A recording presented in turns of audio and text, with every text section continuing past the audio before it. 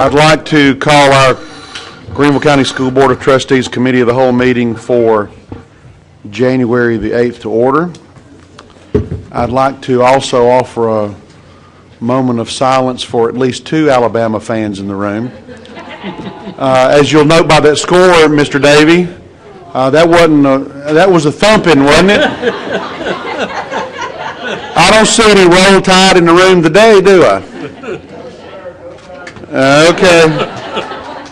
Do you know the Clemson fight song? Can you stand up and sing it? Okay. Well, that works for me. Our first item of business in order is the approval of the consent calendar. Is there a motion? Motion to approve. Have a motion to approve, properly made and seconded.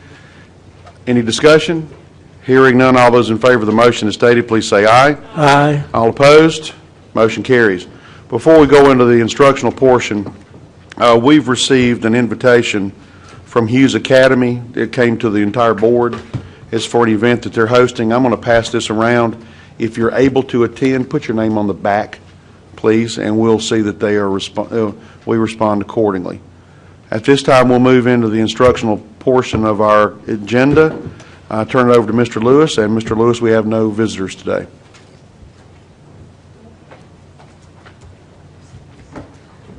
Sorry, I'm having technical difficulties.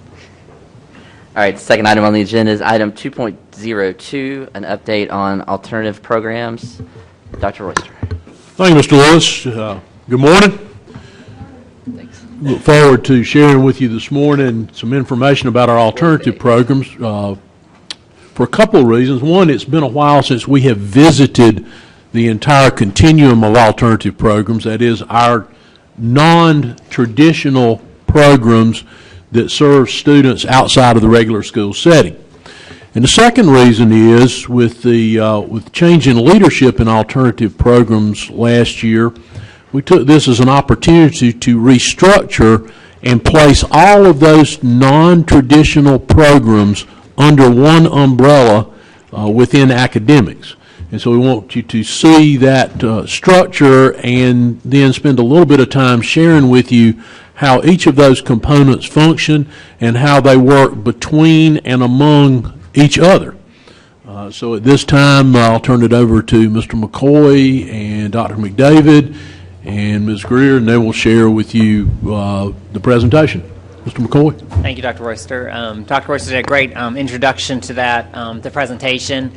Today, hopefully, what you're going to see a little bit is the restructuring that Dr. Royster mentioned, and some of the, hopefully as you go through, some of the benefits of the restructuring with some shared resources and really some additional opportunity for many of our students to participate in other programs or be a little bit of innovative, if you will, when maybe a program's not working for them, to find another place within our now whole continuum of services for the students to go into. So, and then Charlotte and Kathy will probably talk a little bit about some of the future pieces that we're working on. As a reminder, we just did this restructuring in basically July was when we did it, so we're already seeing additional opportunities as we go through this year of some things we want to do in the future and where we see more opportunities for students to benefit from this restructuring. So I'll turn it over to Dr. McDavid and Ms. Greer. Good morning, everyone. Thank you. I wanted to introduce to you, I know that you know Dr. Kathy Greer. She's the Director of Alternative Programs with Greenville County Schools. And so she's here with me this morning as we answer questions, and we jointly combined to put this presentation together for you. We hope that at the end, everyone will have a shared understanding of how our programs work together to support our individual students and to support our overall goal of building better graduates. This past July 30th, there was an article in the Greenville News, and the first line in the article reads, "Students dropped out of Greenville County high schools at a rate above the state average last year." That was the headline. That was the lead-in. And so as we look at that coming on board in July with this restructuring event, we recognize not only that this is a challenge, but this is an ongoing issue that we as a community must address. Further in the article, it talks about how our high schools compiled a rate of 2.8% after 578 students dropped out. This was down from the year before, and is about half of the national dropout average, but we recognize that this is something that is not just a high school issue. Many of our factors are associated with dropouts. Those factors occur outside of school, and many of them occur before the students ever reach high school. So as a community in academics, as a community of educators, we recognize this as a problem that we all share. As the restructuring has taken place, we look at the alternative programs in Greenville County Schools as a continuum of services. We have specialized learning, serving students as early as they are available for our program at West Greenville and our group homes.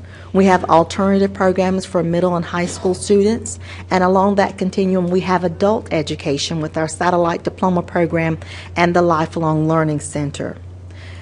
Because these are under one umbrella in academics, we recognize the benefits of a shared structure, the continuum of services. As we were putting this into place, we had a couple of opportunities which made us more mindful of how we can have this service available and not have it be, we can use a triage approach. For example, a student reported to sign up at a school was going to be placed at Satellite Diploma Program who had never enrolled in Greenville County Schools ever before. So if we had enrolled that student into our high school and into the Satellite Diploma Program, if that student did not complete, that would have been a dropout. We were able to, under the umbrella, look at the student's transcripts. That student had no interest in getting a high school diploma, so we were able to right away discuss how Lifelong Learning Center had an opportunity for the student to continue, to complete, and to be able to go on to be a part of the college and career-ready structure more immediately. We also have students with specialized needs who we're able to serve with our services at West Greenville. It's been a true triage approach for every student, and we're able to do so without multiple meetings under one continuum of services. Inspired, supported, and prepared.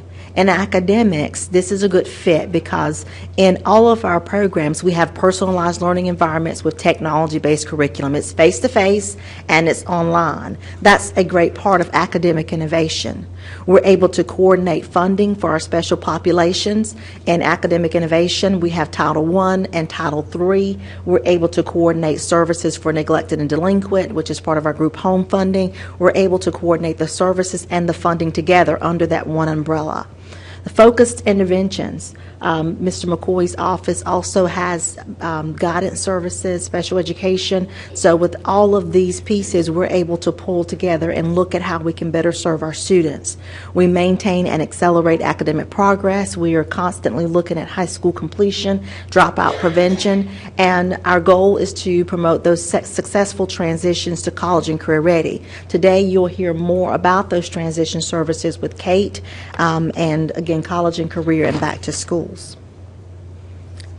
Our first specialized program that we'll talk about is West Greenville. West Greenville serves students in grades 6 through 12 who have individual educational plans, and many of them have significant emotional and or behavioral disabilities. The students are there sometimes for a short period of time, but many tend to be long-term enrollments. They may enroll in West Greenville and stay over multiple years. It's located centrally with transportation provided across all of Greenville County. In the supports, of course, we have special education services coordinated with Dr. Hogan's office. There's a system of positive behavior interventions and support, which is a research-based program for improving behavior. The students are working on employability credentials, and they are in preparation in fields such as personal care and styling, basic mechanics, food preparation, and service. So again, working very closely with Dr. Hogan's office and special education and that employability credential, we're working to prepare the students for the next phase in life. You see the enrollment over the past 3 years. Already in 2018-19, we have 53 students, which is more than we had across the last 2 years total. The staffing is listed underneath, showing that we have the director, of course, the office support, instructional support in the way of special education, teachers, and instructional aides. The support staff and mental health are very important in this role, especially because the behavioral interventionist, social worker, and we have 2 full-time mental health therapists, and a third one was approved this year, and hiring is in progress. The students receive ongoing support for their mental health needs, and they are there in an environment that provides them growth opportunities and opportunities to thrive in their areas of interest. Another area of specialized learning is our group homes. We are notably required to provide educational students to students in grades K through 12 by statute if they're residing in our county.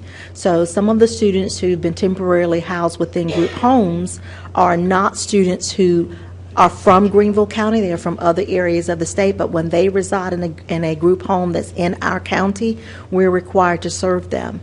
And by statute, regardless of the circumstance, regardless of the school of origin, we provide education. We receive funds from Title I neglected and delinquent, and we receive payments from other districts for the educational services. We provide direct instruction and computer-assisted learning options. We work with them on career readiness, academic and career counseling, and special education services as needed.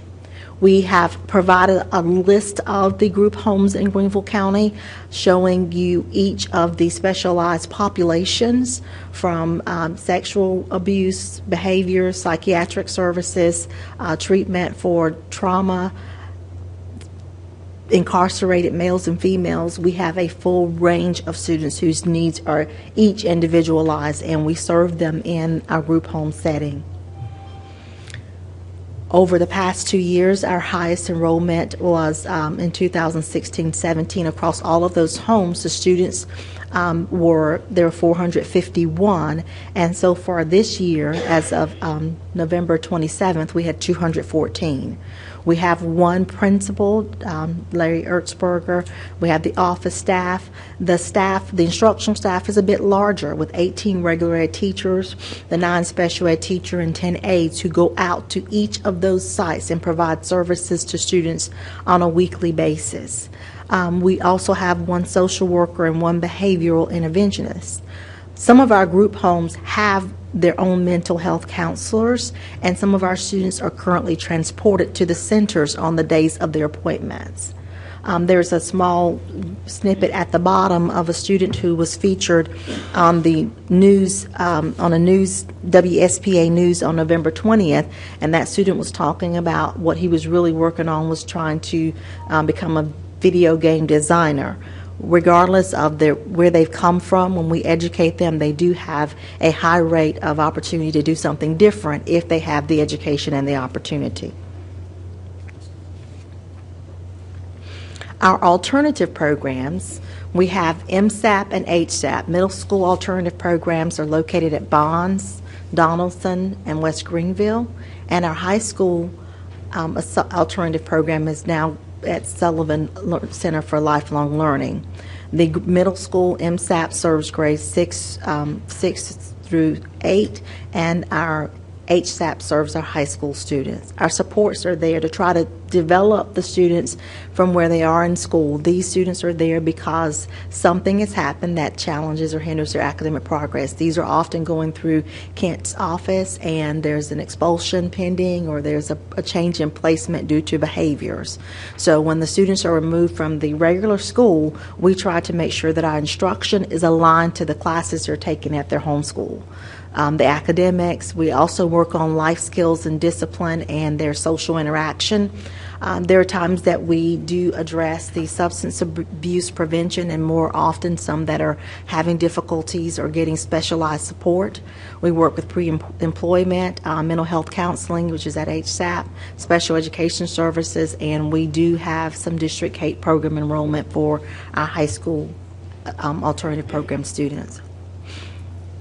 I'll show you the enrollment and staffing separate. However, the staffing model is pretty much the same based on the number of students.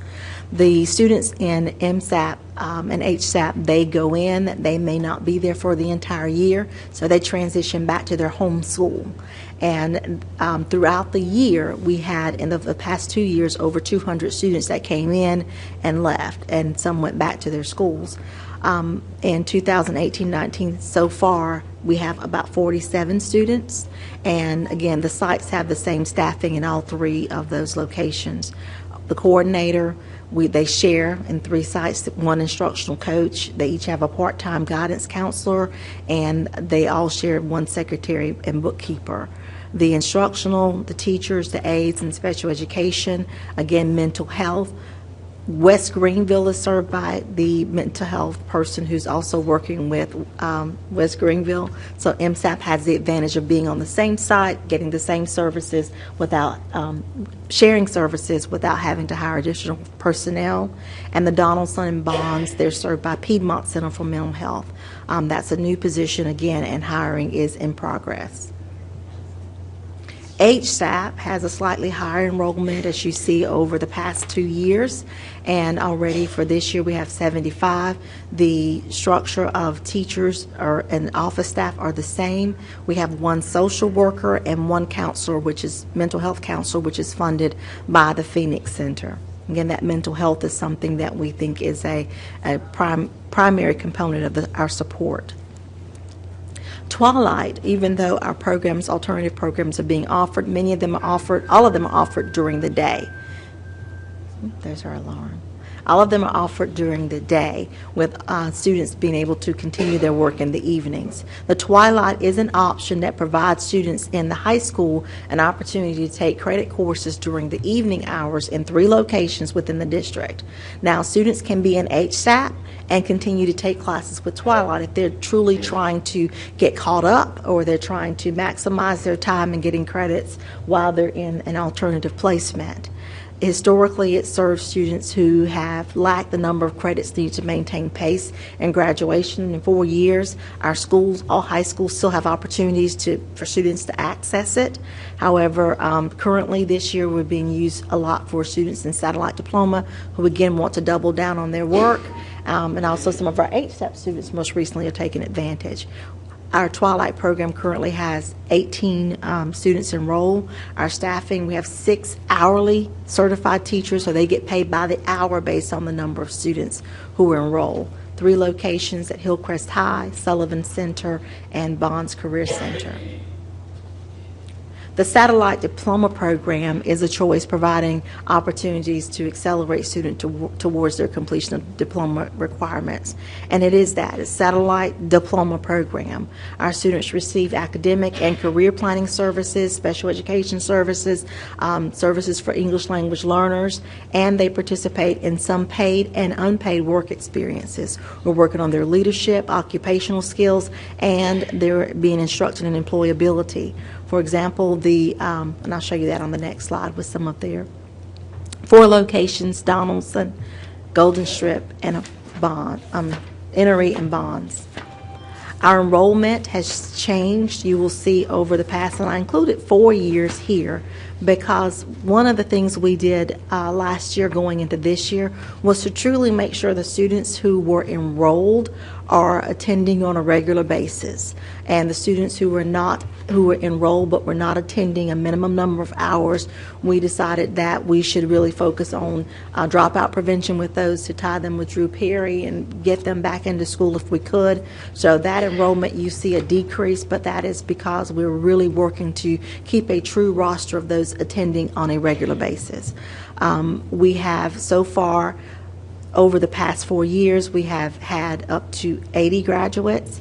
And last year, even though our enrollment had gone down some, we had 73 graduates. This year, as of the end of November, we already have 21 graduates in our satellite diploma program. There's 1 administrator, 1 guidance counselor, we share a special education teacher, 1 instructional facilitator at each site. We have 9 regular ed teachers who also support HSAP. So with the online curriculum, they can visit and support students in HSAP. The supports, of course, we work with the Career Center, GED Prep. This year, our students, actually this month, they're taking the WIN Workforce Readiness Assessment. They would have sometimes missed that in a high school setting, so we're making certain that they have the training and they have the opportunity to get those workforce credentials.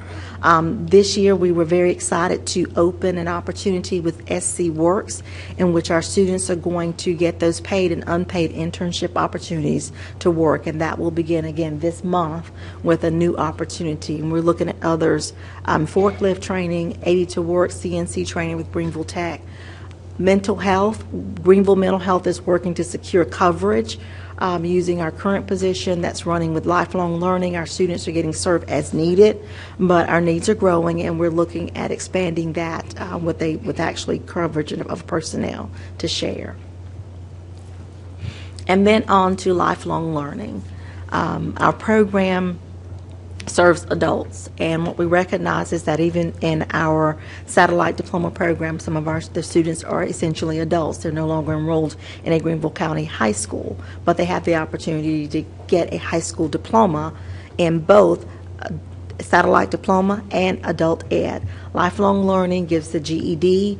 They work on digital literacy. There's a huge English language learner component that is growing each year. They develop those employability skills, and they look to transition into the workforce. The program is also the GED testing center for our community sites, which we'll give a little more information on. We've expanded those this year with evening and weekend services for testing. Lifelong Learning provides our WIN Workforce Readiness training for Greenville County schools. They work with Lynn Gibbs' office and provide the WIN training and the assessments so that we have workforce-ready employees here in Greenville County schools. Our locations, everyone knows the Sullivan Center. However, we do have satellite locations at Greenville Tech, the Brasher campus, Foothills Family Resources, and South Carolina Voc Rehab. We have those satellite locations. The enrollment is listed as fundables. That is students who are attending at a rate that we can receive funding from the State Department. That is an additional revenue stream for students who are there. And you can see that over last year, we had 1,700 fundables. And so far in 18-19, just as of November, we have over half that amount. So we are growing with our adult ed, trying to grow graduates in Greenville County schools.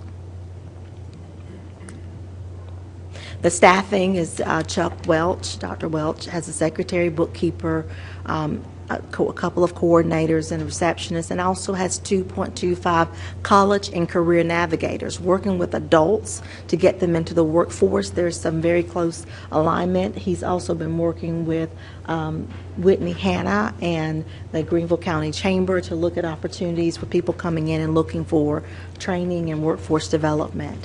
The instructional staff is there, and many of those are hourly certified teachers based on enrollment, based on the locations. They get support of Greenville Mental Health. They have 1 day per week a therapist from Greenville Mental Health's adult outpatient team, and we're currently working to hire a therapist who will serve this program more often in partnership with the school. I included a letter here from United Ministries, but we're going to show you a video about our program.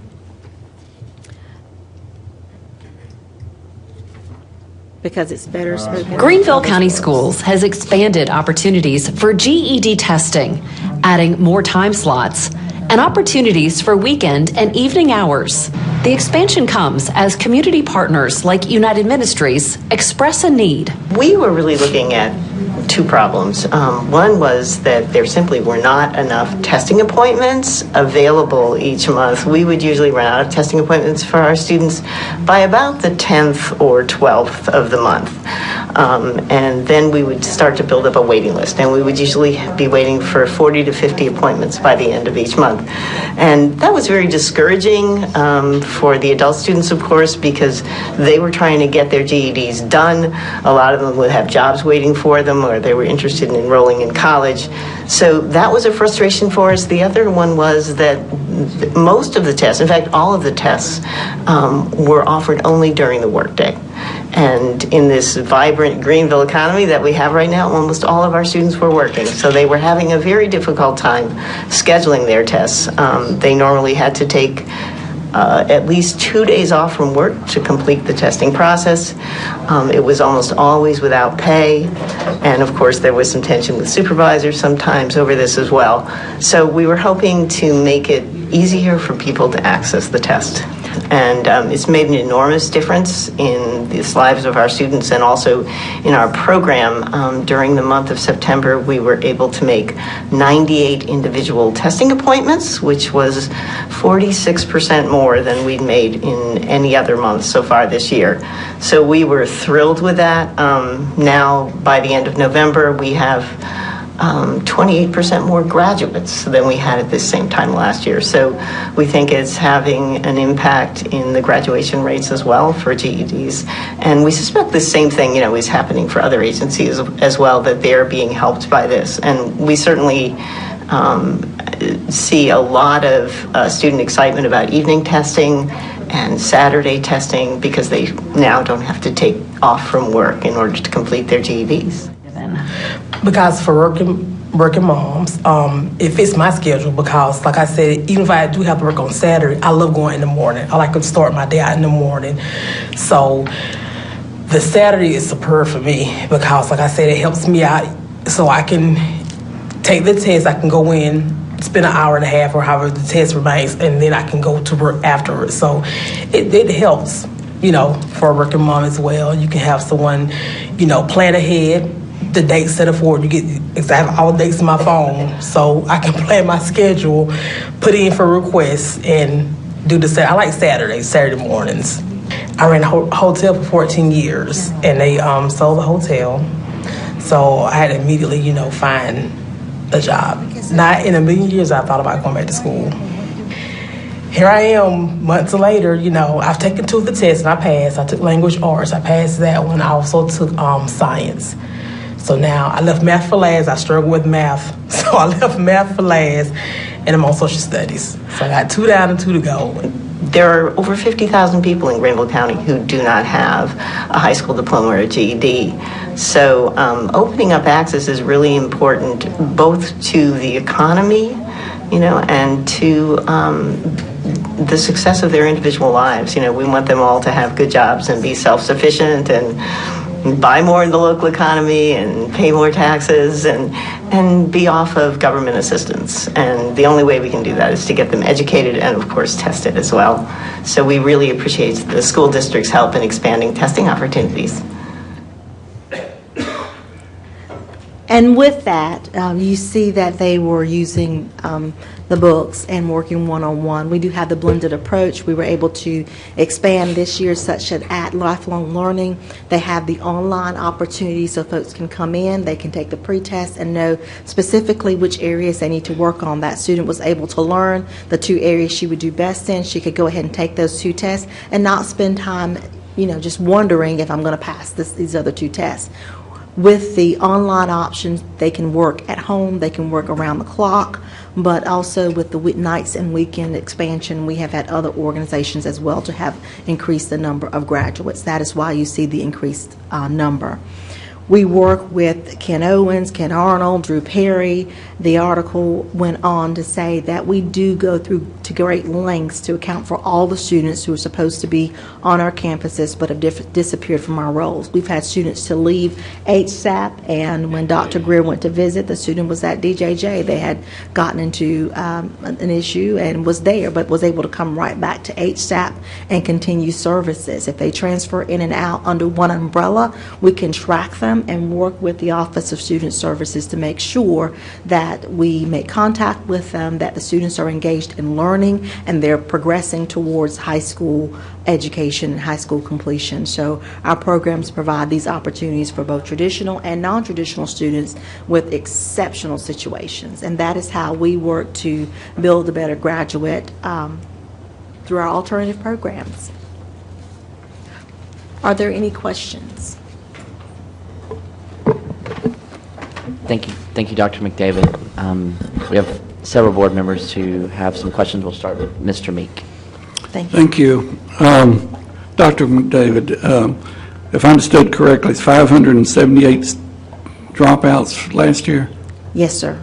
Do you have a breakdown what schools or programs they were in? Dr. McCreary does have the breakdown of the students, and there was a shift in how we calculated graduates. You do note that in the past, and Dr. Royster may want to reference this, the students in accountability model who were in our satellite diploma program were once not considered as dropouts, but now the way the accountability model is held, once they withdraw from the high school and enroll in an adult education program, they're considered a dropout. They can still get their high school diploma, but they're no longer in our high school graduation rate unless we can capture them in a certain amount of time and reconnect them to the high school. So the timeline, it has to be very short and directed for them to get the credit. But that's a recent change in our accountability model for calculating graduates. Dropouts are going to look like there are more because of the way they were calculated, but yes, sir, there were 603. And Dr. McCreary's office has to break down by school. Okay, I'd like to get a copy of that if I could at some point in time. Do that.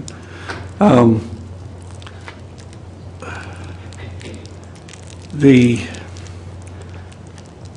alternative high school graduation programs, how many actually graduated from those programs? The high school alternative programs, we don't have the list of specific graduates because the students are there for a period of time and they return to their high schools. So many of them return to their high schools to graduate. They don't have a graduation ceremony for the high school alternative program. At the end of the year, if students have reached a point of credits that they can graduate, they return to their high school. If they have not, they return to their high school the following year to begin and continue their education. So you do not follow up on the students who are in the programs that would go ahead and graduate, that you could take credit for helping them along the way? We would need to do a longitudinal study on that to look at them, because some of them come in at 9th grade. They're there for 45 days, 3-4 months, and then they go back.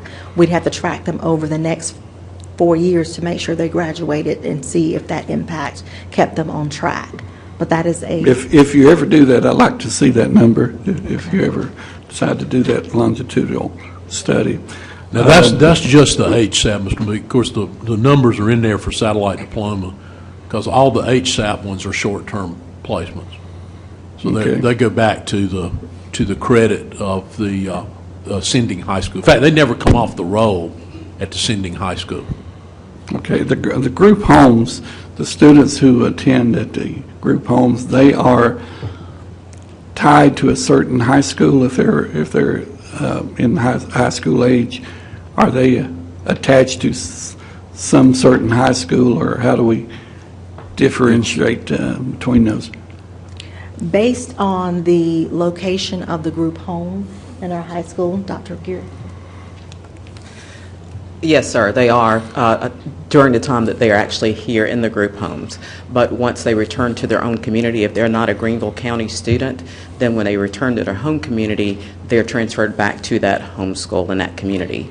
And we have done a really good job of making sure that we're tracking that, and that those students indeed are being returned in terms of the documentation to their home school location. So we do not, if they leave the group home and go back to their residence, wherever they're from, but they do not go back to school, are they counted as a dropout in our No, numbers? sir. No, so they are still held, the home school where they reside are still held accountable for that student. So regardless of whether they return to that home school or not, once they leave Greenville County and return to their community, they're then attached again to that original home school. And so Greenville County is no longer responsible for them in terms of accountability for graduation purposes.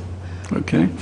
With the alternative programs now, if I understand correctly, being a little more centralized, what do you see the biggest difference in, if where you have put them under one umbrella, or however you're describing it?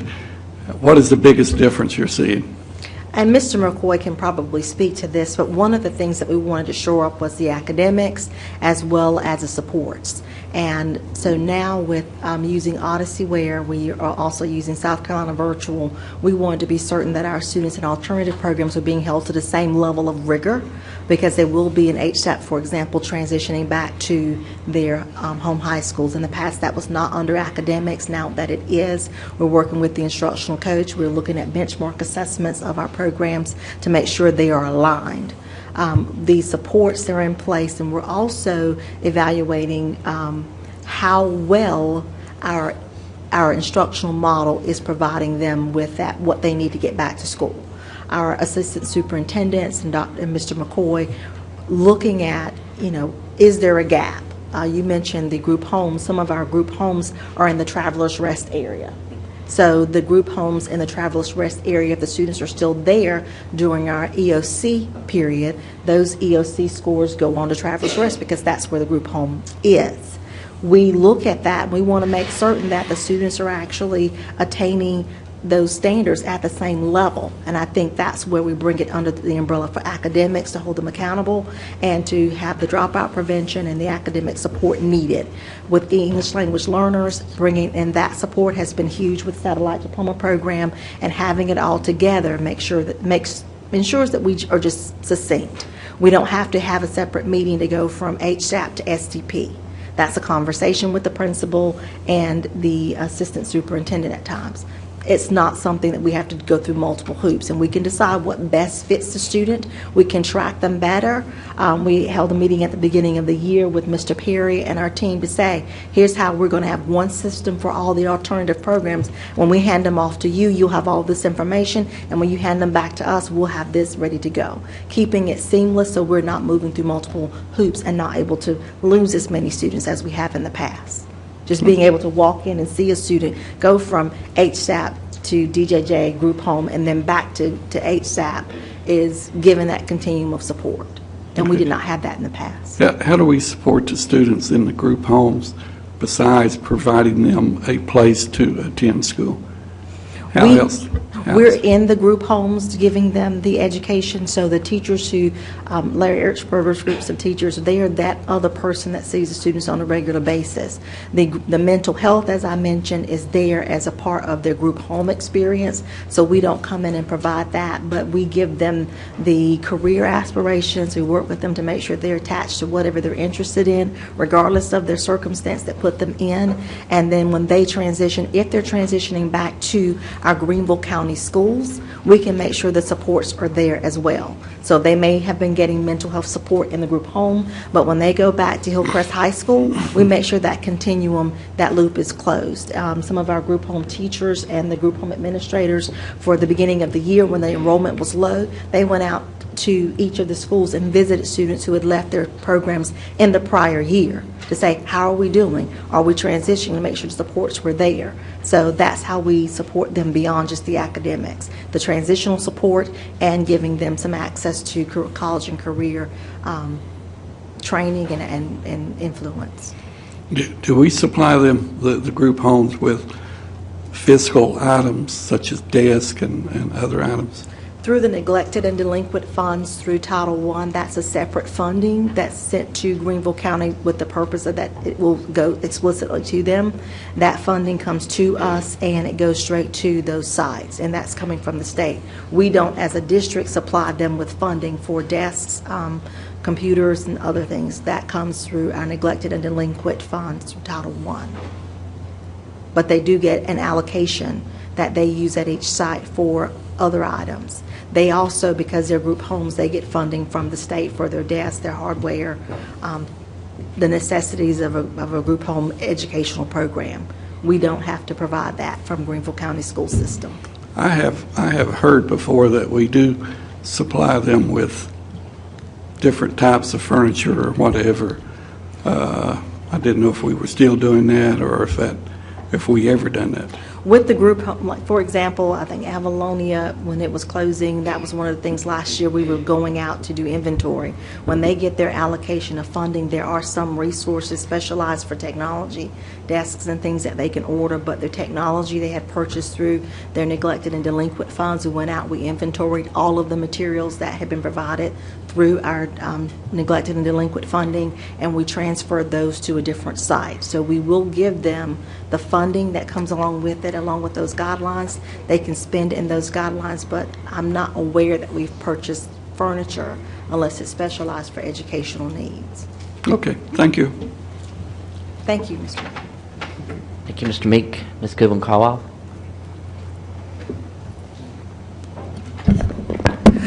Thank you for the report on alternative programs, but I have a question about the students at West Greenville. I noticed that you only have down there that you have a special ed teacher. Do you not have regular ed teachers at West Greenville program like you have at the HSAP, MSAP? We have instructional aides that work, but the teachers who are, Dr. Hogan may want to speak to that. They're receiving an alternative curriculum, and the teachers have the certification to provide that. They get instructional support, but they don't have those regular ed teachers. Well, I know that we students that have behavior problems are not necessarily academic deficient. So I want to know, why do we not have regular ed teachers at the West Greenville program? I think Ms. Hogan needs to speak to the special ed Yes. component there. As she's coming up, though, to make sure that everybody is clear what we have physically at West Greenville, in that building, there is an MSAP program, which is one of 3 MSAPs, so it would look just like the one at Bonds and just like the one at Donaldson. Those are short-term placements for middle school students, alternative placements, generally sent there by the hearing officers. Then we have the low incidence behavioral students from special education services.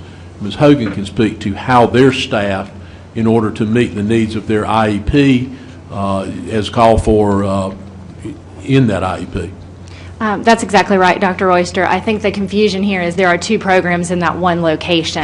The students that we're speaking about here, about special education students, are students with emotional disabilities who their IEP designates them as self-contained students who require special education services the majority of their day, all day. Actually, they have not been able to be served at their base school, so they have been transitioned by an IEP team to this school, and they do receive physical education. We do have that general education teacher there, but they would not go there if they had other general education needs. But they're severely emotionally disabled students that are in the program that's on this slide. The MSAP program does have general education teachers. Okay, If so they needed the general numbers right here education. for West Greenville are not for the whole facility of West Greenville. It's just for those students that are not in the MSAP or HSAP program. Yes, That's at ma'am. that Yes, facility. ma'am. That's the West Okay. Greenville program, I think. There's, and the reason that's even more confusing is West Greenville is actually a school. It has a beds code. No. But the school part, we gave it back. It was set up as a school initially. It only housed those special ed students. Then the MSAP program was put there and run completely separately. Now the facility is run by a director, the entire facility, but it houses 2 programs, the special ed program and the MSAP program. And I think the other thing, I don't see it on there, maybe I missed it, but on the special ed side, yes, there it is down at the bottom. They're also doing career preparation for those students. Ms. Hogan may want to speak to that as well. That's a very important component and a added component within the last several years. That's exactly right. In the past, the students that were in this program, I would say, I guess 4 years ago, were all students who were on a non-state diploma. So they were on the district credential. which is now the employability credential. But you could not be at West Greenville if you were a diploma track student. Now there are some there that could be diploma track students and access that general education through virtual programs, but their emotional disability trumps their academic need, so that's why they would be in that program. But the bottom bullet that Dr. Royster is referencing has been that they have done the career prep over there so that we make sure that they also have access to the programs for the employability to get hours. And Dr. O'Laughlin supervises that program. She's done a fantastic job putting all those programs there. One of the first things she did was a meeting with the folks from the CATE program and trying to replicate things there to make sure that their behavior would not impede them. You know, they practice the skills in the building, and then they do some local businesses in the area that they're able to access. They're doing a lot of really neat things over there. I'd encourage you to come take a tour if you would like to. Okay. How many students are actually in that facility? In the facility combined, we have 53 of the students who are in the West Greenville program, and currently we have 47 who are in the MSAP program. So that's all that's at that facility? And, 20. I think an important point on that too, particularly the MSAP, the enrollment on the special needs program will vary a little bit during the year, but enrollment in MSAP and HSAP may swing widely. There are very few students in it at the very beginning of the year, and as we move closer to the end of the year, we will have larger and larger student loads in there, and in many cases have to supplement the teaching staff because of those increases, which have to do with assignments by the hearing officer. Okay. That's why I asked that question, because I wasn't sure with that slide as to you not having regular ed teachers for the specialized program at West Greenville.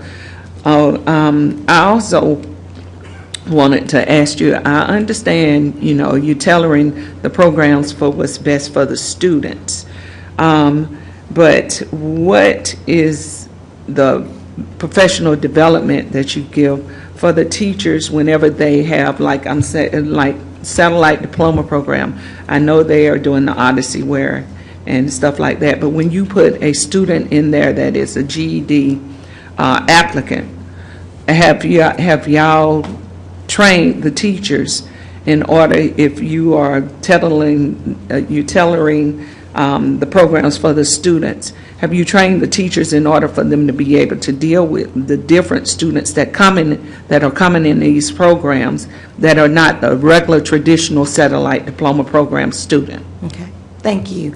I'm glad you mentioned that. This is the first year that we have had students to blend this way, and so far this year there are 5.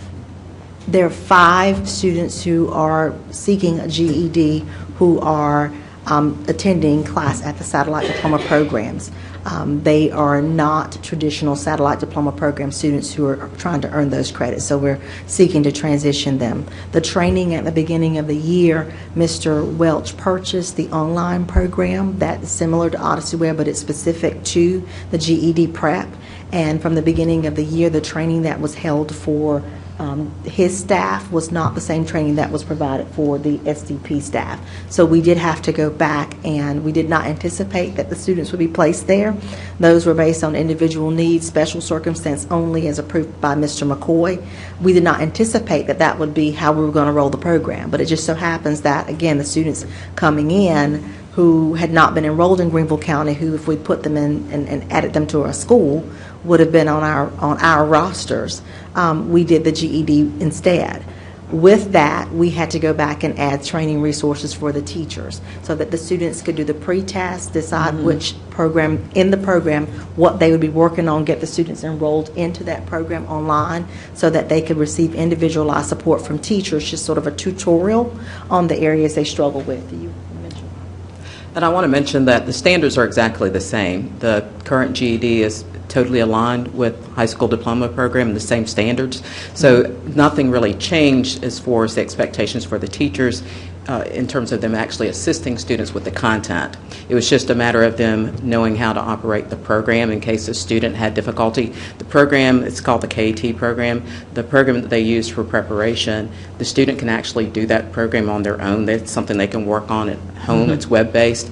But in case a student needed assistance or a teacher wanted to look at what the student was working on, then we wanted the teacher to be able to access and understand how to use the program as well. But in terms of them assisting the student, the expectation is no different. The core areas are what are tested on the GED, so it's really just the 4 core and assisting the student with that content the same way they would if they were working in an English course or a math course for high school. Okay. With the group homes, are those teachers content certified? The teachers that you have at the group homes, and we provide those? Yes, ma'am. We do provide content certified teachers for the group homes. So we, in academics this year, they're using Google Classroom. So our academics team, academic specialists, are reviewing the syllabi, looking at the alignment for Algebra 1 in group homes as it aligns to Algebra 1 at one of our local high schools. That's a current project we're doing to make certain there's a clear alignment, but the teachers are certified. Yes. Okay. All right. Thank you. Thank you. Thank you, Ms. Goodwin-Carlisle. Ms. Wells. I am so deliriously happy today, I'm not sure I can focus. I just have to say it. Go Tigers. So some of my questions, I just want to clarify and make sure I'm understanding all this right, because it's a really broad reach that we have in alternative programs. Yes. So I kind of want to make sure I understand all the bones of it. So with the West Greenville, kind of starting there, the 6 through 12, the kids, in terms of graduation success, where are they counted? So because they're assigned based on an IEP need. So does West Greenville have its own graduation rate accountability? Yes. Or do they get assigned back to a high school? With the recent change from not getting a diploma, in the past, if they completed a program, we gave them a Greenville County certificate, and that was not included in accountability. And Dr. Hogan, it's still not, unfortunately. Right. So they get, and they're working toward an employability credential. Yes, ma'am. A state one, Yes, which ma'am. I understand there. But in terms of the students that are there, so there are 53 students there now. In terms of looking at their graduation success, does it count against the home-based high school they came from? It does. They're through their base school. And when I was just there last time I was at work, when I was there, we were talking to each student, and they identify themselves. I'm a Wade Hampton High School student, and they're trying to get back. They will talk to you about that, and we will, they will ask that question. It's a program. So just as the students in MSAP or somewhere else in the district that are programmed, their scores are to their base school. So those 53 students, whether they're in that building or at their base school, they will not be, if they are employability students, they will not be getting a district diploma, so it will count against, but it goes to the base schools because we don't have a BEDS code currently for that facility. The only separate program that does would be Washington Center, where they hold their own. Okay.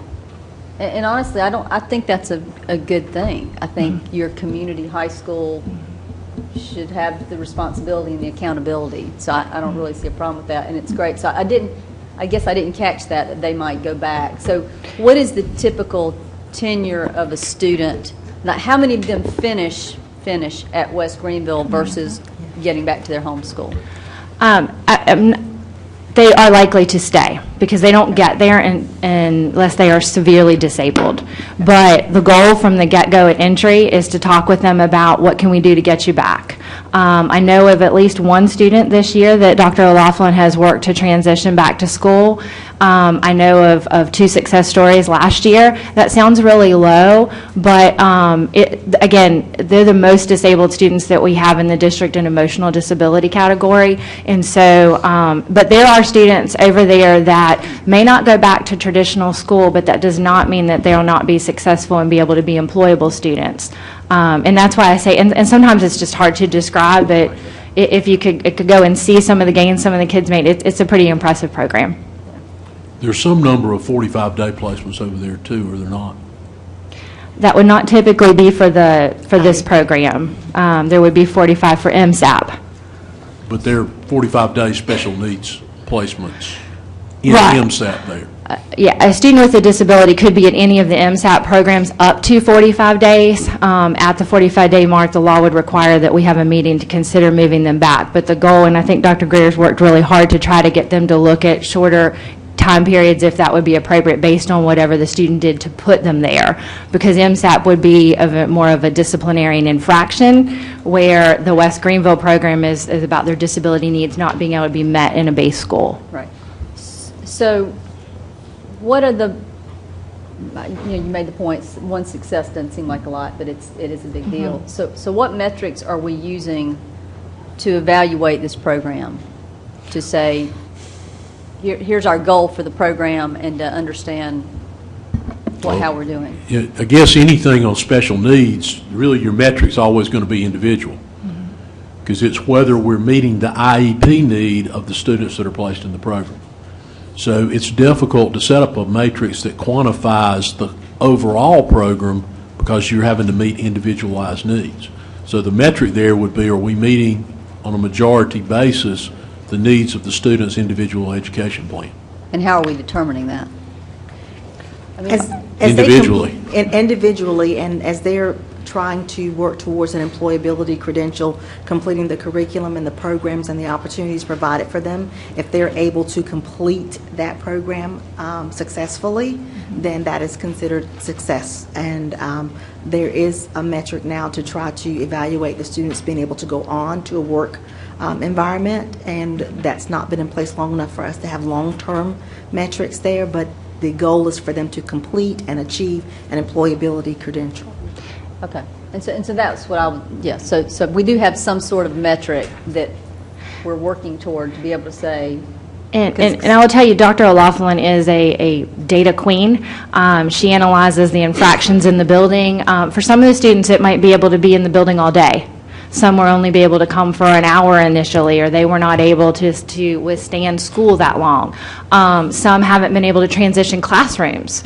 So working with kids to be able to work with different adult individuals, depending on their severity of their emotional disability. And so we don't mean to give you a wishy-washy answer, but for the success for one kid is very different than the success for another kid. But she, I will tell you, one of the things that she also looks very closely at is how many students go from her building that have to go home-based. We don't want that. That is the most restrictive because we don't really have access to them. You know, we can't provide the same things we can provide once you're in our building. So we do want to try to keep you in that building. And she's had great success in her time period there with that. So and building up these programs to do it. Metrics would be keeping students in the program or sending them back to their home school. Within our, yes. Achieving an employability credential. Those would be your metrics that you're using, and you're tracking that now? Yeah, she definitely has all that, yes. Okay. I guess some of that is, the administration under the staffing got a director, a secretary, a bookkeeper, and a receptionist, which at first glance seemed like a lot of administrative support for 53 students. But are they also serving, is that right? Are they also serving the MSAP program? That's for the building.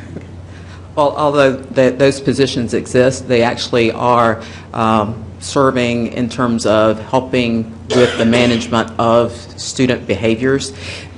For instance, the principal, Dr. O'Laughlin, she's rarely in the office. She's usually in a classroom. She's sometimes directly supervising a student. Because of the extreme behaviors that some of the students exhibit, it often takes more than one adult to perhaps supervise or intervene with a student. And part of that is because of the effort that's placed on keeping the student in the program, in the building, as opposed to sending them home and putting them on home base where kind of that sort of puts them back in terms of their progress. So even though you have those other people in the building, they usually are actually engaged with students. And so that's their title, but everyone in that building actually is engaged with students. So even though you have an allocation that says it's a secretary or a bookkeeper or a receptionist, those allocations really are student support, like Those aides. people serve multiple functions, I guess is what I'm saying, is that that may be their designation, but if at any time someone needs assistance with a student, then anyone in that building will go to assist. So they often are still engaged with working directly with students, even though their position or their title may not suggest that that's a part of their job description. Okay, and I think that's a fair point. And I guess the thing I would say there is, if it seems to me if what we really need is for those to be a half-time, listed a half-time secretary, receptionist, and we need more aides, then then we should know what it is we're funding there, right? Versus saying we're funding administrative support when it really, truly is. Well, I think my student point support. is that it's just a very complex situation, and because of the nature of the student population, it's difficult for you to just remain in that particular role all of the time. So it's not that those positions aren't needed, because it is a very complex school to run. So you definitely do need full-time, administrative and other support there. So it's not that those positions are not needed. It's just hard to predict from day to day how many adults you may need, because it is such an unpredictable situation in terms of what might occur. So those positions definitely are needed, but again, sometimes those people have to serve other functions. All right.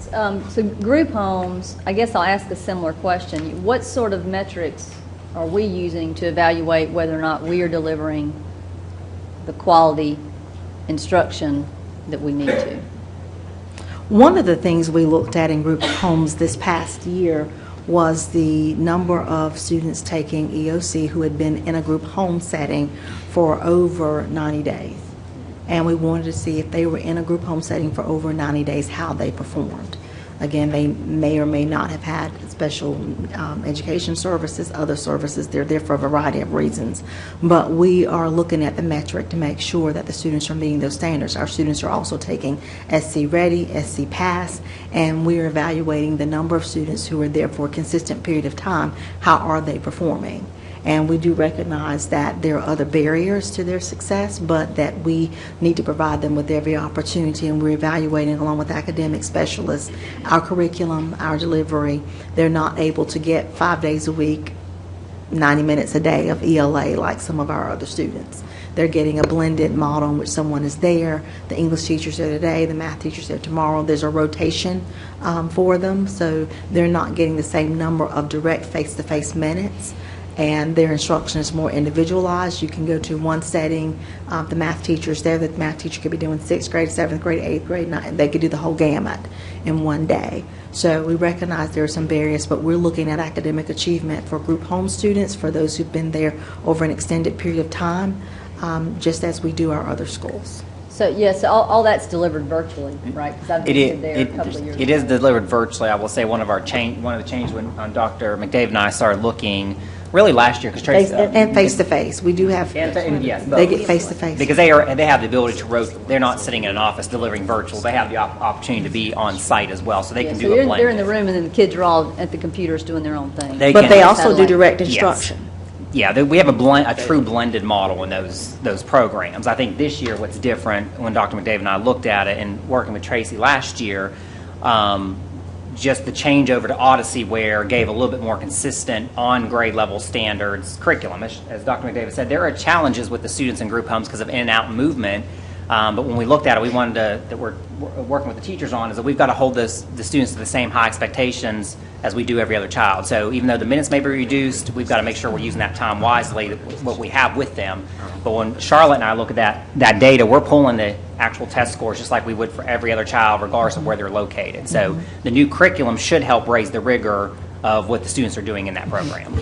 And we're looking at pre and post assessments for students when they come in, because we don't control where they've been, but we can look at where they are, and then we look to show growth while they're with us. We don't control the length of their stay, but we do anticipate to see growth while they're with us. Okay. So the specific metrics that you guys are looking at in terms of being sure we're delivering quality instruction are EOC and pre and post growth Yes. through testing? Yes, and we've also looked at, I don't think we've gotten in place yet because it's a little complicated. We've also looked at some benchmarks with the TE21.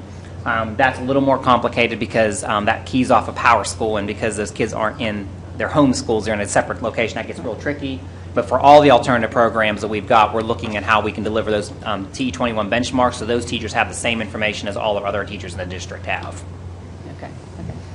Okay, so moving on to alternative programs, MSAP and HSAP. These are our programs where a child is recommended for expulsion, Yes. and we move them into alternative programs instead, right? Yes. That's what Yes. this is. Thanks, sir. And didn't we make some change where we were providing more, providing an opportunity in our middle schools for some? Yes, we do have, Tanglewood is still implementing, I believe, Dr. McDonald will probably speak to that. It was GRIP, it was what it was called. They are not implementing that. There was, Tanglewood had implemented a GRIP program in the past, which was, instead of sending the kids, they sent them to, a location within the school. And they got the instruction delivered remotely, if you will, from that. I think we had some mixed results with GRIP in some of those in-house programs, just because the staffing becomes a real issue doing that, because they don't get additional allocations for that. So the staffing becomes a little bit of an issue sometimes with those kind of programs. So now we've moved all of our students, so any student that's recommended for alternative program now goes back to they leave their school and goes back to our programs. They would, unless they've worked out. I mean, if they've gotten that level of discipline, right. Yes, they would recommend them, and if there's room, they would take them. Okay, so in terms of the enrollment, as Dr. Royster said, I guess the 47, you can't really predict where that number's going to end up. So there's no way to really know. No, it's going to be highest in the spring. I mean, our spring, after spring break becomes the highest numbers. Right. Okay. Thank you for bearing with me. So, Twilight School. Yes. That's been around for a really long time. Yes. I know. That instruction, how is that instruction delivered? Is that a virtual? Because you said you have hourly certified teachers. We're using OdysseyWare, again, one consistent program under which, and we're reviewing OdysseyWare this year, just making sure we have the best program to meet our needs. But they're using OdysseyWare, which is on our proficiency waiver, that we can use aligned content to South Carolina standards for mastery-based instruction. So the teachers are using, the students are using that. The teachers are there to tutor. So they provide a checkpoint if the students are taking an assessment or doing work at home. If they don't pass at a certain rate, the only way they can get an additional opportunity to pass that content is to work with a teacher. So the teachers are delivering the content for the student who, say, is working in Algebra 2 and is not able to understand a specific topic. They teach it. After the teacher gives that direct instruction, he or she can then go in and reset the assessment for the student, and the student can take that assessment again. If they pass it, then they're showing proficiency in terms of content. So the folks who are working as certified teachers and getting paid hourly, as the students are there, they are paid to come and work with them in the evenings. So I think early on, this Twilight School was sort of used as a way sometimes to accelerate students. Mm-hmm. And so it seems like now, maybe with the online class opportunities that students have, has that sort of diminished the need for the Twilight School with regard to kids that are trying to accelerate? Originally, the Twilight School was, if I remember correctly, primarily English and math, and it was to let them double up, in the early days, to catch up and get back on track. And over the years, that's evolved. It's, in one sense, expanded, curriculum-wise, it's expanded. Numerically, it's smaller. Much smaller. We don't have as many in there as we once did, but I think part of that is because so many of the high schools now offer opportunities within their regular schedule for students to take the same subject in an additional period during the regular school day. So there's still a need for it, but the demand for it is not what it once was. What I would say is the virtual really has expanded because they have opportunities now in the summertime. They can do, Dr. McDavid and I have talked about that long term, whether Twilight will exist long term, because every year you see the numbers continue to drop for the kids. As internet becomes more accessible at home for all families, I think we'll see a big drop off of kids just wanting to go home and do their virtual work instead of having to go to a site. Now, the benefit, of course, Twilight for a small handful of those kids is if they do need additional assistance and help, that face-to-face interaction of tutoring that they're going to get, obviously in Twilight they're not going to get necessarily that level online sometimes. So, there may always be a need for, but we are seeing significant drops in numbers from the inception. Well, and I think to your point, that's what I kind of wondered is it a good checkpoint to stop and reevaluate? Does it need to be sort of subsumed or kind of incorporated, integrated into satellite diploma program, or does it need to be some other, reimagine what it looks like to deliver the Twilight classes? And I think that's one of the things, Dr. McDavid and I just started having that conversation a couple months ago. I think we got interrupted, but I don't know if we ever finished it. But it may be that we could even look at expanding, can we expand hours of satellite or expand hours of something else for kids versus a whole nother site, a whole nother place for kids to go. So there's some other opportunities as those numbers are dwindling. We're looking at how to be more efficient. We really wanted to get 1 year under our belt with all these alternative programs under our umbrella, and then sit down with Dr. McDavid and Dr. Greer to kind of figure out where do we need to make some changes for more efficiency. So I'm going to ask the same question again. In terms of metrics for quality of this program, what are you looking at? For Twilight? So for Twilight in the past, I've looked at, when I can, I've looked at the EOC scores. Now, the challenge is, some of those kids, again, a lot of the kids in the past, I haven't looked at the numbers this year, a lot of the kids who were in Twilight in the past were not ninth grade students, which means, of course, there is no EOC, there's no EOC standardized test metrics. So really the only thing we have to go off of for the majority of the classes, whether they pass that class successfully or not, outside of looking at, if they take an SAT or ACT test. But the majority of those kids, when I looked at it, really was juniors and seniors, because they're the ones that have transportation, can drive themselves to the program. And by then the EOCs are all so you're looking at pass rates and enrollment for Correct. The number of credits earned by the students. what the classes they're passing. Okay. Correct. And how is it promoted, or is it? It is by the guidance counselors in the schools when they are, and Dr. Greer may have, and Dr. McDavid this year, I'm speaking from the past years, it was promoted through the guidance counselors for kids that had those hardships or maybe didn't want to do virtual, weren't successful in virtual. It was an alternative program to maybe kids that weren't successful in virtual to get that face-to-face. Okay. Okay, so one last broader question. That's helped me a whole bunch, so thank you. Dropout rate isn't the same as grad rate, right? I mean, it's correct. Dropout rate is something where they're calculating every year. Can you remind me, what is that calculation for dropout rate? Dr. McCurry is probably best to answer that question. Is he here? Is he here? Is he in here? Oh, great. Because you can have, we have a lot of kids that drop out in the ninth grade, and it's, so I guess I was kind of wondering, since we led with that whole dropout rate, it's not the same, it doesn't correlate to what it's not the inverse of your graduation rate, it's different. Because our grad rate is only the 4-year grad rate the state calculates, of course. So that fifth year, gets into, while kids may graduate with a diploma, they're not getting counted in the graduation rate because of the way that's done. And like you said, by 17, they can drop out of school. So I get that mixed up because they're both very different calculations. So Dr. McCurry, if he gets Tracy wants to get him. I guess the question there is, then what is the specific evaluation? The dropout rate. To look at the dropout rate and then to address it. For instance, is it mostly ninth graders? It can't. It's not ninth graders because they have to. Normally, it's not ninth graders because they have to be. It depends if you're classifying or age, but they have to be 17 to drop out. So one of the biggest things we've done with dropout in this program, these programs under one umbrella really help with that. Having Drew Perry being able to be really heavily involved in that program, and also some of the staff we've trained in satellite diploma program to be able to reach out and become like a little bit like mini Drew Perrys as they have time. When we have a dropout in a satellite diploma program, we're more likely probably to catch that child because of the visibility that child has within the program.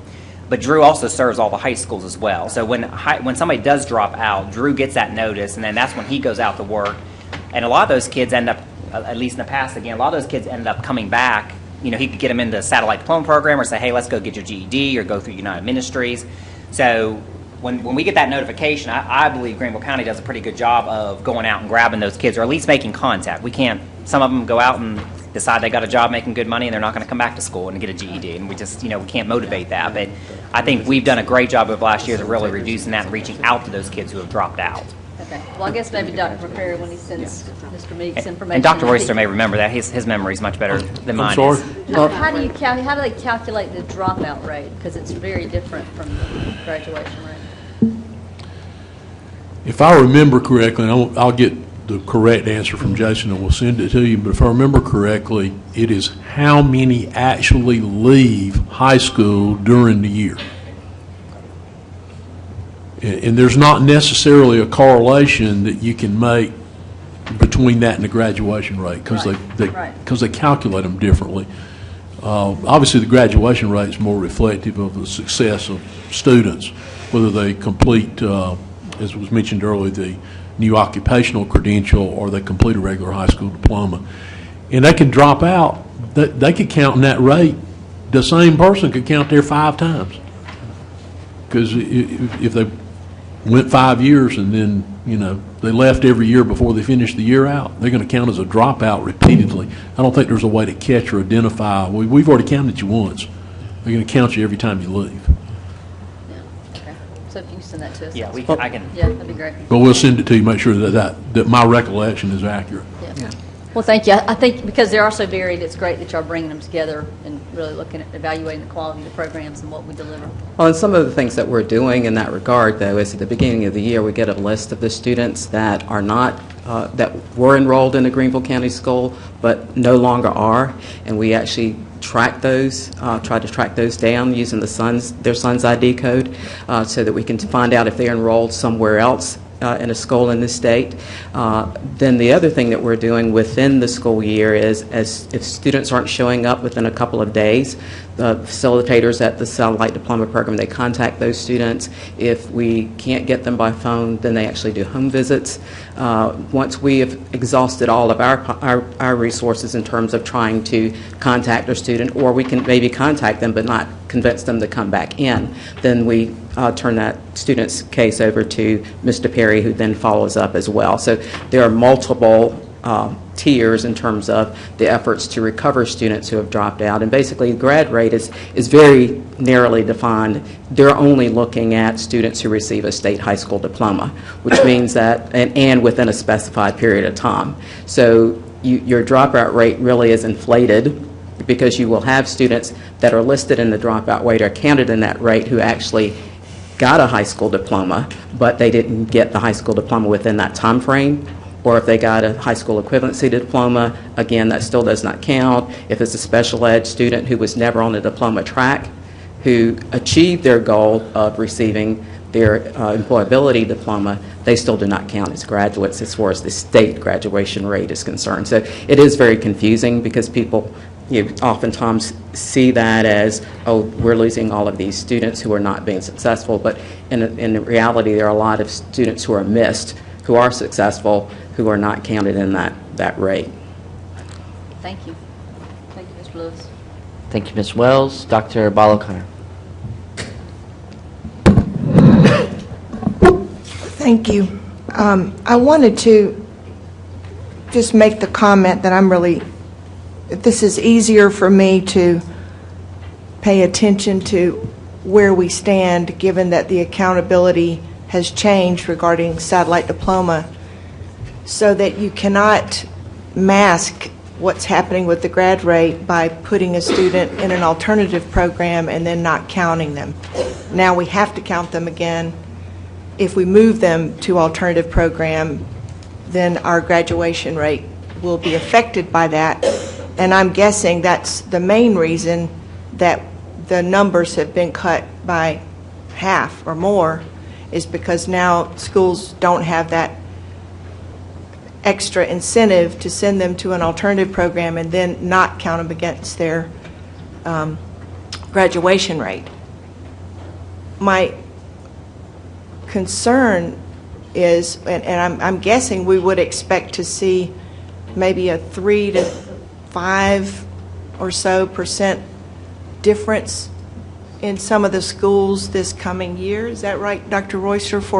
Would it be this coming year that we would expect this some, we would expect it to appear to go up, the graduation rate to drop back down by 3 to 5% in some schools? You are correct that the district rate will move probably between 3 to 5. I think actually 4.6. Does that sound right? Something like that for this year. Yeah. It's this year. Just saw it. So the numbers that you saw from previous years. So it's this year. Now, there are a couple of issues there that you also have to think about. One is, now you're not going to get credit for graduating students that you're graduating. Okay? So that's the downside to changing it.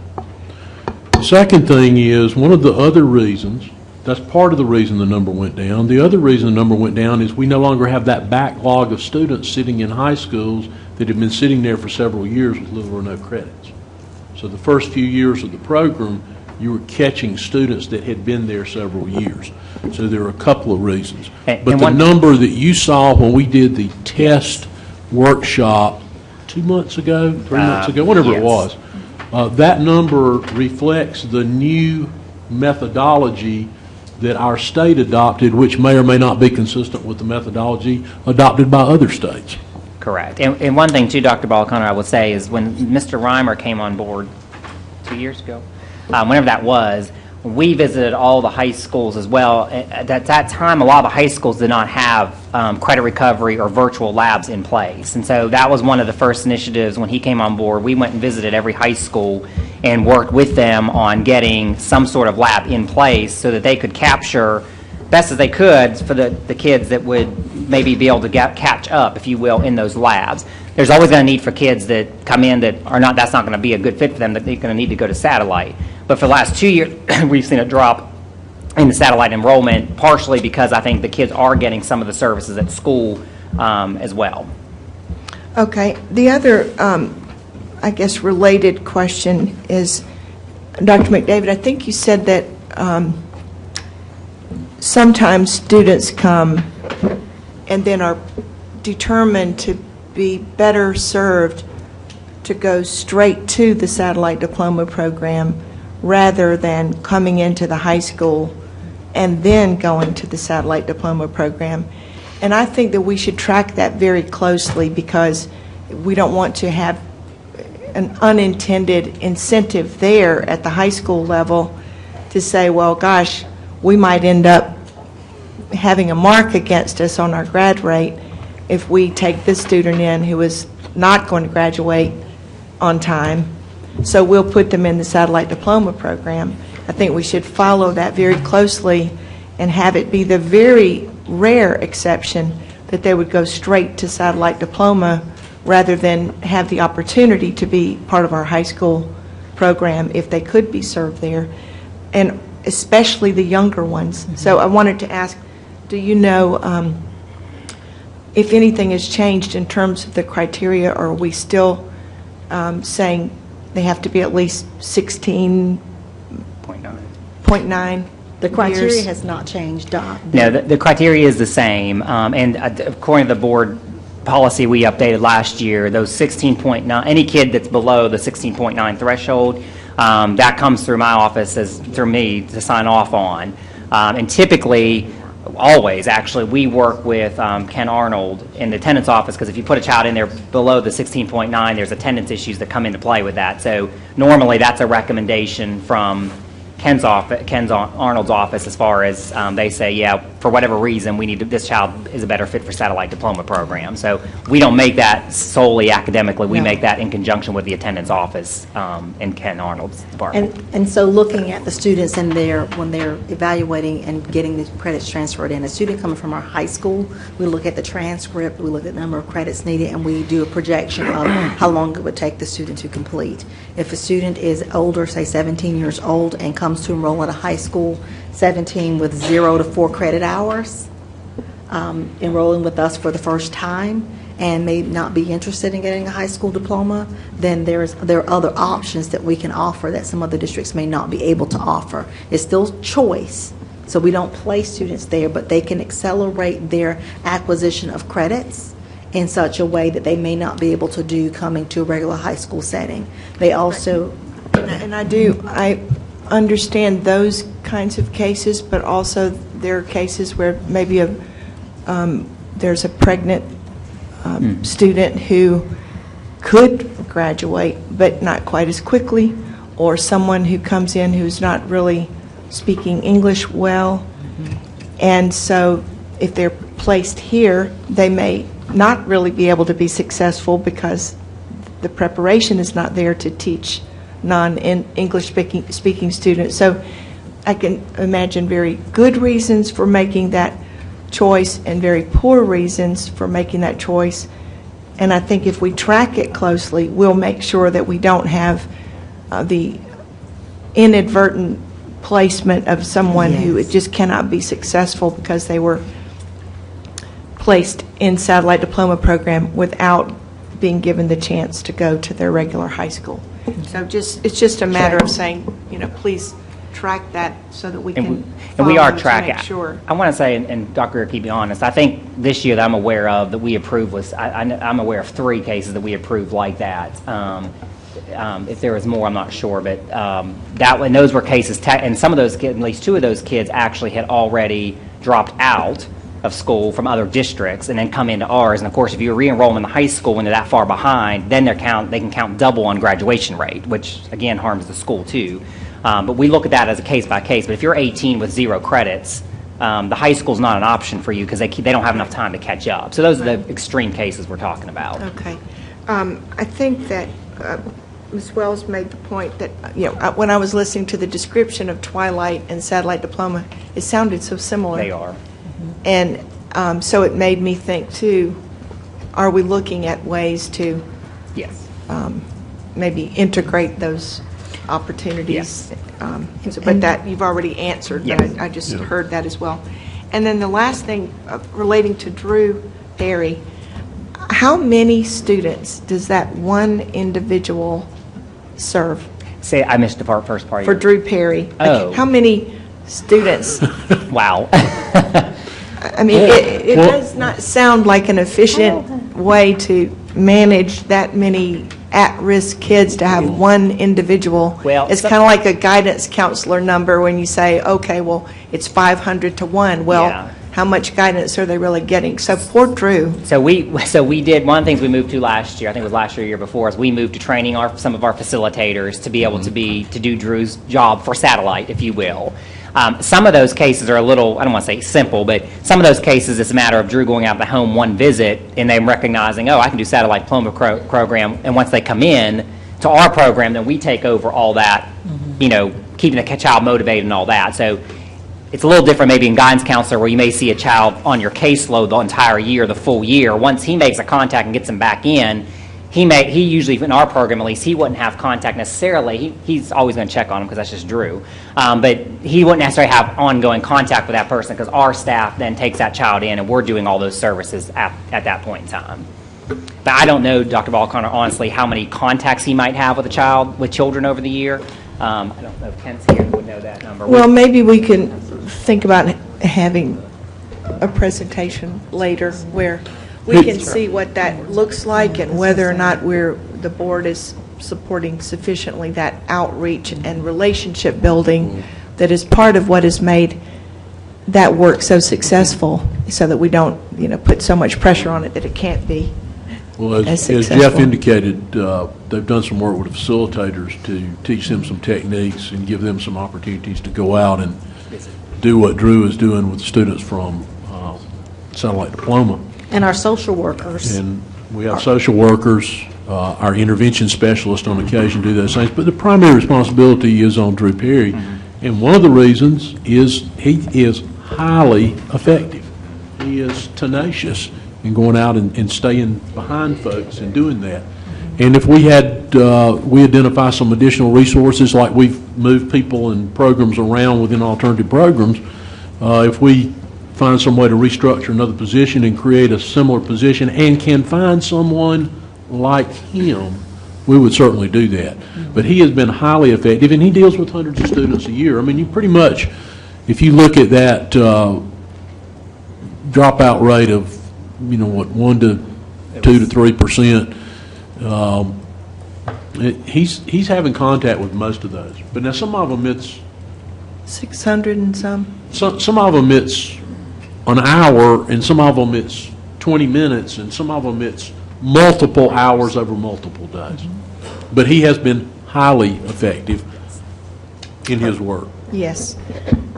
The last question I have is about our group homes, and that is to say, are these mental health counselors who are referring the students or guidance counselors? How do they get referred for? People that are, you're talking about students who might be in a group home, how they are initially placed there? It sounds like a much heavier mental health component than anything else. There are multiple ways they're placed there. Some of them are court-ordered, some of them are DSS placed, some of them are parental choice placements. I don't know if there are any that have actually been assigned by a hearing officer, because they wouldn't assign with specificity like that, but they might assign as a condition of return mental health counseling. But generally, these students have ended up there for some reason kind of outside our system, though they might have exhibited behaviors within either our system or another school system in the state. I don't have the breakdown in front of me, but at one time, the greater percentage of these students were not from within Greenville County. They were from other parts of the state. We just happen to have a large number of group homes in Greenville. There's certain counties in the state that have larger numbers of group homes. So they're there for just a multitude of reasons, generally not directly related to a placement from one of our schools. Thank you very much. Appreciate it. Thank you. Thank you, Dr. Balcarner. We have 4 more speakers, and we're out of time, so if we could, without objection, extend for another 15 minutes. Mr. Chandler. Yes, just maybe a couple of questions. Returning to one of the questions that Mr. Meek had about the numbers of folks that come back and then graduate, say from the group homes or any of these programs, I'd be interested in knowing what the percentage is based on each type of alternative program, whether it's middle school, high school, at some point tracking. And the idea is, and the purpose for that question is to find out how much money or how much bang are we getting for our buck from these various programs. That's not to say that any need to be discontinued or anything, but I'd be interested in knowing across these various alternative programs, what is the graduation rate when they return to their normal high school or however they're considered as graduates. And that takes all of them into consideration here, from the twilight schools to the alternative diploma schools to all of these, just so we can get a better idea. But the other question I have is, and I'll stop with this, how many of the dropouts that we are counting in Greenville County now under the new definition of a dropout, how would that be different if we did not count them? Would our dropout rate be higher? I presume it would be, but I'm just curious what the difference is in the number of dropouts, the percentage of dropouts based on the new definition versus the old definition. Dr. McCreary's back. Hi, Doctor. The question about dropouts, the calculation, and the changes and how those changes have impacted our dropout rates. And which change are you talking about? That when the students are assigned to satellite diploma at one point, or adult, satellite diploma, that change. That's really graduation. Graduation rate as change. opposed to dropout rate. Yeah, but we used to calculate that on a different basis. And I'm just curious what the differences would be if we had gone. The high school graduation rate or the dropout rate? I'm thinking primarily the dropout rate, since that's the one they're talking about here. Although it seems to me that graduation rate is a better indicator of how successful we are in teaching our kids, preparing our kids. But just with respect to that dropout rate that was mentioned, you know, the way it was the qualifications that were there before we made this change versus the current change or the new way of determining dropout rates. What would be the difference if we were using the old one versus the new one? I mean, is this making it more difficult for us to handle our dropouts in a way that's not necessary? That's my question. Well, to handle our dropouts, it's not making any difference. We still have the processes and procedures in place we did before. The key point is you can't think of the dropout rate as the inverse of the graduation rate, because the graduation rate is based on a select pool of students within 4 years and determining whether or not they receive a high school diploma. And you may have already said this, but the dropout rate looks at what the state calls elementary and secondary, which is from the 7th grade through their end of high school. So it could be multiple years, and it's recorded on a completely different timeline. Typically, it's October 1st when that report is due. But for the dropout rate, it's more of an index, and it's calculated based more on an index, and that's why you see the numbers you see. But whether the time where those two merge is in the senior year. The cohort that drops out or has dropped out within the cohort time of the 4 years prior to graduation, that would be the same group of students who would be considered dropouts if, as tracked by us and the State Department. Another key difference is with the dropout rate, districts cannot call them dropouts if districts actively monitor students for 2 years or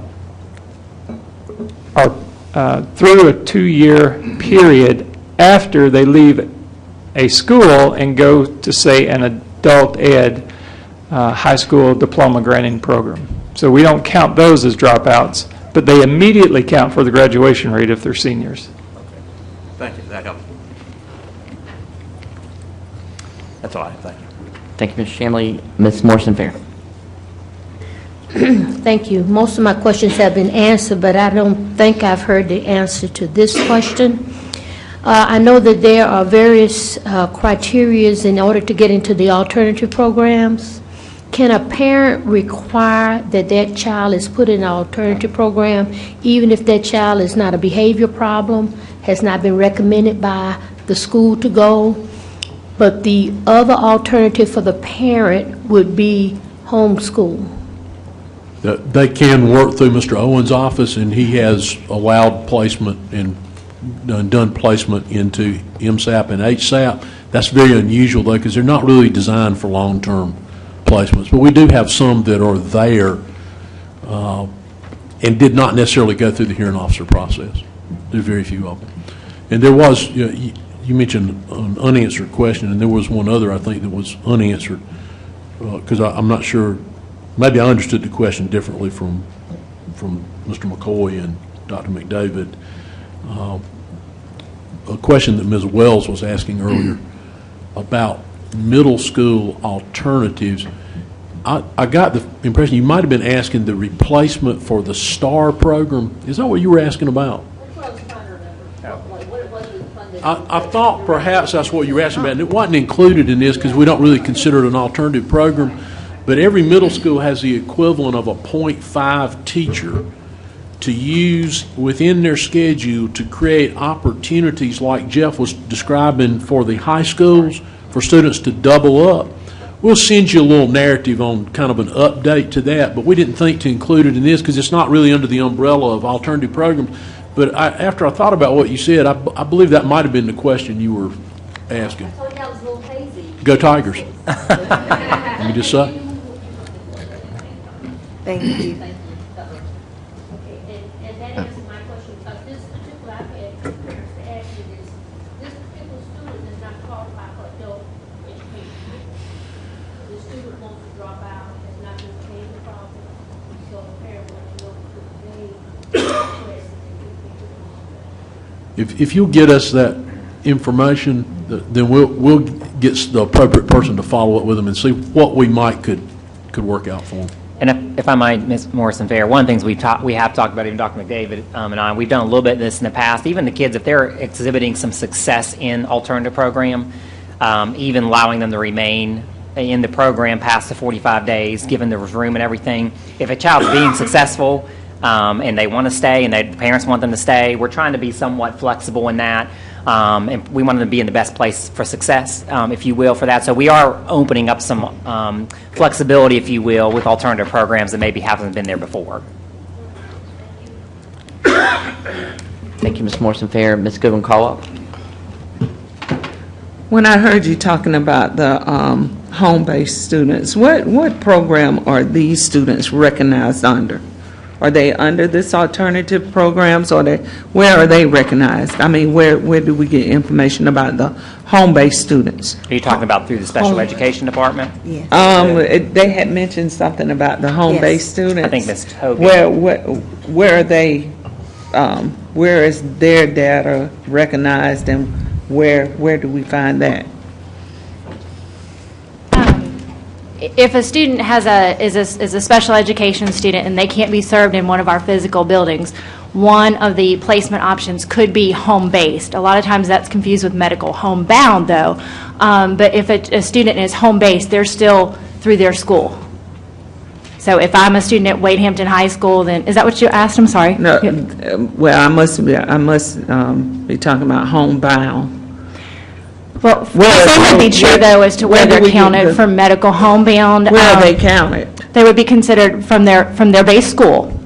So again, if I'm a Wade Hampton The student and I homebound have, students right. would be considered from their home school? Yes, ma'am. Okay.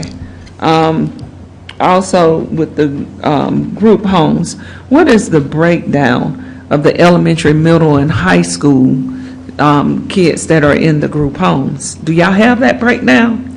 We can As get- to we can elementary, get- middle, and high school? We can get that. Okay. But it does fluctuate quite a bit, because as you see the list, Crossroads, for example, treatment for female sexual, physical, and emotional abuse victims.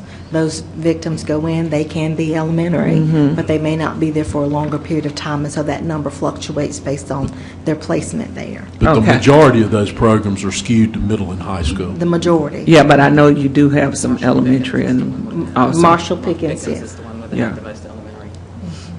Okay. Thank you. Thank you. Thank you, Ms. Goodwin Caldwell. Ms. Bush.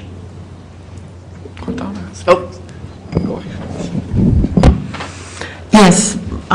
First off, I wanted to say that I'm thankful to hear that about the flexibility of allowing some of those students to stay if they're thriving in that environment, because over the years I have, not a lot, but I have heard from parents that their children, don't want to go back to the regular school, that they have been placed in an environment where it's a smaller classroom, they're thriving, they love the teacher, and it really becomes like a struggle with the parent going, I'm not so sure I want them to go back to their school. So that's great to hear that.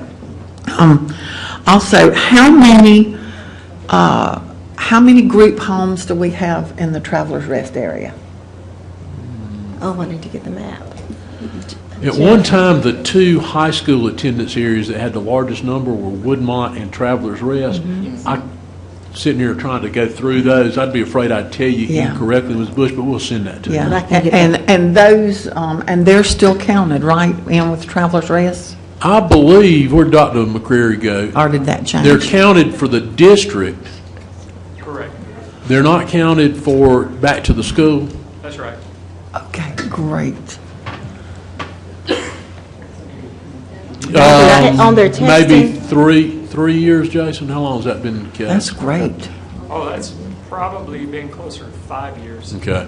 But you're correct. Originally, they counted, if that home sat in the Travelers Rest attendance area, they counted to Travelers Rest. Great. But now they simply count against the district, so to speak. Okay. And as far as the locations of our, I know at one time there was a twilight school at Berea High School. Do we look at those numbers every year, or to see if there's a need in an area where? Yes, ma'am. It's all been based on demand. Okay. And so if there's an increased demand, we'll do one in a different area. I think when we started out, something like there were 4 of them originally, maybe. There were 4 originally, Greenville yes. High, Travelers Rest, Greer High, and then I don't remember where the 4th one was. Then they've morphed into different places. There's still one in the Greer areas at Bonds, but it's based on demand. And like I said, the demand for that over the years has become lesser and lesser. Right. All right. And then I would also like to echo what my colleague said about Mr. Perry, that he is tenacious is not the word to describe him.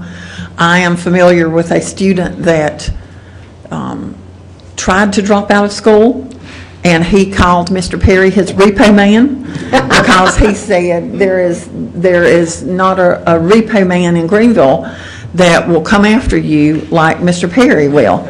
And he said, and it was, you know, just when I would he would try to convince himself that this is just not working. I've got a great job, and he said, Mr. Perry would find me. I would move. I would change my phone number. He said, he could find someone in witness protection program because he said I moved to Marietta and Mr. Perry found me, and thankfully. I think about 3 weeks before his 21st birthday, he did finally get his diploma and become a graduate. So it definitely paid off. And he said, I don't know what y'all pay that guy, but it's not enough. So I would say out of the mouth of experience that he is, we want to make sure that either we can clone him or he can train others, but to speak of his wonderful value that he is to this district. Thank you. Thank you. Thank you, Ms. Bush. We have 3 additional speakers, so without objection, we'll extend for another 10 minutes. Thank you. Dr. McDavid, as I began my 25th year on the board, my memory is not as good as it used to be. Would you introduce your helper again, your assistant? I didn't catch her name. Dr. Kathy Greer. Greer, yes. Okay. She is the Director of Alternative Programs. I got the title, I just couldn't remember the name. Thank you again. Dr. Greer, you mentioned earlier about West Greenville, and Ms. Wells went into it, and the helpers that they had with the secretary or clerk or whatever their titles was. I have been at West Greenville when they have had a incident or two, and believe me, guys, it took everyone available to get that student under control. They became very violent. They became something I had never seen before, and I've seen a lot. And believe me, that if we can allocate more money for more staff over there, believe me, they can use it at times. They may not need it all the time, but at times they do. So I appreciate your explaining that to the rest of the board earlier. And I'm sorry I forgot your name. Mr. Meek, before you leave that point, because I don't think it's up there, there is a full-time zone patrol officer assigned to that location now. Like an SRO, but full-time. But it now tends to be the same officers work it time and again, but we operate that like a one school zone. So there's an off-duty city policeman there each day. Okay, and I'm quite sure he's needed quite often. Unfortunately, he's needed there on occasion. Yes, sir. The one that Dr. McDavid or Dr. McGreer, I forget which one mentioned earlier, students' ID code.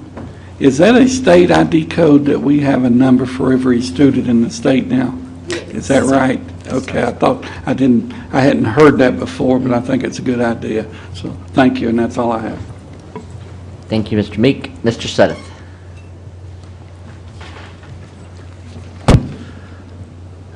Clarification, please. We have the middle school alternative program and the high school alternative program are our discipline and behavior programs. Yes, sir. Do we have any other programs that deal with discipline and behavior? The group homes could be classified as dealing with that because of the uniqueness of the program, but MSAP and HSAP are only two that are behavioral in nature. Those are assigned based on behavior. The others are voluntary or assigned based on specialized need or IEP. Can a student attend for any other reason?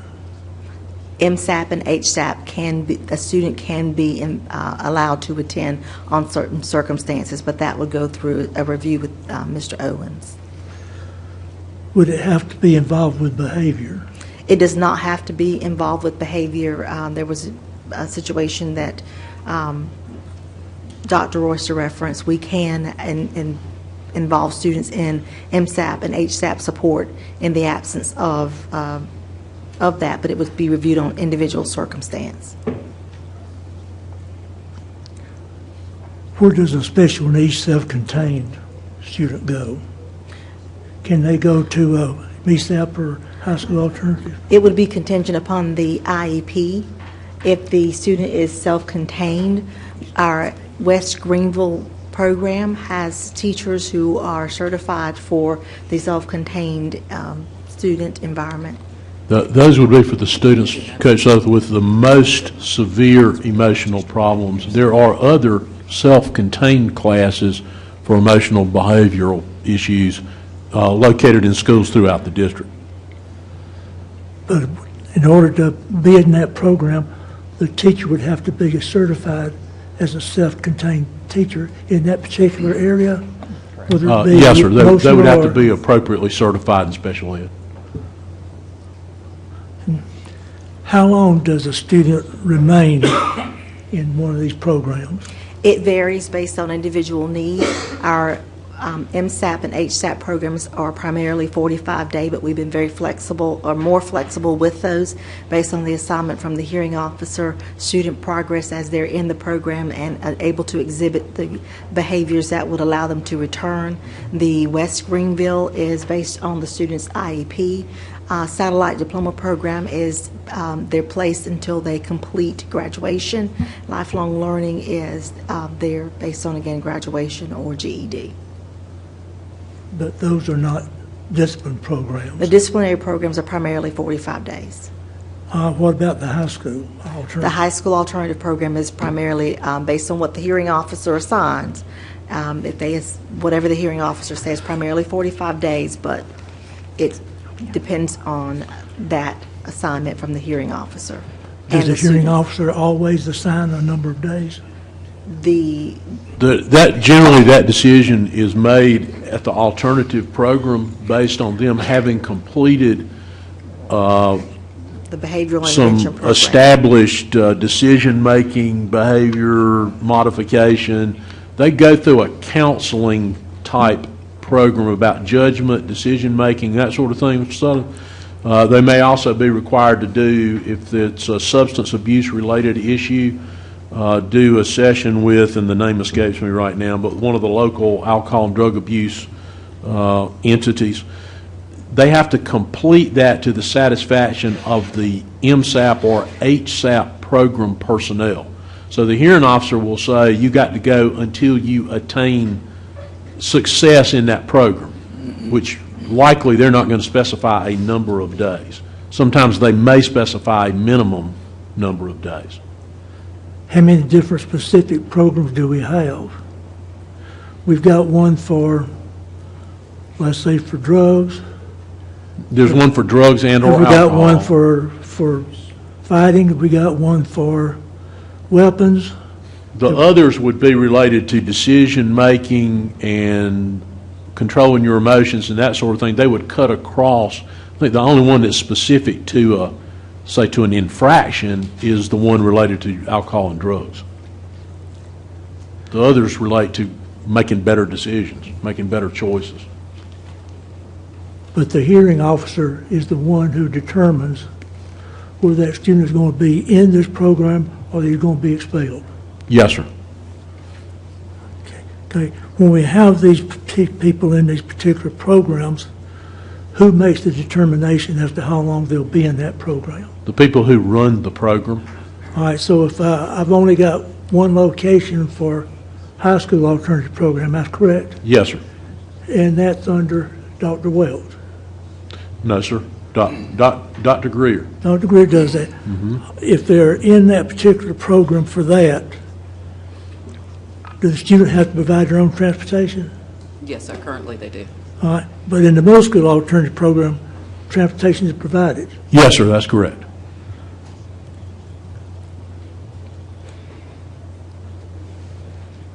If we have a high school student who says, I'm assigned here, but I don't have transportation, is there any other alternative for that particular student? Because every one of them has got to go to the program over on Sullivan Street. The only alternative there, if they can't find a way to get there, someone to help get them there, would be some sort of virtual school. And we have some that choose to do that, I'm sure. We have been able to help some by providing bus passes that the social workers get for them.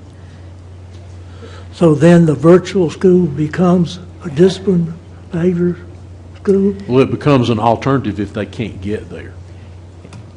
If you remember, Mr. Meek, the program we had with New Directions that we provide for expulsion kids, we do provide in those cases. I've provided the same opportunity for kids that can't get to us if they live outside the city and don't have bus passes or whatever. We provided some virtual opportunities through that New Directions program we have set up for them. It's very rare, though, that happens, but we have a few that have taken advantage over the last couple of years. All of these students are still assigned to their home-based school. Yes, sir. All the ones in MSAP or HSAP, yes, sir. All right, so in both of these particular programs, they are never identified with that particular program. They're identified with the high school which they came from. Well, what I mean by that, to clarify that, if I am there for, let's say, X number of days, and then I have decided that I want to continue to be in that program, none of these programs run during the summer months, do they? No, sir. The only program, neither the MSAP or HSAP. Right, so and we have special needs students that are served through the summer. Satellite. Can a parent ever request that a person go to one of these programs?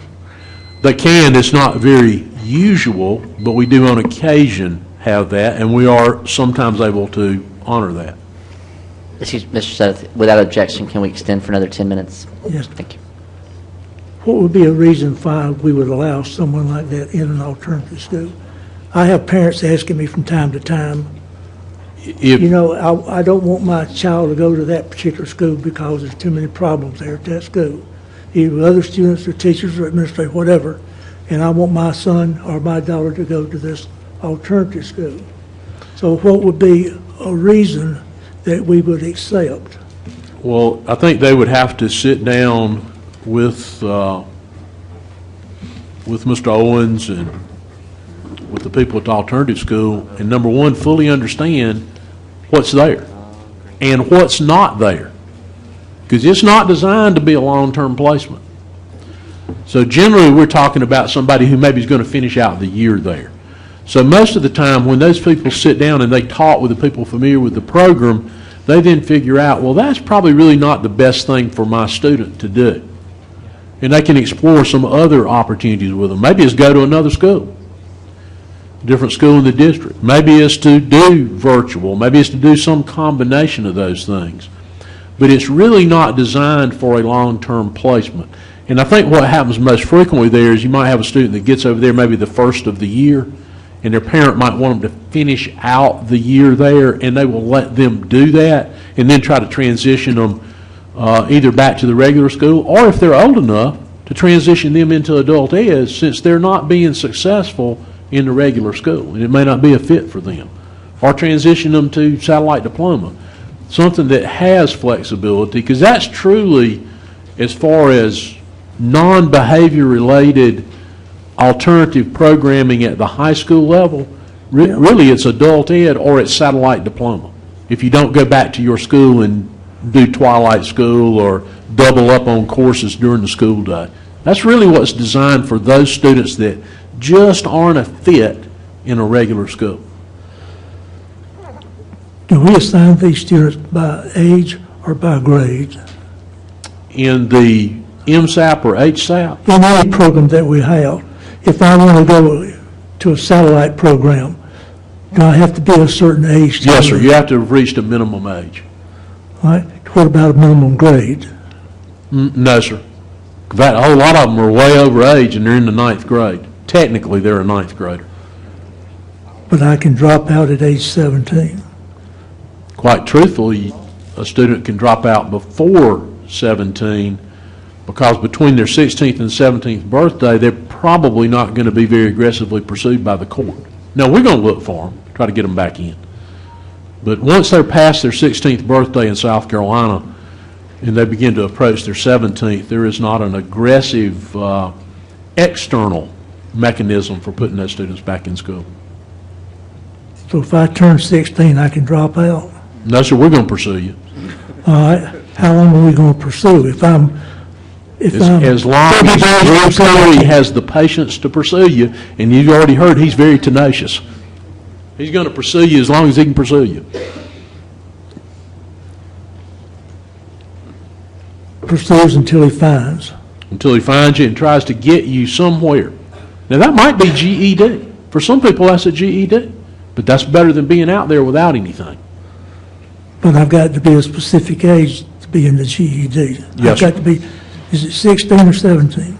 There are some exceptions that allow a student to go at age 16, but generally speaking, it's age 17.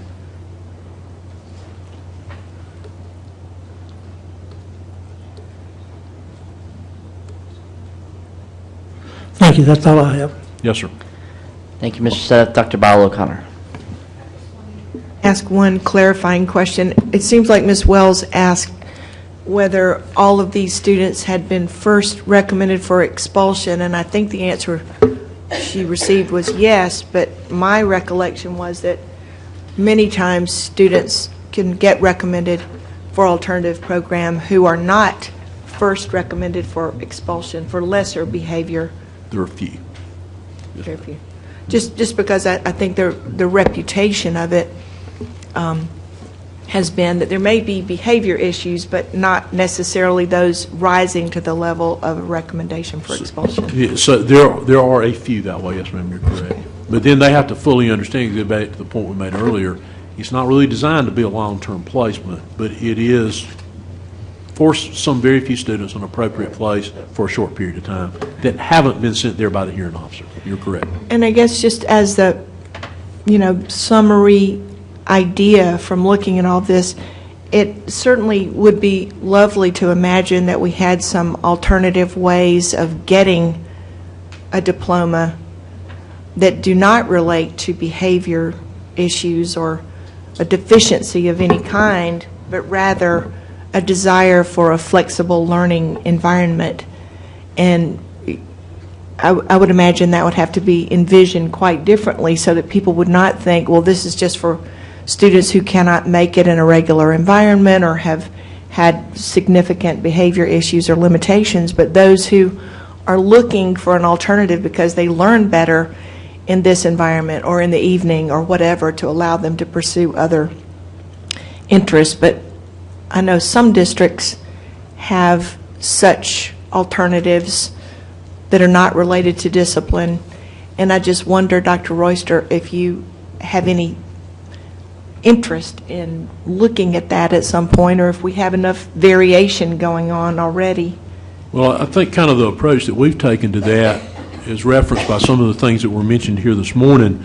Instead of particularly given our geographic size, instead of trying to have a place for people like that to go, to try to develop those opportunities, and Jeff McCoy can speak better to the specific ones than I can, but to develop those opportunities at their home school that allows them to do things in a different way, reminiscent of some of the instructional policies that were changed within the last year to allow greater flexibility to the school day. And you heard us talk about several examples, particularly in the Instructional Policy Committee, about students that are engaged in this activity and them coming into school to do certain things for a certain period during the day. More of an individual design on a limited basis for students to best meet their needs to ensure they're getting their academics but maybe being delivered in a different way. So what we're looking towards is how can we be most flexible at a local school level to provide those opportunities in proximity to where students live. Okay, thank you. Mr. Seth. One follow-up question, Dr. Royster.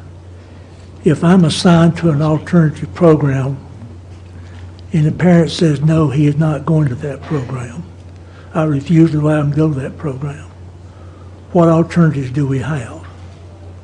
If you are a parent of a student who has been assigned... I'm a parent of a high school student, not middle school, high school. Assigned by the hearing officer. Yeah, the hearing officer already said he's going to this alternative school. And you as a parent did not exercise your right to appeal that, or you exercised that right and it was turned down, then that's it. You have ended your availability of our services. If a hearing officer assigns you there. You know, they can go enroll in the state virtual school, as far as I know, without any restriction. The state's virtual school.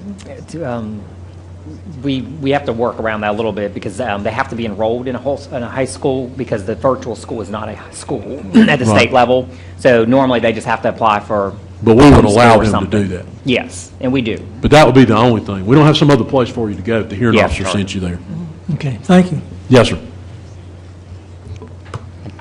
I believe that concludes all the questions that the board has. Dr. McCray, there were two questions that were asked in your absence. I just want to repeat them because I think there was some requests for additional information. One is if you could provide us with a summary of how the dropout rate is calculated and how the graduation rate is calculated. And then there were some questions earlier about some data around the efficacy of some of these programs and could we say which of these programs are producing graduates and which are not, which I think was going to require some additional data to be collected. Is that correct? Is that correct? That concludes this section of our board meeting. Mr. Chairman. Yes, sir. Thank you, Mr. Lewis. I appreciate your management of that. And let's move now to the next item of business in order, which is the administration portion of today's agenda, which will be chaired by Mrs. Wells. Lisa. Thank you, Mr. Sailors. The first item on our administrative portion of the agenda is item 3.01, Human Resources Finance Collaboration. We have presenting Karen Cap, Jeff Knotts, and Lynn Gibbs. Dr. Royster, would you like to tee this up? Yes, ma'am. Thank you. You all have heard us discuss on several occasions us moving to working with principals and others in a more collaborative way and doing so at the district level as well. The primary reason for almost every function at the district level is to provide service and support to schools. And one of the areas that it provides the greatest level of interaction between school leaders, principals, and district staff or district departments is that in the employment of personnel. It's also the key to our academic success, specifically the employment of quality teachers, but also the employment of individuals to support those teachers. As we've moved our principals to a model of being focused on instructional leadership and coaching teachers to be the best teacher they can be, we want to make sure that we're providing support services in the way that is most efficient and most effective. So taking those two ideas of making certain that we're constantly working on increasing efficiency and effectiveness, and the idea that we want principals to concentrate on instructional leadership and building quality staff within their school, one of the first areas we undertook in this more formal collaborative process is the partnership between human resources, finance, and what we call hiring managers. Now, what you're going to hear about predominantly today will be the principal as a hiring manager. And hiring manager is simply a term in our system that denotes this is the person making a decision about employment and the person to whom ultimately that employee would report. So the hiring manager at a school is going to be the principal. Departments may have multiple hiring managers, and probably somewhere in this presentation I believe you're going to see the total number of hiring managers that exist throughout the district. So the idea is how can we make it as easy as possible for a hiring manager to expedite the hiring of quality personnel without cutting any corners that help us to ensure that we have quality personnel. I mean, there's certain things that we're not going to change. For example, we're going to require that a principal, for example, has spoken, not just read a written reference, but has spoken to the previous immediate supervisor of a person they're considering employing. Then we're going to make sure they've had their criminal background checks. Obviously, there are certain things that are not negotiable. There are others that we found in looking at this may be redundant or things that we may or may not need to include in this process. So what you'll see today is a report from Human Resources, from Finance, about how we're working with principals and ultimately other hiring managers to improve the process, to make it more efficient, to make it move more quickly, and to be as unintrusive as it can possibly be on a principal's time or other hiring manager's time. So, Ms. Capp? Yes, sir. Thank you, Dr. Royster. As Dr. Royster said, and you will recall from our earlier presentation in the summer, we are indeed improving district systems and services in order to support principals so that they can focus on the instructional leadership as their primary energy of the day. So to that end, we began late this summer with some training for HR and finance. They are the first group who's begun to look at a partnership with principals in order to inform their own redesign of processes so that, as Dr. Royster mentioned to you, those processes are efficient, they're user-friendly, they allow principals to hire earlier in the season, for example. So today we're going to share that first project. Jeff Knotts and Lynn Gibbs are going to give you an overview of what they have done and how they approach those things, and then you will hear a little bit more about the details of the improvements that have been made.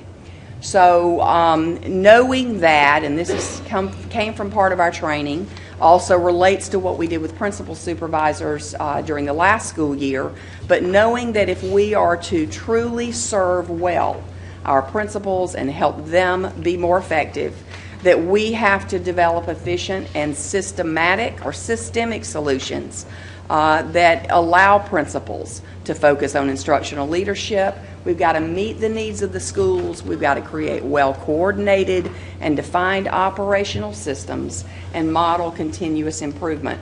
To that end, let's hear from Jeff and Lynn and several others.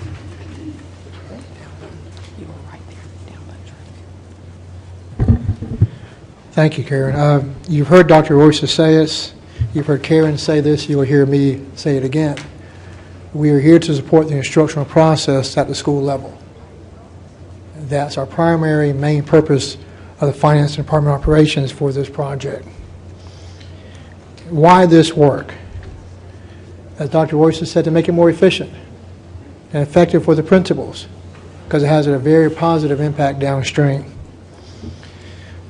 The ultimate impact is to support principals to make high-quality hires earlier in the peak season, which is now moving into the February timeframe instead of March or April, because we are in competition with the local surrounding school districts.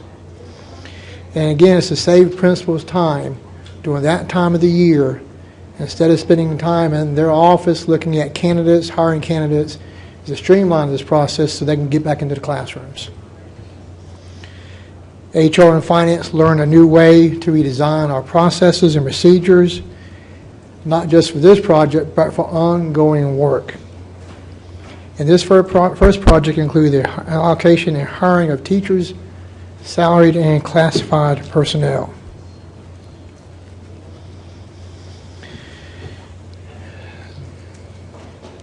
We've always talked about silos. And you see in the first paragraph, we are learning new ways, working both within our individual departments and finance and HR combined. So we're trying to do away with these silos and just looking at our responsibilities. We're trying to look from the top down to the bottom, upstream and downstream. We're improving a system with common processes, expectations, and communication, as Karen said, to provide a user-friendly and enhanced services, to make efficient HR and finance submissions and approvals, and provision for specialized services for process outliers. Mrs. Gibbs will expand on this project. So the group involved in these two projects followed a design process. So the principals, who are our customers, were brought in and they presented their experience in these two specific areas. Then we analyzed the data of existing processes by numbers, time, and then we worked with HR, Finance, and ETS to design improvements. We brought the principal group back in to get their feedback and then make some additional changes. And that group has seen the final product. All principals will see this on Wednesday at the principal meeting. And then we will be able to track and review the process reliability, the turnaround times. For example, how long does it take for a person to get a background check back? You know, it's an electronic process. What does that time look like? Have we been able to improve that? And then we will get that focus group back in the fall to gain further feedback and edit any processes that we have. And we will also use this, you'll hear at the end of the presentation, the work we've done to move on to a new project. The only thing I would like to change from what Jeff just told you is we are hiring now for 1920. We have jobs posted now for next year based on people who've already told us they're retiring and leaving, that we are in a very active recruitment mode for teachers already. It's not going to wait till February.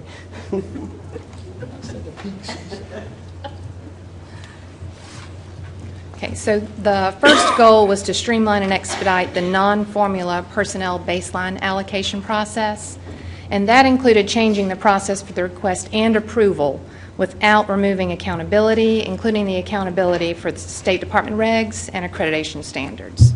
So we looked at this for site-based flex allocations, which is the school-level flexibility within instructional programs, above baseline allocations, which are related to school safety, campus security, and critical instructional needs, personnel exchanges or exchanges of positions, and local fund positions.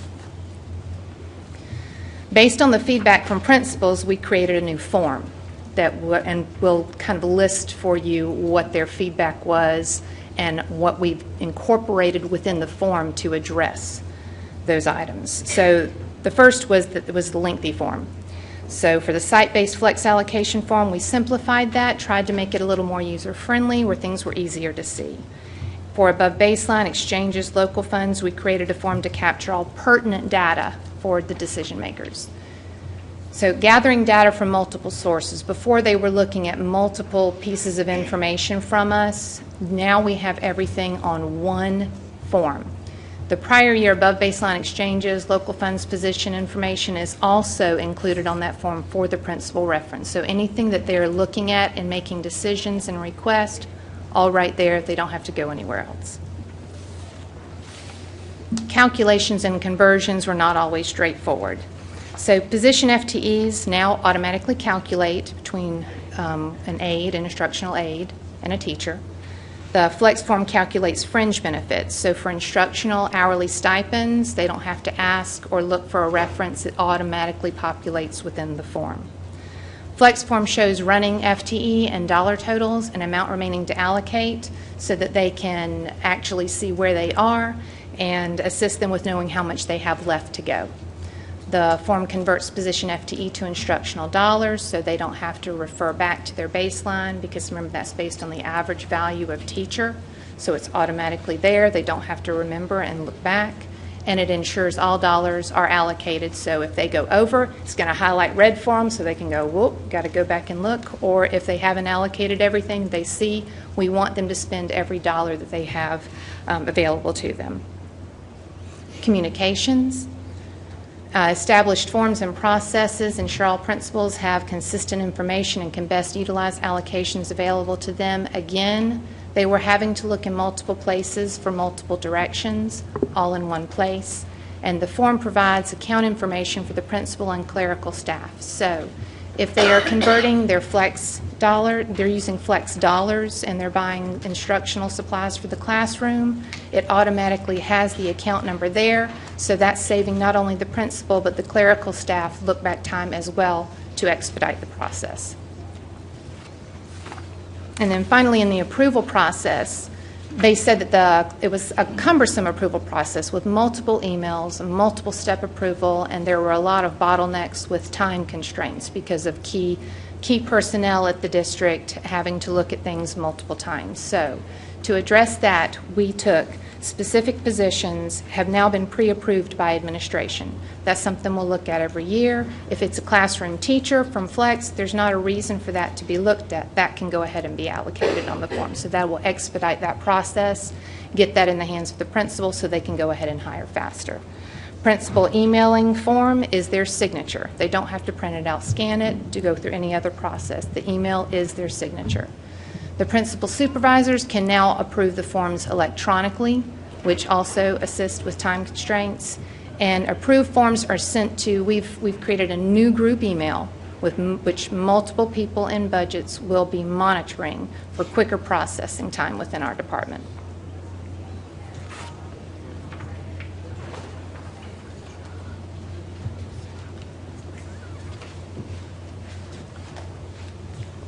Good morning.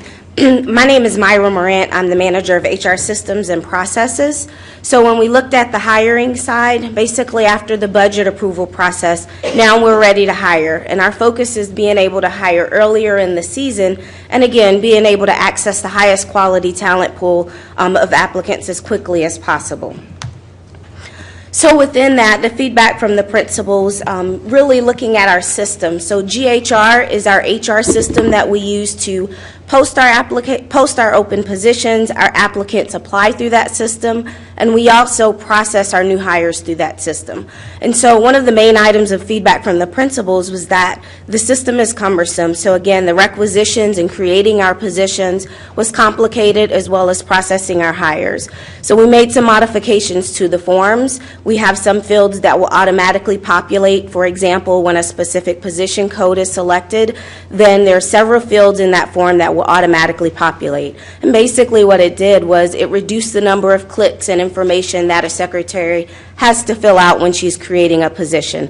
And the same thing on the hire side. When they have submitted someone to be hired, we've automated some of that information to pull automatically, so there's less pieces that the secretary has to input. Again, we've removed some fields that do not apply to our process. So that system, again, is designed by N4, and there are some pieces that are standard in their design. And we've been able to remove those fields or hide them so that it doesn't make our process confusing. The next part, there are 2 attachments that have to be manually submitted every time a hire is submitted. The interview record is one. That is what tracks any person that was interviewed for a specific position. That interview record is attached when they submit someone from hire.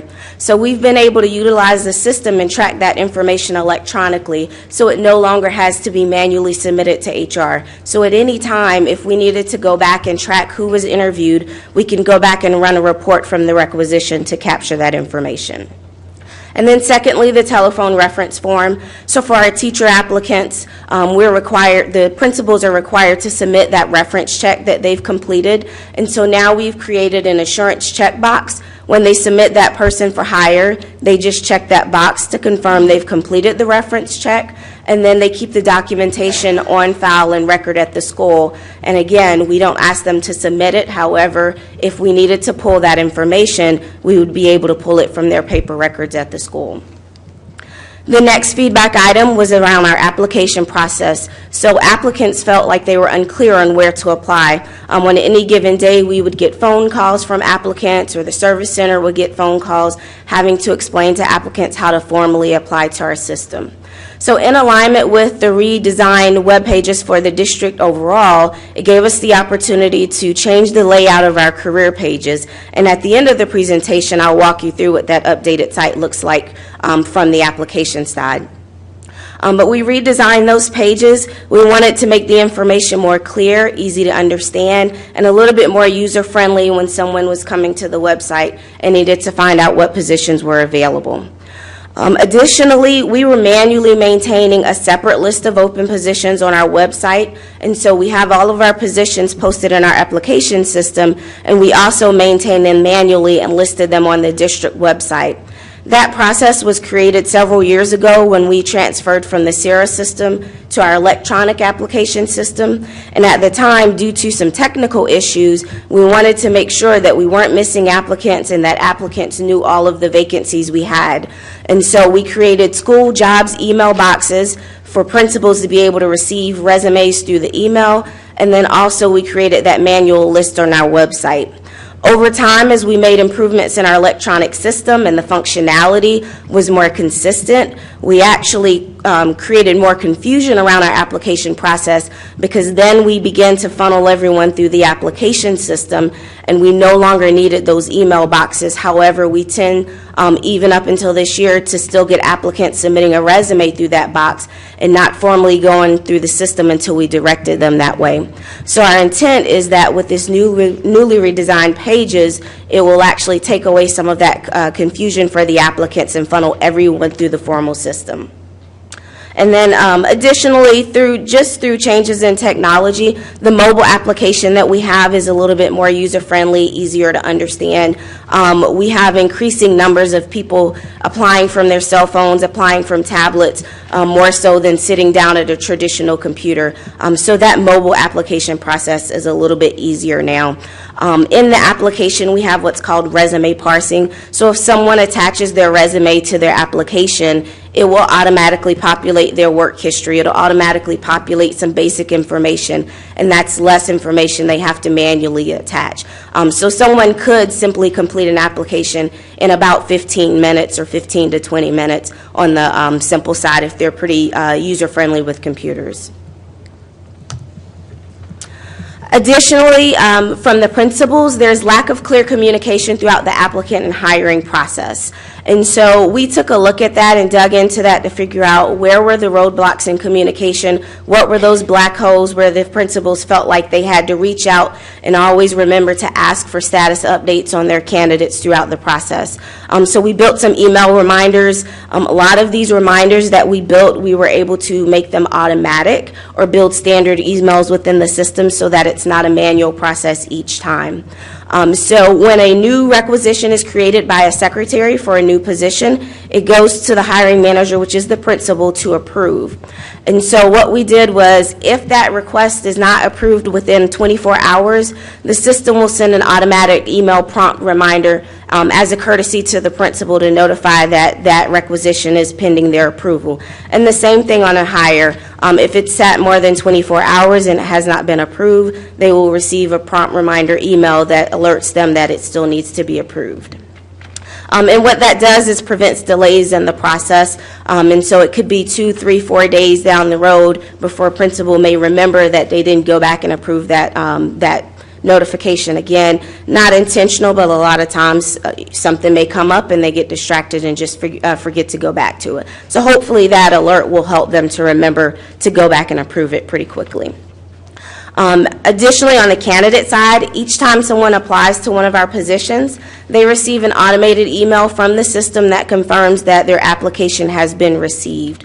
Within that, we've adjusted the information that's included in that email, and then also we've now added the secretaries in as a blind copy to that email, and that alerts the secretary that a new applicant has applied. And so prior to doing that, a secretary would have to go into that requisition each day to see if there had been new applicants. And so by having this email go to them as well, they're automatically alerted every time someone new applies to the position, and they can reach out quicker. Additionally, HR is going to follow up with candidates quicker on background checks. So when someone is submitted for vetting, meaning they've been an identified candidate by the principals, then they're submitted to HR so that we can begin our vetting process, which is checking for rehire eligibility, checking their background, checking references and assessments on teacher candidates. And so what would happen sometimes is when we send them an email to complete the authorization for the background check, sometimes it may go to spam or sometimes they just may miss it. And it could be days before we realize that person didn't take action on that email.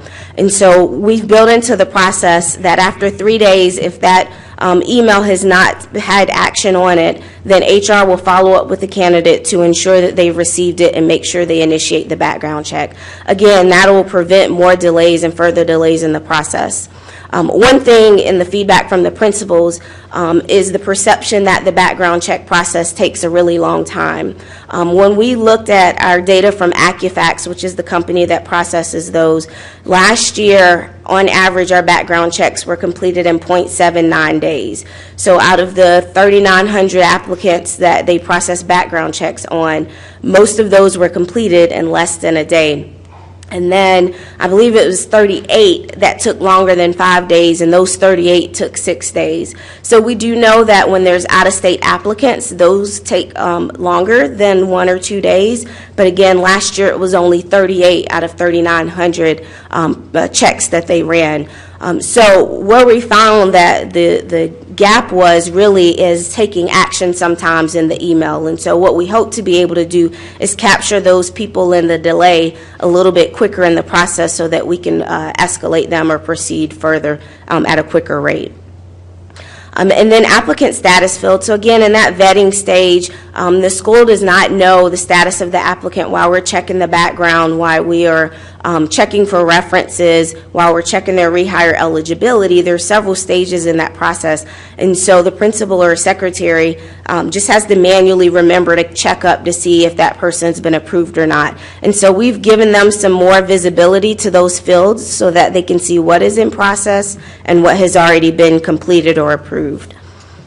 And then lastly, just some additional notification emails that keeps them informed at various stages. So when our vetting is complete and a candidate has been qualified, which means they've passed all of our checks, then the principals will automatically get an email now so that they don't have to go remember to check. They'll get an email that says, your candidate has passed vetting, you may proceed with moving forward with them. And in the slide, you'll see it referenced as a soft offer. And basically, we're telling principals that at that point, you can tell your candidate that they are the identified person for this role. At that point, it's a systematic process. Everything that happens after that is really just the approval in HR, getting the contract prepared. So that's the notification for the principal to be able to communicate that that person has been approved to hire a little bit quicker than what they have in the past. Additionally, if someone does not pass the vetting, we have a standard email that's built that will communicate to the principal that person did not pass vetting. They can no longer be considered for a position within, for the position they applied for. And then if they have questions, they can reach out to us. But again, it's just that standard to let the principal know that candidate can't be considered. We've closed them out for that requisition. And then lastly, when the hire is approved by HR. So when the hire is approved at the HR manager level, then all of the checks have passed. We've determined what their salary will be. And at that point, they're just going to, the only thing that the candidate is waiting on is to be scheduled for orientation and to receive their contract letter. So again, by sending that notification email to the principal and the candidate at the same time, again, the principal knows that their person is moving through the process as expected. So a lot of times they may wonder, has my candidate gotten their contract yet? Are they scheduled for orientation? So again, we've added in some additional points to make sure that they're kept in communication along the way. And then lastly, we found that there was just a lack of common understanding and some inconsistent use of our system and the process that we have. So over the past couple years, there have been a lot of improvements made in our electronic system. There have been some modifications in the process. And so with the feedback that we got, we really just identified this as an opportunity to prepare an updated training for everybody, reminding everyone of what the process is, what the inputs are, what the systematic things are, and then how we support them. So it really was an opportunity to make sure that everyone's on the same page, but then also to build in some regular updates ongoing in the future so that we don't fall so far behind in the understanding of the process as we make changes. We also wanted to clarify the expectations for secretaries and principals to communicate with interviewees. So a lot of times interviewees don't always get quick response or feedback when they're no longer being considered for a position. So just making sure that they're using the system to communicate back with applicants and interviewees. And we have some standard email templates that are built in the system that should be used, but making sure that those are utilized because again, that is how we close the loop with the applicants on any of our positions. And then from an HR standpoint, building some quick reference guides. We have very detailed training manuals that can be referenced if someone needs to know how to use the mechanics of the system, but doing some quick reference guides so that they can really be reminded of the process more so than the mechanics of using the system on an ongoing basis. And so lastly, I just want to show everyone the new website. If you have not seen the careers pages of the newly redesigned website that went live over the holiday break, I just wanted to walk through that very quickly.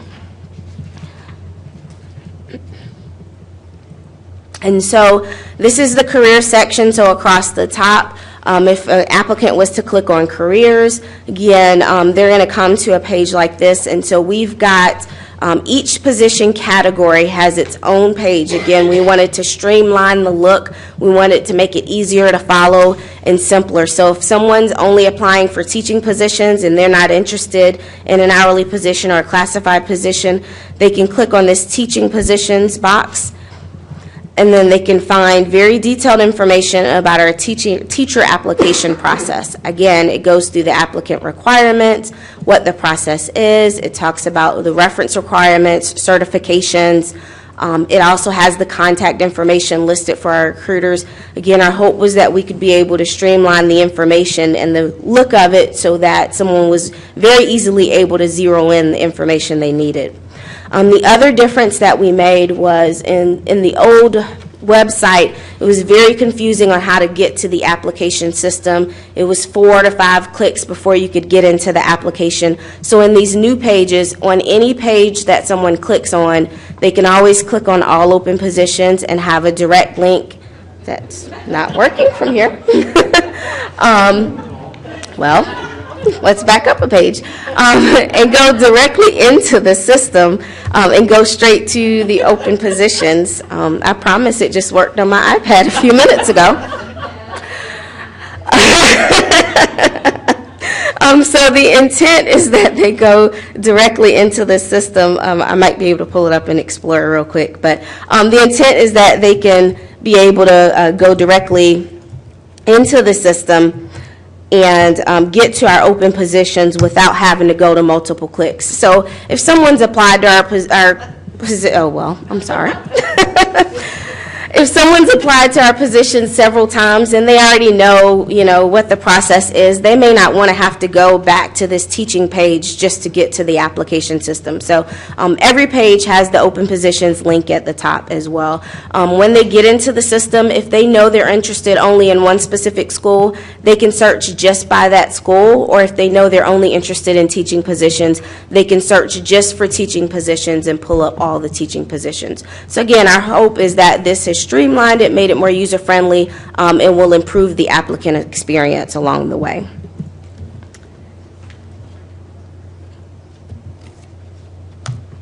All right.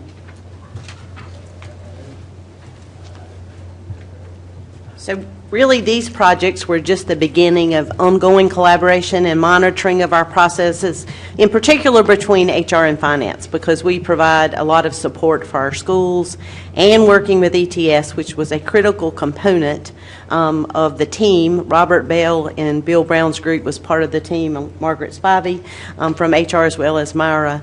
And then we are working on creating some cross-functional training between HR and finance, so they understand more of our HR processes, and then in finance, and then we in HR understand more of their processes. Our next project is to take what we have learned, and many of the things we have already refined will go into the next project. We'll be looking at the hiring process and the system processes for the hourly work group, which really has the components of maintenance, food service, building service, and transportation. And each of those groups will be a little bit different in terms of the supports that they have and how they hire, take applications into a pooled process. Some of those require the WIN testing. And there are 400 hiring managers. So generally there's about 100 principals. So there will be additional 300 people that would be involved in this next project that we will get them on board. Can't remember this. One way you can help is when people ask about encourage them to use the system. In November, for example, we post a pool for teacher openings for 1920. And if you go ahead and apply to that pool, we don't know yet what our openings are, but we can start what Myra referred to, the vetting process. We can make sure your credentials are with what we need. We can get your background check, so that when principals in December did a letter of intent and they found out they had an opening, they post their specific opening, and you apply to that job, you could already be completely vetted. And if the principal wants you, you're ready to hire. So it does speed up the process if people use that vetting, the early application process. And we'll continue to encourage and work with departments, and our assistant superintendents are well aware of, part of this education is what's the role of the secretary and what's the role of the principal, and making sure that each of those are doing the work they need to do. Just for information, that from July 1st, 2017 to 6/30/2018, we had 39,270 applications submitted online. That's just the volume of those. 32,976 were external and 6,294 were internal. So the system has lots of activity and lots of opportunity for us to make sure it's working well. We're now ready for any questions. Okay, awesome. Thank you, guys. Mr. Sellers, we'll start with you. Thank you, Madam Chairman. Lynn, you said in your closing comments that you're going to be working on this type of process for hourly employees. When do we expect a report on that? We will start that work this month. So I would say 60 days to really look at all those processes in detail, to be able to give an update. Most of my questions or comments are related to hourly, if that's permissible. On the website, is it still a work in progress? And the reason I ask that is, although Myra had a couple of very unfortunate technical glitches, unfortunately, we still hear a lot about that. So is that something that's being constantly fixed? Because I'll be honest with you, a dozen phone calls in the last 6 weeks from people who tried to apply and ran into the very thing that you stumbled across. Yes, it's very much always a work in progress. Michael Simmons, the webmaster, is very quick on making changes.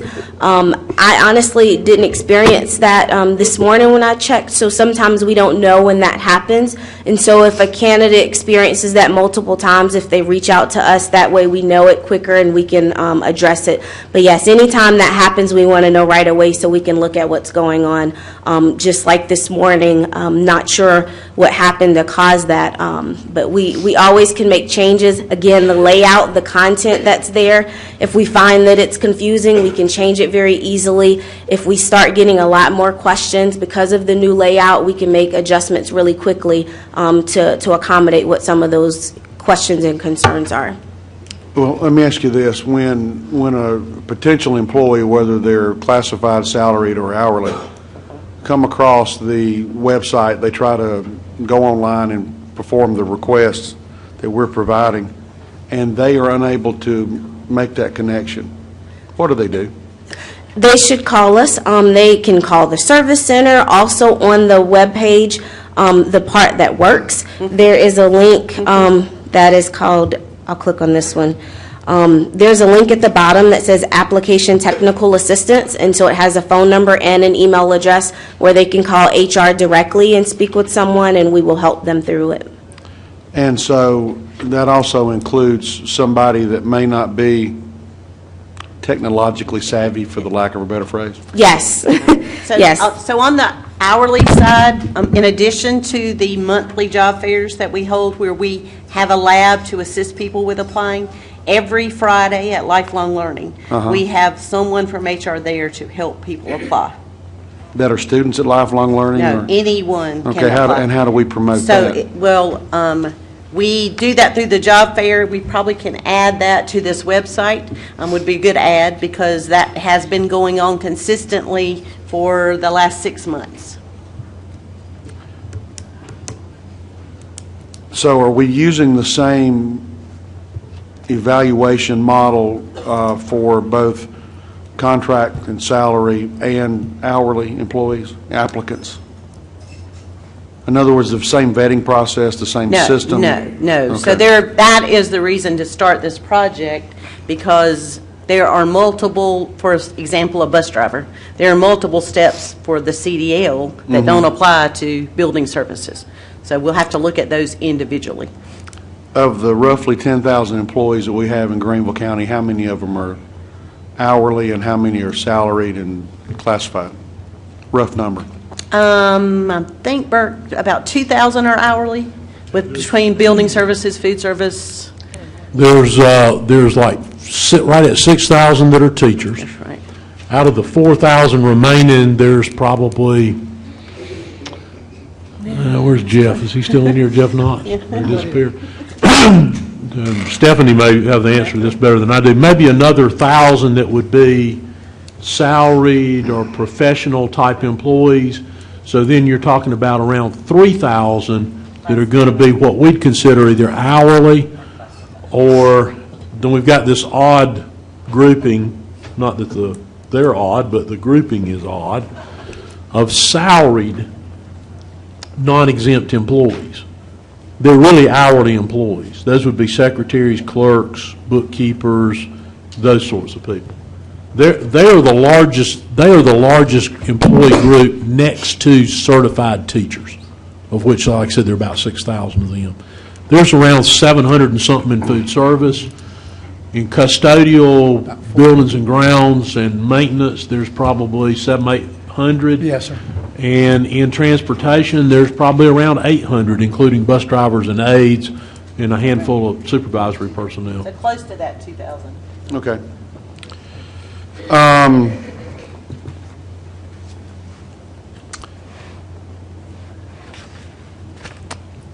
When we hire someone as a classified employee, secretary of a school, as Dr. Royster mentioned, or someone that's not having to work an hourly position, do we hold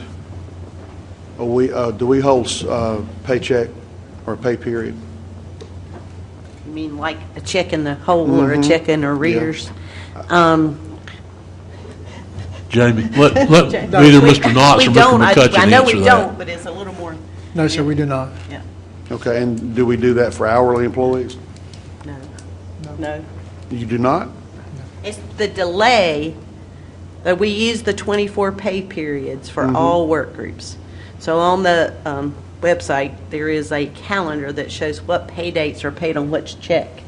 And so that is different depending on if you're an hourly employee, a teacher, or a Jeff Knox. So if an hourly employee comes to work for the school district, let's say a week before the 15th of the month, and they do not get their check on the 15th because naturally that's being held, and then the next 2 weeks later, they still don't get in other words, there's at least one instance that I'm aware of where an hourly employee went for 4 weeks before getting a check. So Is that a common practice? it could be. If they're hired right at the beginning of the pay period.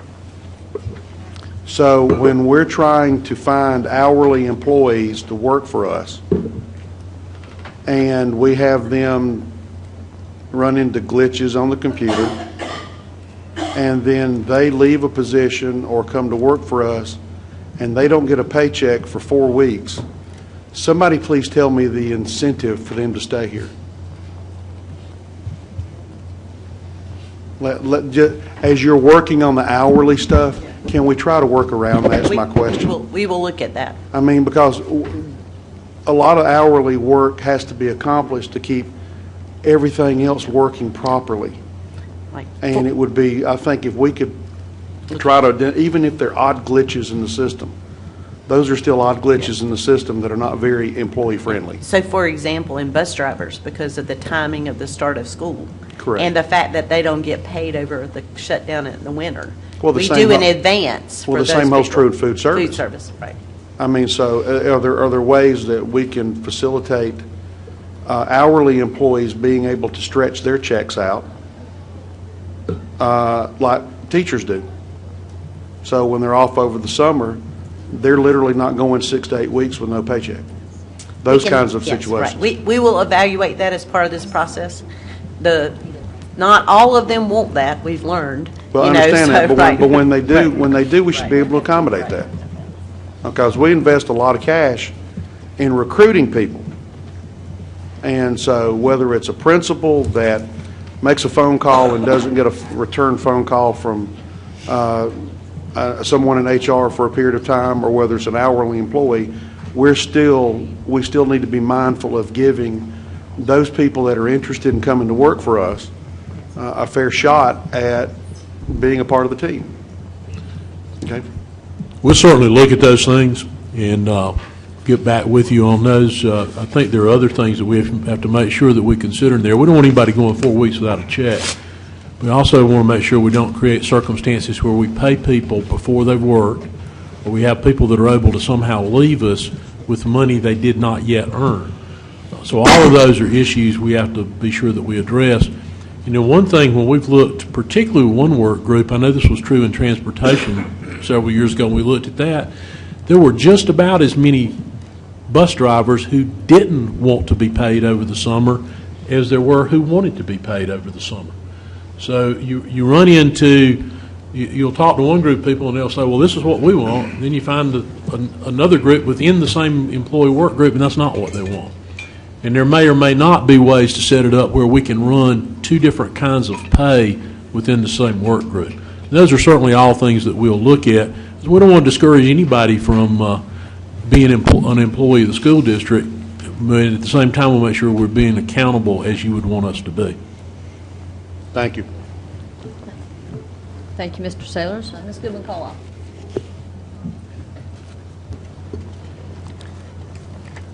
Stephanie. I think it's Stephanie. Yes, ma'am.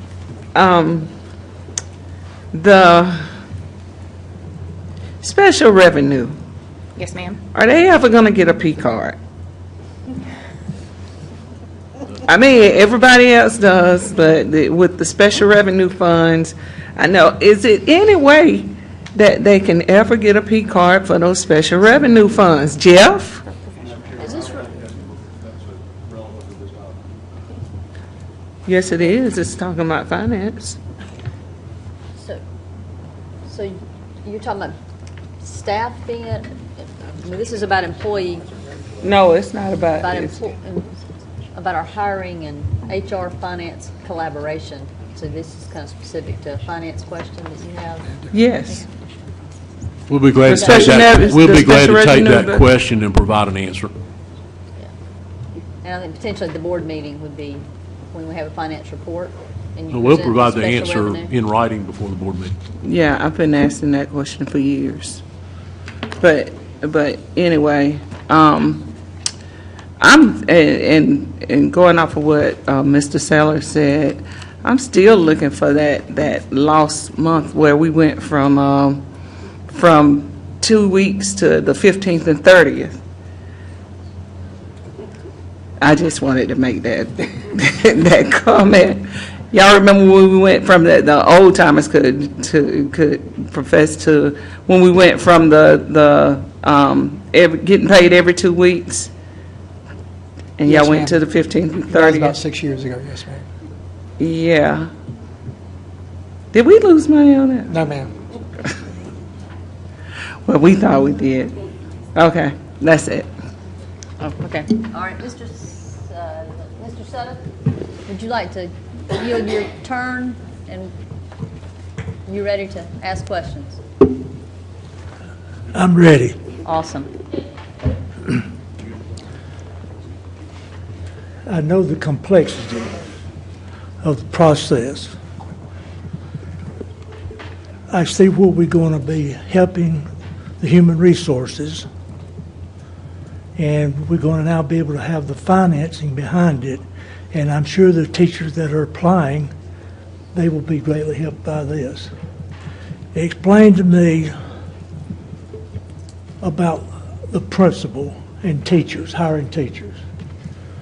When can a principal hire, and how does he know what his needs will be? So Dr. Royster has allowed schools, if they have a resignation in hand for the following year, to go ahead and hire. So right now, if you have someone retiring or saying they're moving from the area, they can go ahead and hire for 2019-20, even though we haven't had our budget or baselines, because we know we will be able to tweak where people land if we should have a reduction in teachers from one school to the other. And we also have offered open contracts during recruiting season for next year, this early. Yeah, I can understand the contracts. It's an open contract to come in for certain personnel, especially in certain disciplines of our teachers. But if I'm a principal, I get an allocation as to how many teachers I can hire. That's for the next school year. Has this process been improved to where that process is less complex and less complicated? Because I don't understand, all the forms that they had and all the forms that we've changed. I don't understand any of that. Over time, the answer to your question is yes, Mr. Sudduth. When a number of years ago, principals weren't getting baselines to hire until the end of May, the 1st of June. We now get them their baselines, generally speaking, the 3rd or 4th week in February, because we want them to be able to hire as soon as they can. And for those critical needs areas, we're hiring right now. Now, they work with the principals on an individual basis to do that. But the sooner we get the baselines out, the better.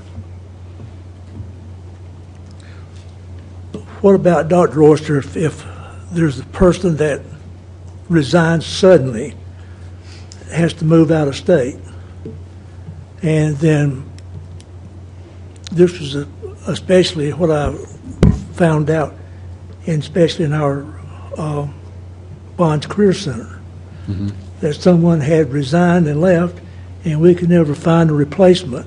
And so for the second semester, partially certified people were put in there.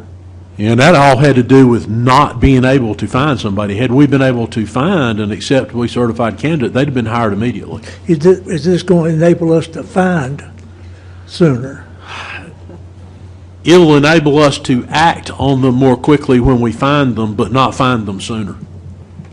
That's still going to be, that all goes back to this issue of teacher shortage, and particularly critical needs areas, which, is now well beyond what we used to think of science, math, and foreign language. It's moved beyond that and special ed to just about all the subject specific areas at the secondary level and most career and technical areas.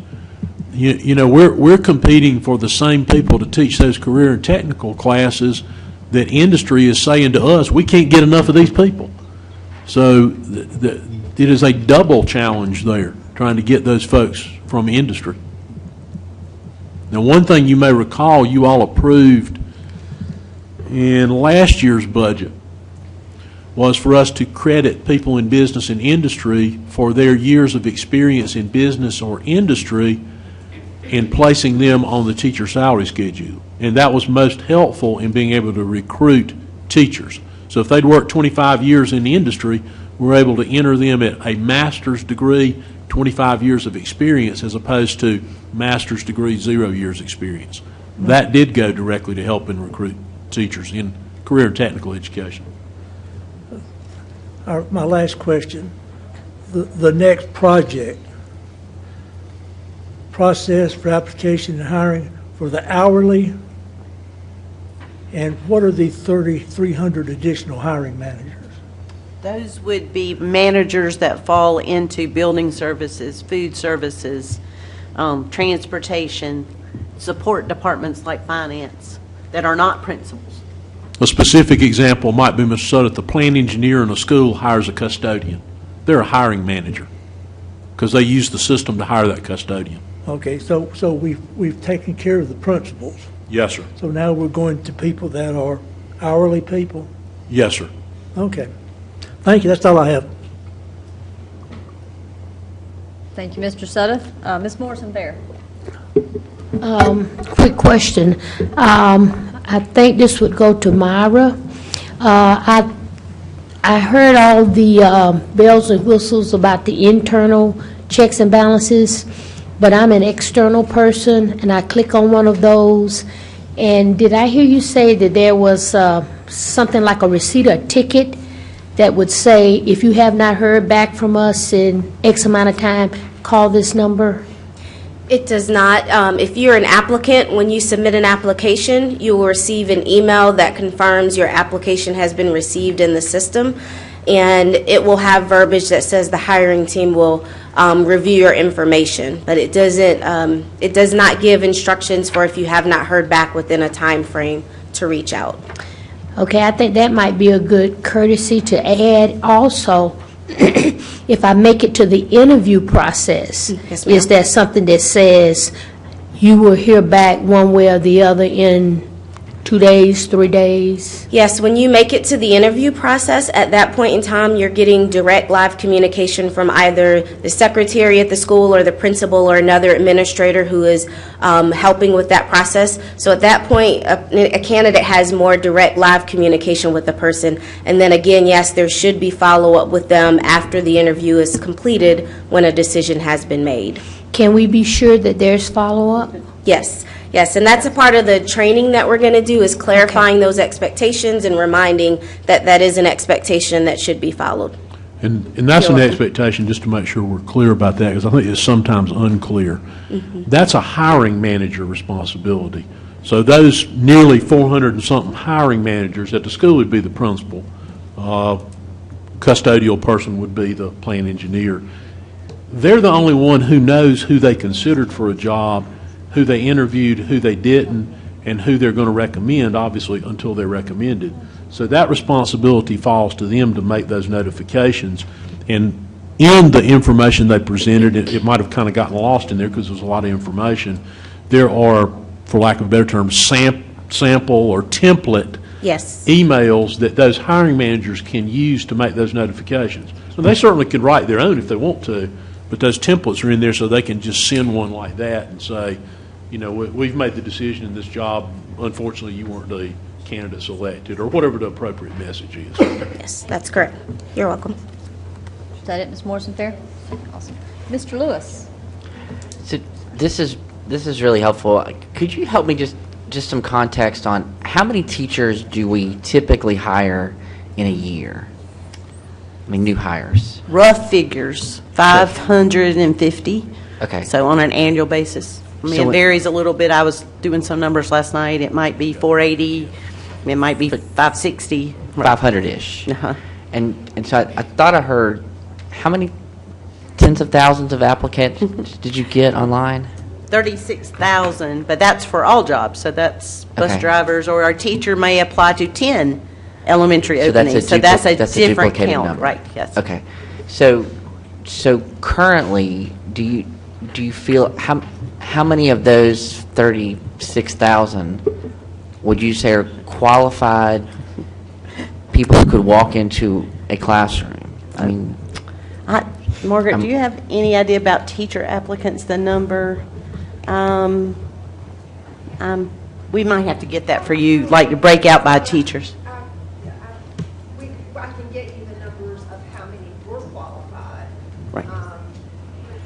So some, for example, may apply and never get their South Carolina teaching credentials. They might have, we might be recruiting in another state and they don't follow up. Some we will disqualify on HRs if they're not eligible for rehire. They've worked here and not had a good experience. Some might not provide the references we require. So we can look at that and see if we can get you some data on just the teacher piece. okay. The other question I have is, when the report cards came out, one of the data points that they provided that I had not ever really looked at was it includes the median teacher salary for each of the schools. And so now people, whether the data is correct or not, are able to look at it and say, well, this elementary school is paying their teachers $3,000 more than this elementary school.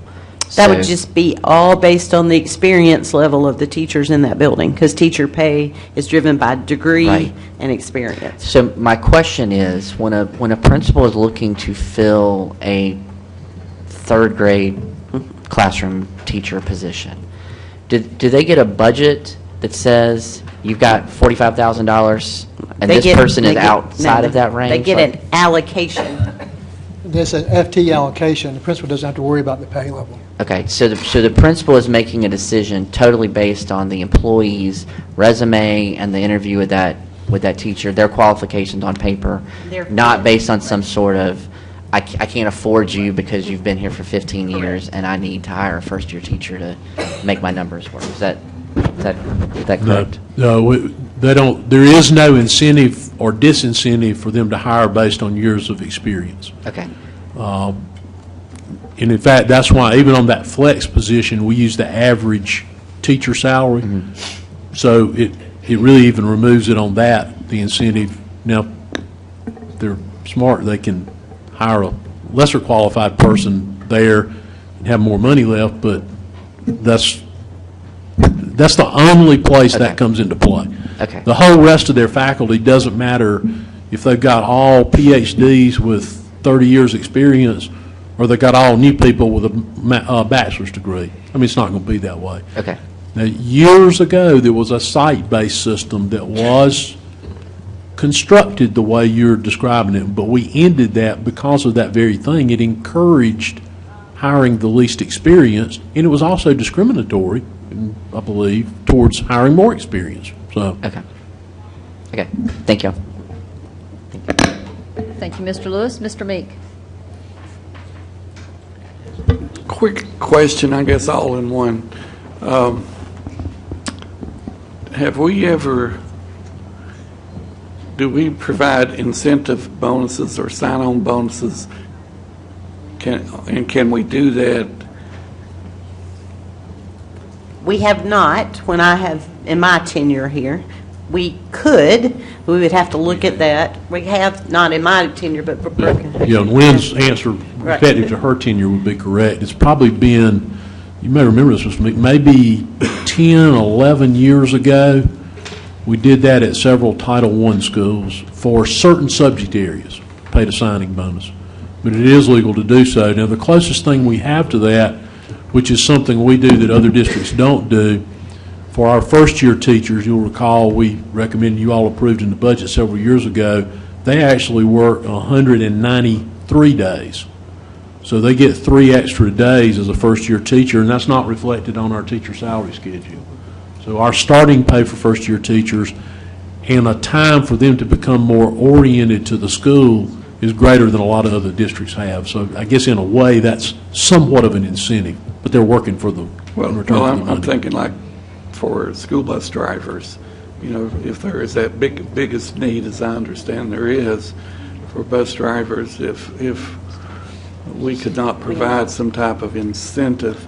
And also to echo what Mr. Sailors was saying, I've had several calls about the time it takes for a new employee, an hourly employee, to get their first pay, that it puts a tremendous burden on them to wait a month or 3 weeks or whatever it may be before they can ever start getting it. We do have a safety attendance bonus for bus drivers. But that's for ones that have already been employed for a year. And we did a project on time to hire for bus drivers because of how long it takes to do the CDL, and we've done some creative things like have a district vehicle that'll take you to the highway department and help you that while you're there, do the application for the CDL and take you back to a class.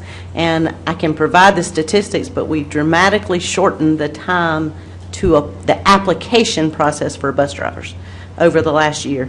So that's still, though you still have to go to the training, you still have to get the CDL, but we have made progress on that application time. Okay, and the other complaint, of course, I hear is, you know, the time, like during the holiday, when they're off or when we have a snow day or whatever, they do not receive any pay for that because they're not working.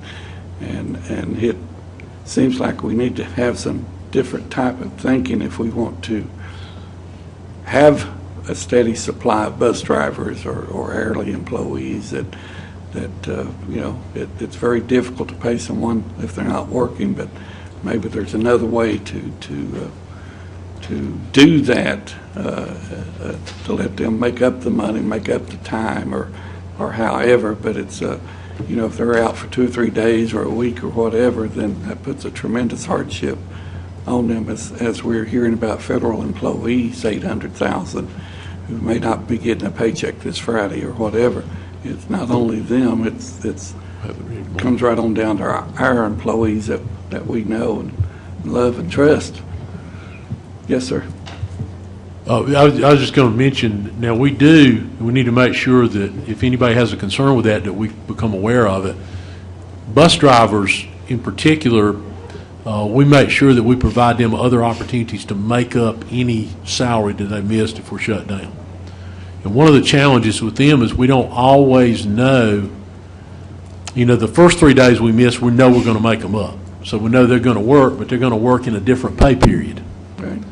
So they're going to eventually get that pay. They're just not going to get it right at that time.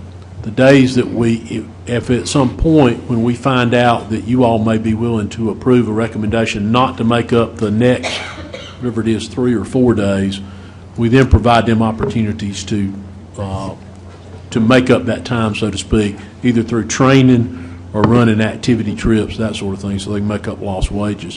What we've done with the custodial work group, because that's the other real large one that's affected, is we try to make sure they always have time in the bank that we owe them some overtime, so to speak, so they can draw that down so that their hourly pay is never affected. We've been doing that for several years now. A little more difficult with the Food and Nutrition Services group, but we've worked with them on training opportunities. I was just thinking, is that legal to do? But I'm assuming it is. Yes, sir. I thought if they worked over 40 hours a week, they would get overtime, and you had to pay them. They couldn't accumulate time, but you can allow it to be in the form of compensatory time. So what we're really doing is the compensatory time up front. In other words, they're holding that for a period of time. Then by the end of the year, they got to either use it or we'd have to compensate them for it. But it's no problem to have it used up because there's opportunities they miss. And so we started doing that several years ago, and that's worked pretty well for particularly the 700 some odd custodial employees. okay. Just to chime in real quick, if I may, under Fair Labor Standards Act, for public entities, school districts, there's a comp time exception that can be done under that. So you're saying it is legal? It is legal. I will confirm it is legal. Thank you. That's what I assumed also, that it must be legal if we're doing it. And the other thing, to mention what Lynn said earlier about taking salaries through the summer for those hourly employees, I know that we looked at that a couple of years ago or whatever, and I don't remember how I know this, but some of them did not want to do that, but others did because, and I heard that, I think Mr. James told us at some meeting that employees who wanted to work during the summer were allowed to do that and get as much time as they wanted, so I'm assuming that's still correct. Yes, sir. They've got opportunities, particularly referencing transportation employees, to work either through maintenance as summer help or to do work through transportation in the summer. And we also had a number of food service workers this past summer because we needed custodial help, that they worked some during the summer and a second job as a custodian. And the food service feeding program for lunch, we hire a number of food service employees to do that program. It might be a help for us to kind of recapture some of that, because I think some of those things we've told you all about before, but we tell you about this section when the question arose and this when the question arose and this. Maybe we'll put that together and send it to you, because I suspect we're about to enter that period of time, particularly if you believe some of the local weather people. It might snow Saturday or Sunday. Hopefully it's over with by Sunday afternoon. About to enter that period of time where we may miss some days, so you'll have that information. Well, I just know they're probably our least paid employees and probably need the money as much as we do, or some of us that make some money. I don't make any money anymore, but anyway, thank you very much. Yes, sir. Thank you, Mr. Meek. Anyone else? I have one, just kind of a big picture question with regard to this approach and this process. So you worked with principals and got input from them on streamlining the hiring process. Did you similarly get feedback or input from teachers or other employees about how they see the hiring process and being able to improve it, or were you just specifically focused only on? Well, all our new hired teachers participate in a survey we do for new hired teachers. So we have input from them annually on what worked well, how they found out about our openings? Was it through Shining Stars? Was it through a district event? And one of those questions is the access and ease of the online application system. So some of those things about not knowing after an interview where a principal has not closed out those people, those are things we have shared with principals, and as part of this project, we're hoping to, in this retraining, make sure the expectation is there that you close out those people you met with and interviewed in a timely manner, because those were some complaints that people would have as a teacher applicant.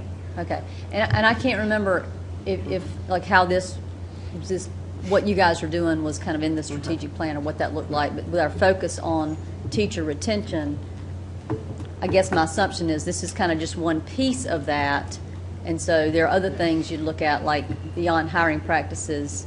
For instance, the fact that teachers, if they come into the district the first year, they have to stay, as I understand it, when you come into Greenville County School District, you have to stay in the school you come into for 3 years. Right. And I think when you have a teacher that comes in that doesn't know Greenville County schools, and they come into a school and they take a position, and then they're not happy, what I hear them doing is they jump to, they still don't stay 3 years. They jump to Anderson or Pickens.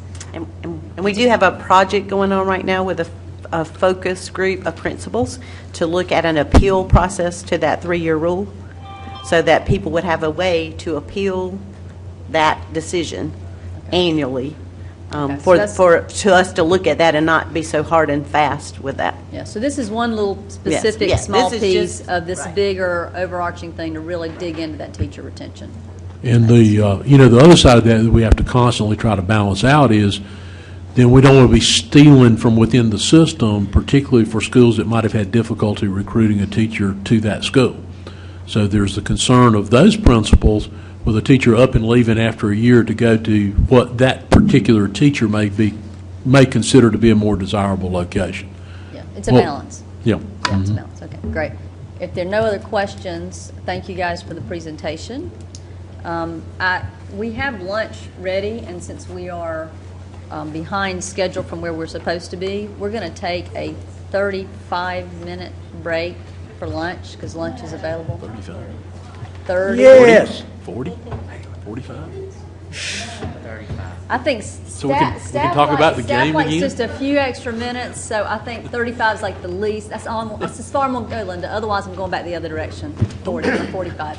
So we'll take a 35-minute break, and then we'll reconvene with the Advocacy Committee report on the school safety policy changes. So we want you to have full stomach for that, because it's Joy and Derek presenting. Okay. All right, we're good. All right, so picking back up where we were in our agenda, we've got item 3.02, the Advocacy Committee report on school safety policy changes. Mr. Lewis, as the Advocacy Committee Chair, would you like to introduce this topic for us? Thank you, Madam Chairman. The Advocacy Committee met in the early fall and formed the School Safety Work Group specifically to look at issues related to policy, recommended policy changes at the state and federal level around improving school safety. And Ms. Grayson graciously agreed to be the chair of that work group. And today, what we hope to do is to provide you with the recommendations that have been approved out of the Advocacy Committee. This item is not being presented as an action item. It's just being presented for information only. So hopefully it'll give everybody a chance to ask some questions. And then it is our intent to bring this forward to the board as an action item at the January board meeting. So before she starts, I thank Ms. Grayson for all of her work on this, particularly in light of several other conflicts with her calendar. And she did a great job. So thank you, Mr. Joy Lewis. Grayson, ladies and gentlemen. Well, back at you, Derek. This is definitely a team effort. And so the good news is there's only 8 slides because there's only 7 recommendations, and one of them is in the title. The second slide lays out all 7. You guys got the memo yesterday, and I believe the PowerPoint was on board docs too. So hopefully we can just use this as a means of discussion.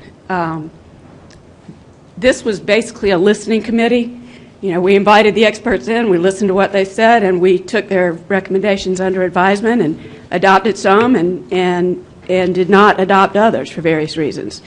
The first one had to do with school resource officers, which is a hot button statewide right now. And kind of in conjunction with that, but listed as a separate recommendation, is to ask the legislature to raise the $10,000 cap. When a retired police officer comes to work in one of our schools, state law says there's a cap of $10,000, which really puts a dent in finding anybody that wants to come work in our schools from the retirement community. Last year, by budget proviso, they did a one-year waiver of that cap, so that because this is really a statewide effort. I mean, the governor has said he wants to put an SRO in every school, and there are a couple of issues with that. One of which is they've got to make that waiver permanent if they're going to keep and increase school safety officers. The third, we probably could have spent 6 months on alone, but in essence, we are recommending that the General Assembly provide more money to the South Carolina Department of Mental Health to increase access to school-based counselors and increase starting salaries for school-based counselors. One thing that surprised me was that they make substantially less working for the Department of Mental Health than they would if they worked for Greenville County Schools, as well as if they were in private practice. So there's some significant hurdles in both of these areas with getting a workforce pool and retaining a workforce pool. The second two have to do with facilities and are centered around, we heard from law enforcement that there's lots of regulations out there, including in our own board policies, about fire codes. And for a long time, last 50 years or so, that was the primary threat to school safety. It's not that way anymore. And yet, regulations at the state level, at the federal level, at our level, at the board level, district level, need to be updated to include, unfortunately, a wide range of potential threats that are not in current policies. And sometimes what would be best in an active shooter situation is inconsistent with the fire code. And then the last one is kind of tangential but still important because it has to do with student behavior. In May, the legislature passed a new disturbing schools law. Under the old law, students could be charged under a variety of circumstances, and there was, after the Spring Valley incident, there was a good bit of outcry about whether that law was being accurately and appropriately applied. So the legislature amended it to apply only to non-students on school grounds or students who've been expelled or suspended. But in conjunction with that, Section 2 of that statute says that schools have a broad range of authority to enforce threats or potential threats using any form of communication whatsoever. So it's kind of we decided to take a wait-and-see approach. We're not sure whether removing students from being charged with that law is going to force them into a higher category of criminality or if it's actually going to reduce arrest, which looks like there is some evidence that it may reduce arrest, but we just want to monitor that over the next year and look at student behavior, look at who's charged under the new law, and what they have been charged with without having the disturbing schools law apply to them. Okay, did y'all read them? Yeah, you didn't go past your first. Yeah, you didn't go past your first slide, did you? I can't talk and do slides at the same time. All right, so the governor made a campaign promise to put SROs in every school. The State Department of Ed had said the first year will cost $60 million, and there's no fiscal impact study that's been done as to what it would cost after that. And even if we had that kind of money designated for SROs, we've got an inadequate work pool because there just aren't that many on-duty patrol officers who want to work in schools, particularly with that cap on their salaries. So what we decided to recommend was to ask the legislature to direct appropriations to the State Department of Ed for school districts to request grants, essentially, to hire properly trained commissioned security personnel and expand the pool to include retired law enforcement and retired active duty military. And we already have roving patrols in Greenville, but I don't know that that's statewide. So basically broaden the pool of potential people that would take this job so that we can get them in the schools. No, I'm going to go through them while I got a train of thought. So Joy, I was going to ask if we wanted to stop and see if there were any questions. Did I just hear Dr. O'Connor ask that same thing? You'd like to run through all I seven? would. I mean, there's only 6 slides, and I've already, I mean, okay. I'll put the slide. I'll go back to the slides for questions. Mm-hmm. Okay. This one's self-explanatory. School counselors. So we looked at some studies that we had people from the Department of Mental Health come talk to us, and we looked at some studies that show that kids that get counseling on site are 50% more likely to actually go to the services that they've been referred to than if they went to a mental health clinic, and also about 80% retention, continuing services for 12 months if the mental health services are incorporated into the academic learning environment on site. An interesting statistic of that is that 86% of the cost of putting mental health counselors in school will be covered by direct pay, it's covered by either private pay or Medicaid. So the federal government takes a big chunk of that, but we still need about 14% from the state, from the General Assembly, to cover non-billable hours and get them in the door. I mean, if you're only getting compensated for the hour that you're spending with a child, we all know that counselors do a whole lot more than that.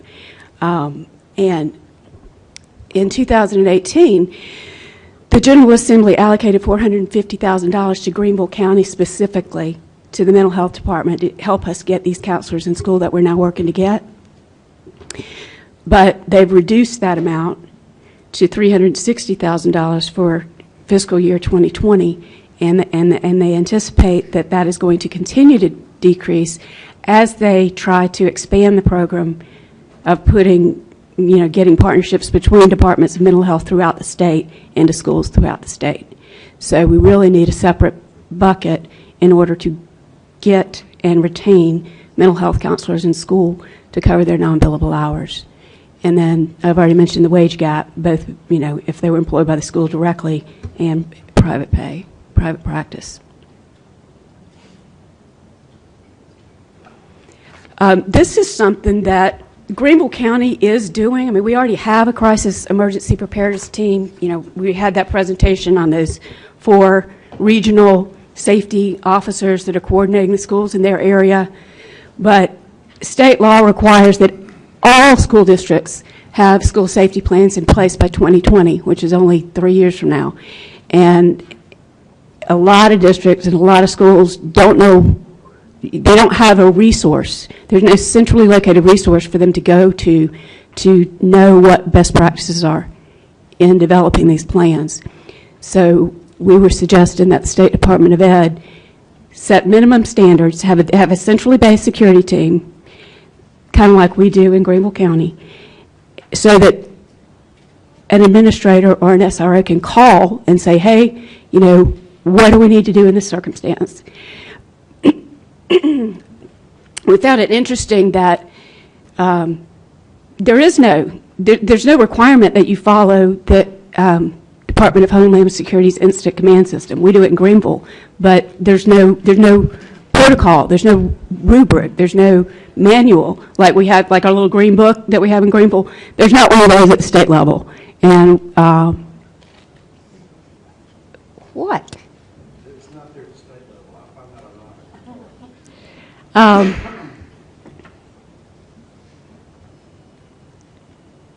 You messed me up. All right, so Yeah. So anyway, we need these teams. And we thought it was important to promote a balanced approach between, on the one hand, we got to worry about the physical safety of the kids, but we also need to worry about their psychological safety. And that's why we basically took security and mental health hand in hand, because, they both work for preventive, they both can work as preventive measures. And then, even if we had a plan, you got to get school employees trained on this stuff. Teachers, as we saw out in the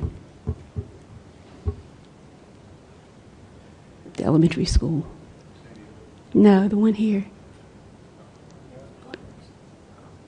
You got to get teachers trained on emergency procedures. You can't tie. Anyway, you got to get your employees trained. In Greenville, we have designated people that are emergency responders. They know CPR. They will be contacted on their cell phone in the event of an emergency. We need to get that kind of thing rolled out, or suggest that it get rolled out statewide.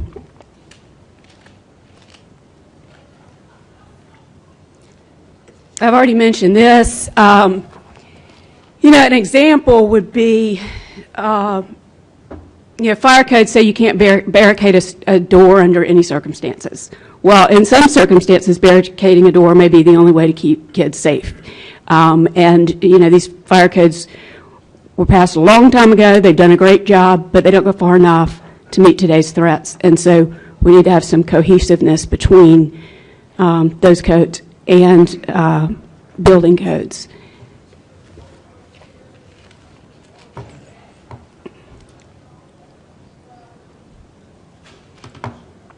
The Office of School Facilities, which reports to the Department of Ed, regularly provides guidelines for best safety practices, but again, they don't address all potential threats. They're very good with fire code, but not with other things that need to be taken into consideration. And frankly, we were very surprised to find out from law enforcement that they're not consulted during the design review phase of the building of a school. Because that's something that seems logical to me. Building schools today, they don't need to be built the same way they were 50 years ago. But that's kind of an advisory thing that we would ask of the Department of Ed to ask of the Office of School Facilities. All right, now I've already talked about this one. So, questions?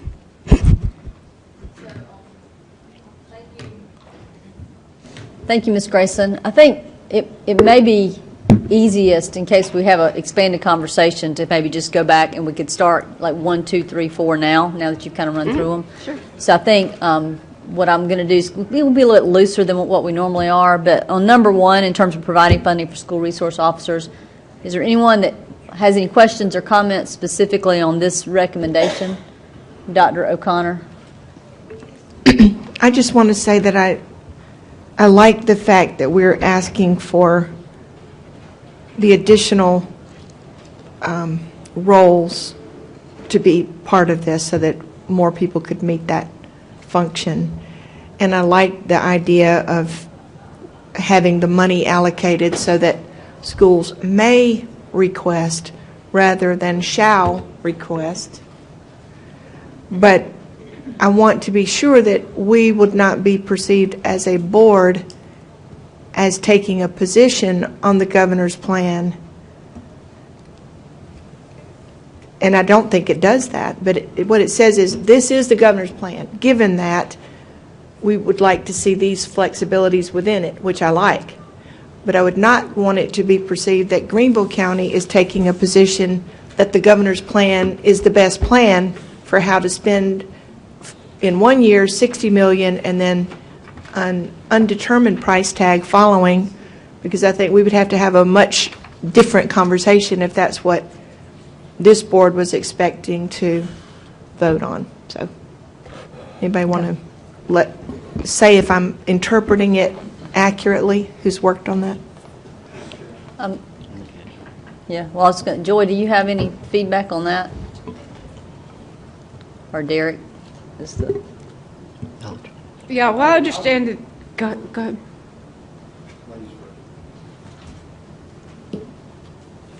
I mean, I understand the concern, because it does say we support his campaign promise. Could we just say we acknowledge? Or you could say, if the governor's proposed plan is implemented, we would ask to follow consideration. Yeah. Okay. Because that would not be my first recommendation. Yeah, that is was to not say- the intent, but I can see where it would be perceived that way. Well, and if I could, Madam Chairman. Mr. Sellers. In the discussion we've had individual conversations. Turn your mic on, please, Chuck. We've had individual conversations with members of the legislature just in other instances, other venues, and this has came up.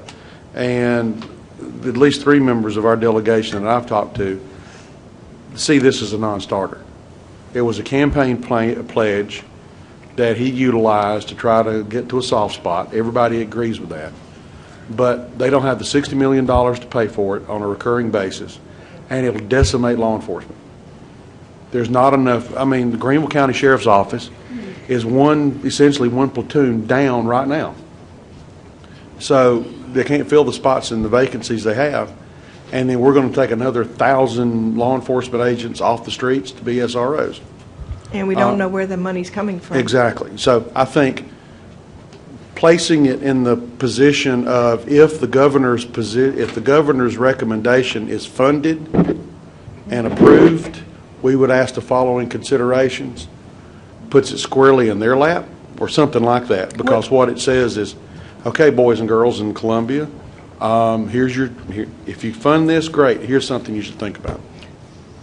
May I respond Dr. to that? O'Connor, yes. Maybe if it says to the extent that the governor's plan is funded. I don't care to wordsmith it. I mean, whatever the Well, committee. I'm just saying, wouldn't we want to stand by this position even if it was only partially I funded? will defer to the wisdom of the committee to come back to the board meeting with the wording that would, I think, capture what you're talking about. So just for some clarity, one of the things that we talked about when we decided to put this on the committee of the whole, and the reason we are bringing it for information and not for a vote, is so that the committee that's worked on it can hear the conversation and then have a follow-up meeting before the board meeting and do that wordsmithing piece to be sure that we address the concerns that the board has.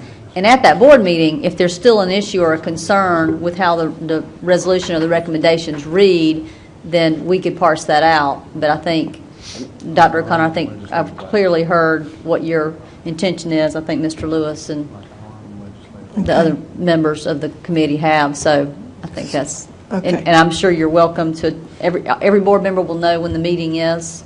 So if there's some specific wordsmithing, we certainly could do that. So thanks. Thank you for that input. Glenda, did you, Ms. Morrison-Fair? My questions have been brought to the floor. Those are the same concerns I have, especially about that $60 million price tag. Who will be responsible? Will it be a mandate that we cannot afford? And the recommendations are pretty much what Greenville County looks like it's doing now. So I guess it's just the wording. So I agree with the comments that have been put on the floor. Okay.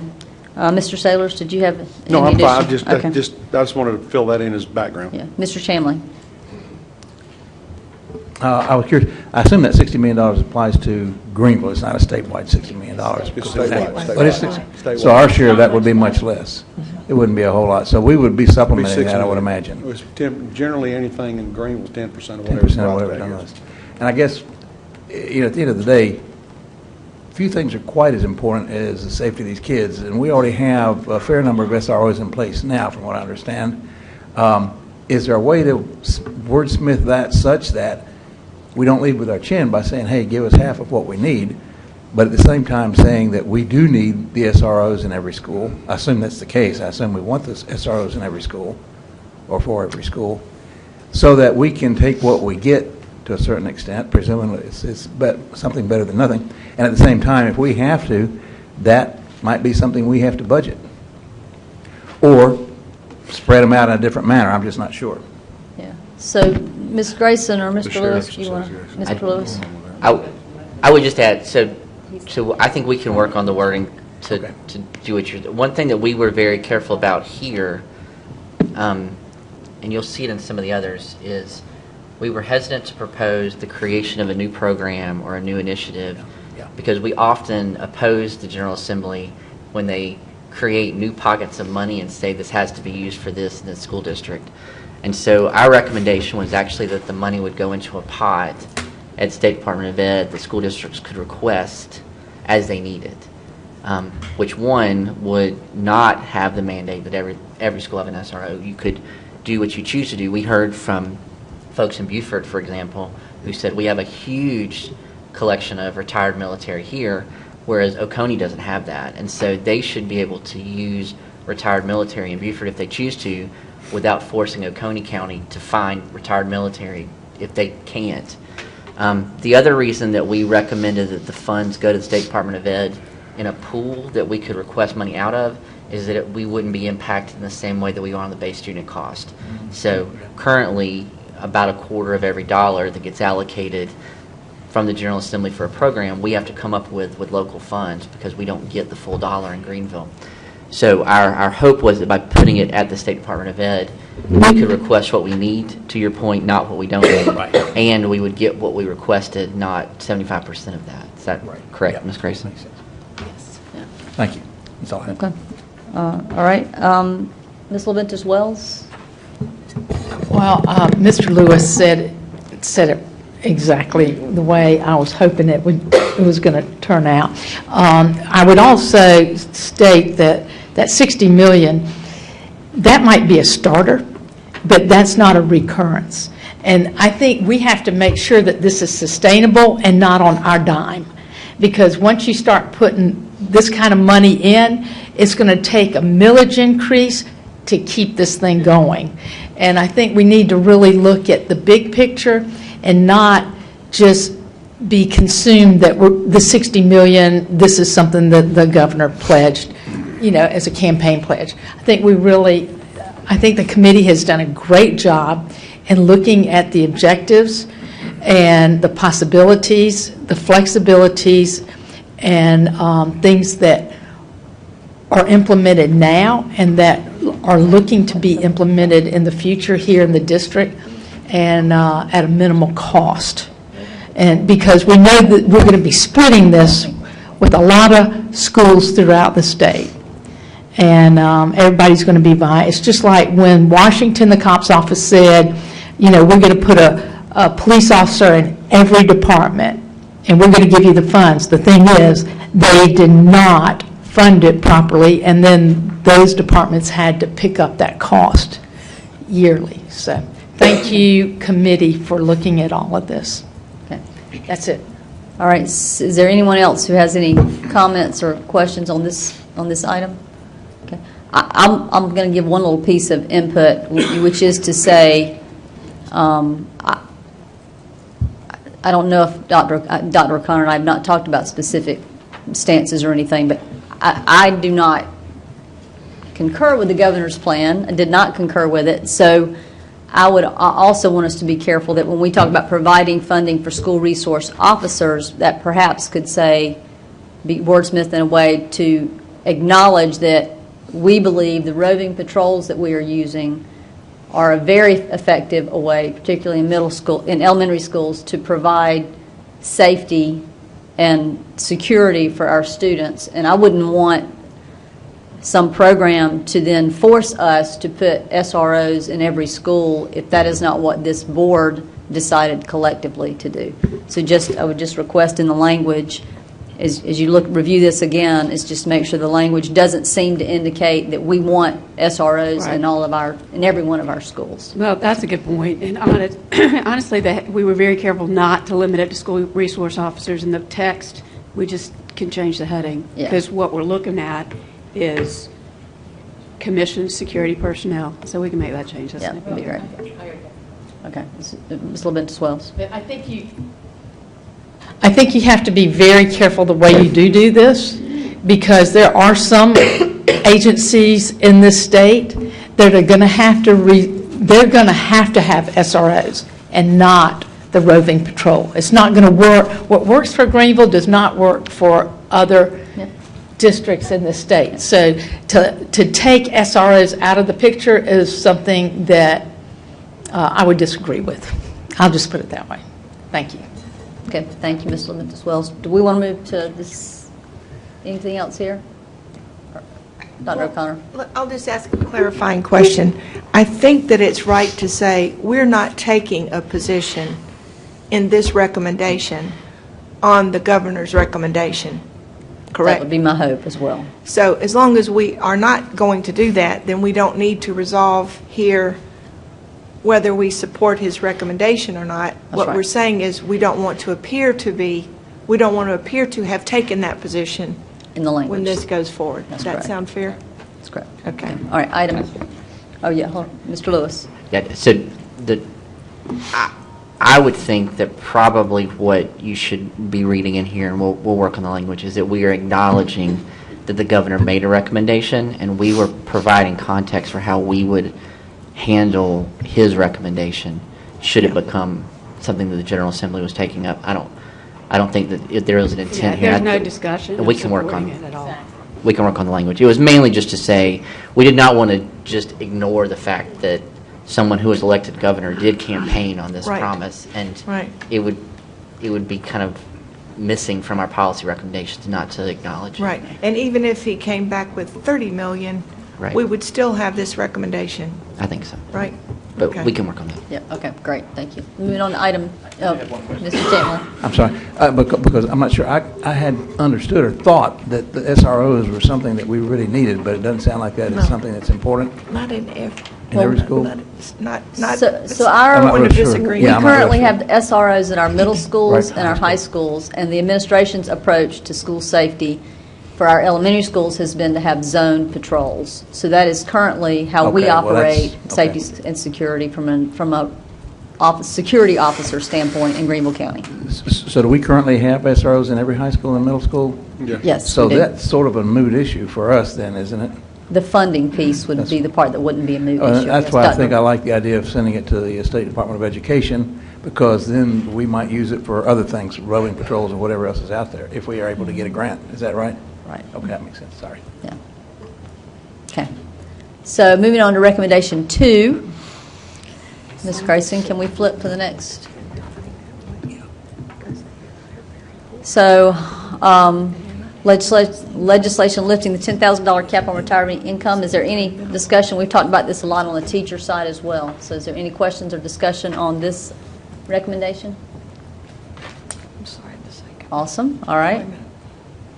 Number 3, additional funding for Department of Mental Health for school counselors. Is there any discussion or any commentary?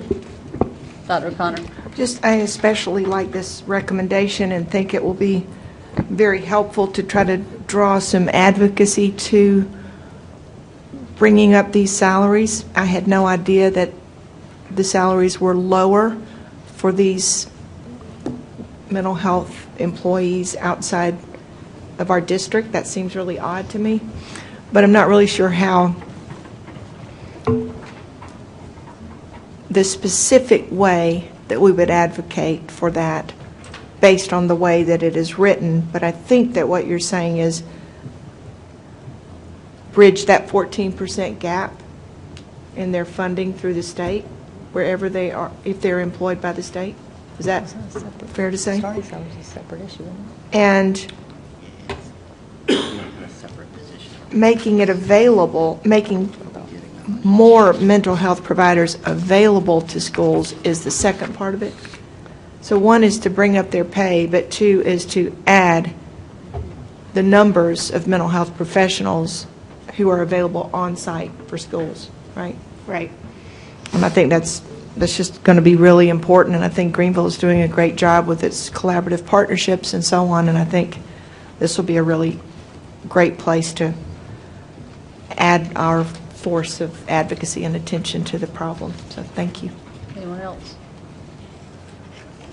I'll add, based on the success that we've seen with the with the partnership we've had with mental health services in our schools, I think this is a big one that we can hopefully share with other districts in the state about what we're doing and how effective it is. Well, and we are getting questions about how we are successfully partnering with our mental health service agencies in the area from other districts currently, trying to find out a best practice. So this is another step in that direction. It's awesome. Any other comments on this item, number 3? Okay, we'll move to number 4. Establish crisis emergency preparedness team within the South Carolina Department of Education. Any commentary or questions? Chuck? I'm sorry to find this one amusing, but it's just sad that we have, as a district, a plan that is not used, or not our plan used, but there's no plan at the state level that other districts can use as a best practice. And so I think that setting this standard and asking for it to be shared is a great thing.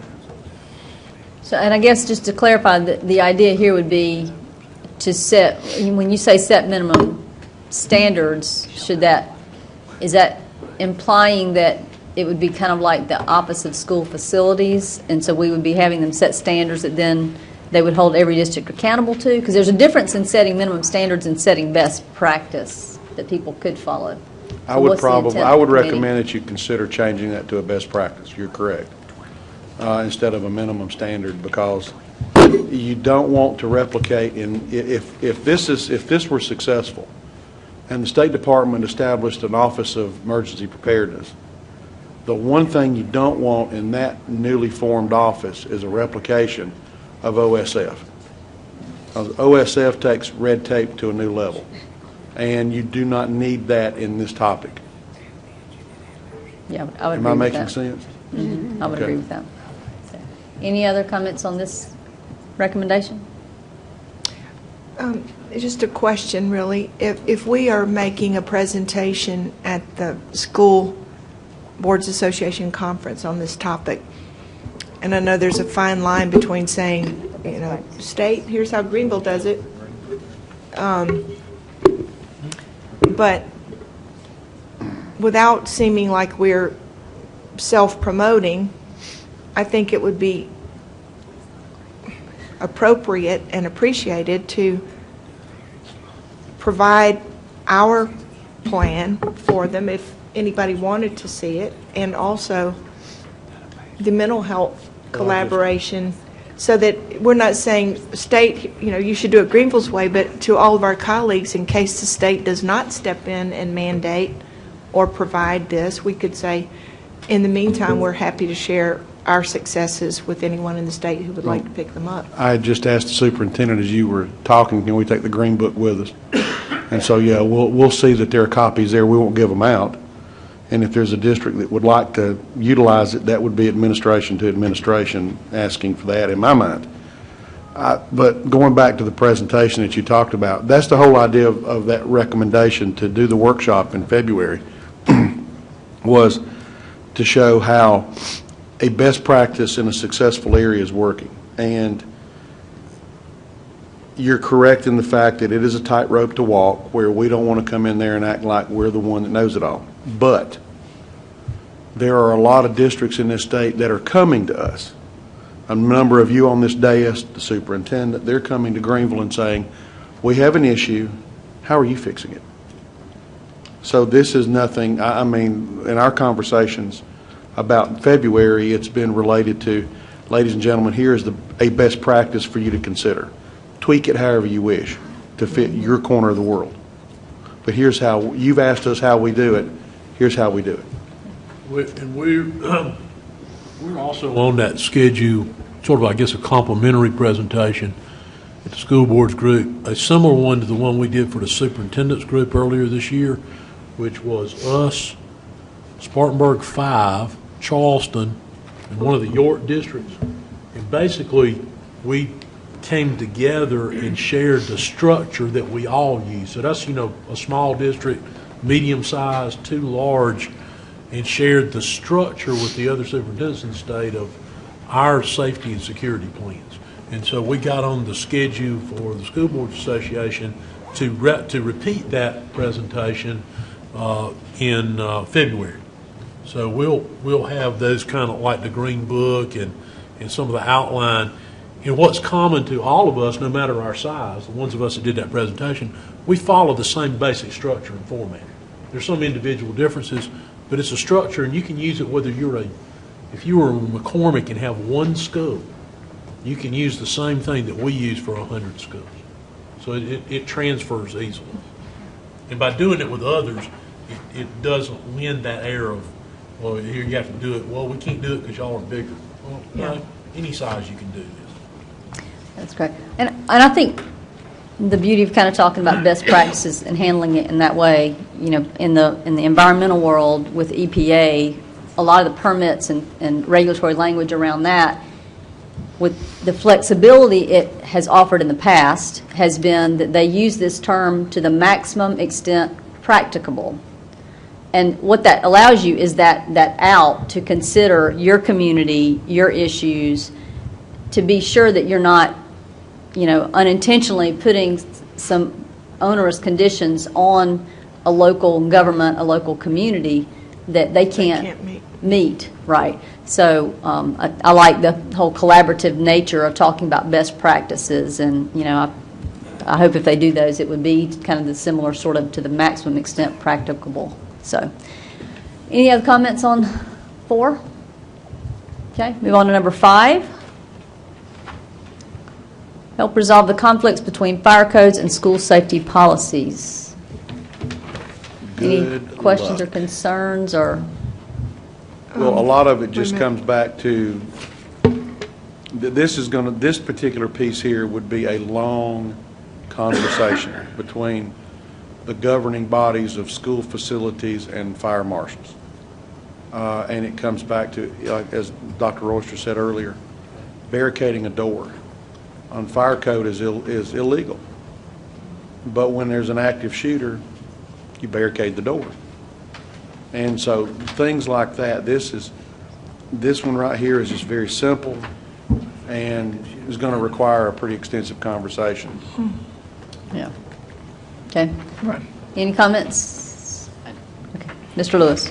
Just because we are often asked which of these are going to be the most controversial, I would say that this one is the one that is most likely going to draw the most attention from people outside of education, because what we are just describing here makes perfect sense until you explain it to people who are responsible for inspecting fire code, and it makes no sense to them. And so it is important, and it is an important position I think this board should take, and it is going to be a long, slow conversation that probably of all of them is the one that will draw the most attention.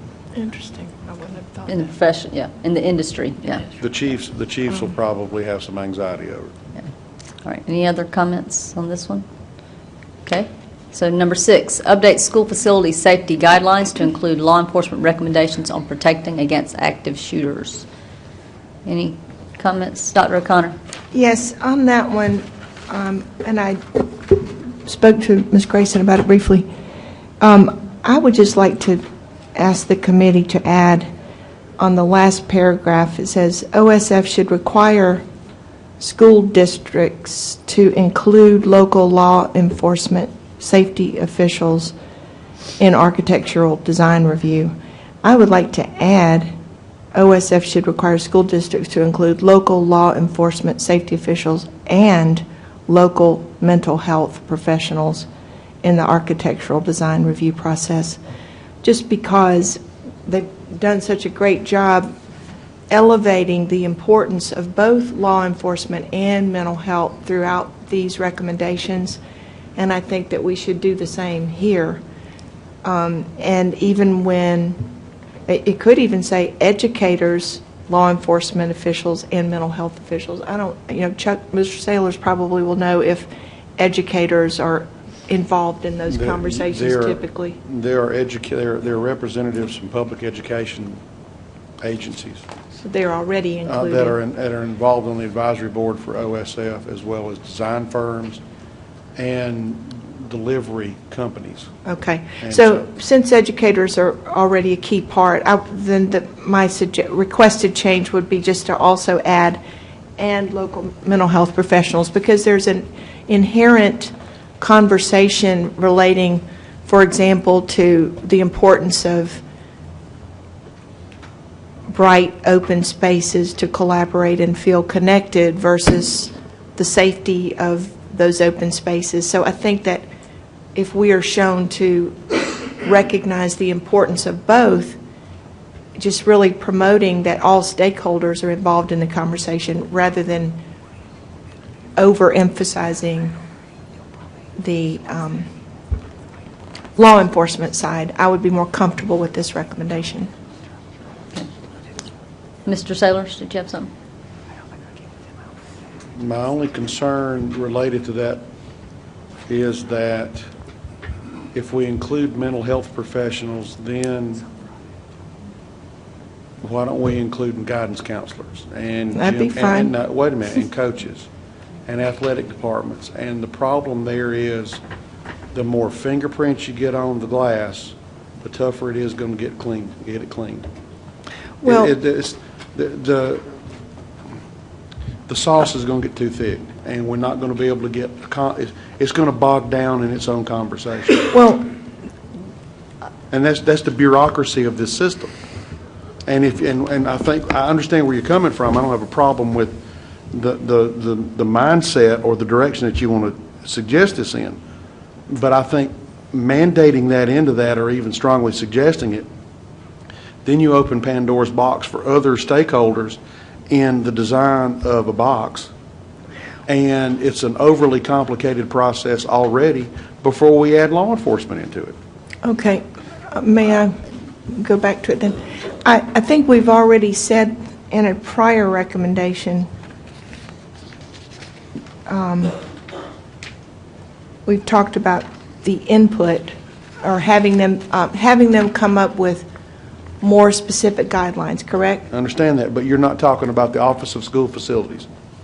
See, this in itself is a bureaucratic monster that, quite frankly, needs to be totally rebuilt. Okay, so then maybe we should just eliminate number 6, if that's...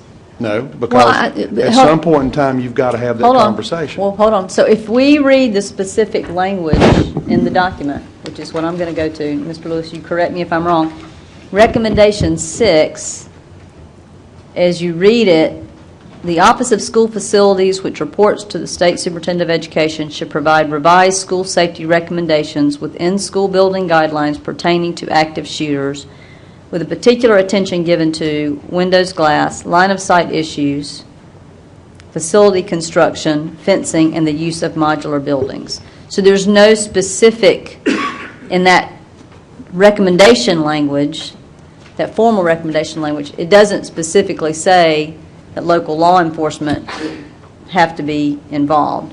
So there's a paragraph that says OSF should require school districts to include local law enforcement safety officials in the design process. But I think, you know, the meat of the recommendation, the formal language of the recommendation, doesn't specifically say that. You know, I can imagine that you got local law enforcement, and some local law enforcement officials would have no real expertise necessarily in that, right? You're going to... So we're going to extend for 15 minutes without objection. If I could, you're going to have some, and that's the one of the reasons that one of the things we've got to bear in mind is keeping it intentionally flexible, because although this is a best practice for us, if someone else wants to utilize a recommendation that we have and they don't have the resources we have, then, for example, Dillon 1, that's got 2 schools in their district, they don't have the access to potentially the same level of law enforcement oversight that we do. They may not have mental health counselors. They may not have design firms that can come there at a moment's notice, for the lack of a better phrase, to participate in this conversation. Am I making sense? Yeah. So, Dr. Royster, what's your experience with what our local, like in your plan that we've developed, or our plan for the administration's security and safety? Well, let me speak to that, but let me maybe offer a little bit of clarity to this, because this is like at least as I view it, this is kind of a multi-step recommendation. One has to do with OSF guidelines. The other has to do with ensuring that local entities consult with law enforcement during design review, which are two separate issues. At the state level, we have to follow the International Building Code. Then there is a separate, they used to call it the Red Book. I don't know what they call it now, Terry. Blue Book. Best practices, which basically were design guides specific to school construction, okay? That you should have a music room of so many square feet, those kinds of things. So OSF has a guide for school construction, which is in and of itself, in some points, a guide. In other places, is prescriptive. It must be so many, a minimum of so many square feet.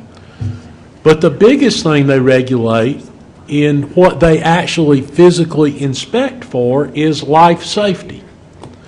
Well, there's really only three aspects to life safety: first aid, fire, and law enforcement. So this relates to the life safety function of OSF. And at this point, they have, to my knowledge, no law enforcement involvement in drafting their guidance to school districts or their regulation to school districts in the life safety arena related to active threat. So this goes to addressing that. We got all kind of program people involved in school design because everybody's got some kind of ed spec, from the smallest school district to the process that that we follow, where we try to do an instructional program and then design the school around that program. Well, that includes all kind of educators. It includes the coaches, the counselors, the science people, the English people. It includes all those people. That's a district level process. So this also goes to the district level process and requires that you consult with, and I guess you have to listen to it, you have to at least consult with local law enforcement. So you're getting law enforcement involved at the state level to help set life safety requirements related to the law enforcement function. Then you're asking that districts include them as a part of their design process, just like we already include all these subject area people, and we include our maintenance people, we include all those folks in design. So you're talking about it, I believe, in two different perspectives, the local district and then at the state level. But at the state level, it has more to do with life safety than it does with other functions. Dr. O'Connor? I believe I understand the explanation well, but I just want to say that in coming to the first meeting that the committee had, and then the second one asking committee members to tell me about it because I really wanted to be there with the mental health one, I feel like I got a really good summary. It just struck me how different the perspectives are between law enforcement and mental health regarding what you need in a facility to help students feel safe and healthy. So I just wouldn't want, as a district, if we are looking at a way to prescribe what the state should do, who they should include in their conversation, I don't see any reason that we couldn't reflect the balance that the committee in this district, the same balance you all looked at. One time you had the room full of policemen, and of course their perspective was extremely different when you had all the mental health perspective. So that's what gives me the confidence that it would be useful and helpful to OSF to hear from both of those communities as they are making their decisions and not just one.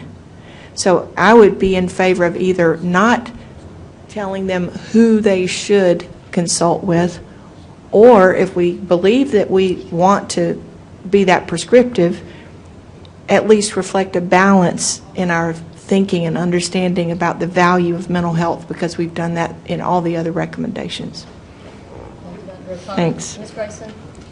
I just wanted to clarify for the board, the purpose of this committee was to listen to various professionals involved in the safety arena and incorporate suggestions that we thought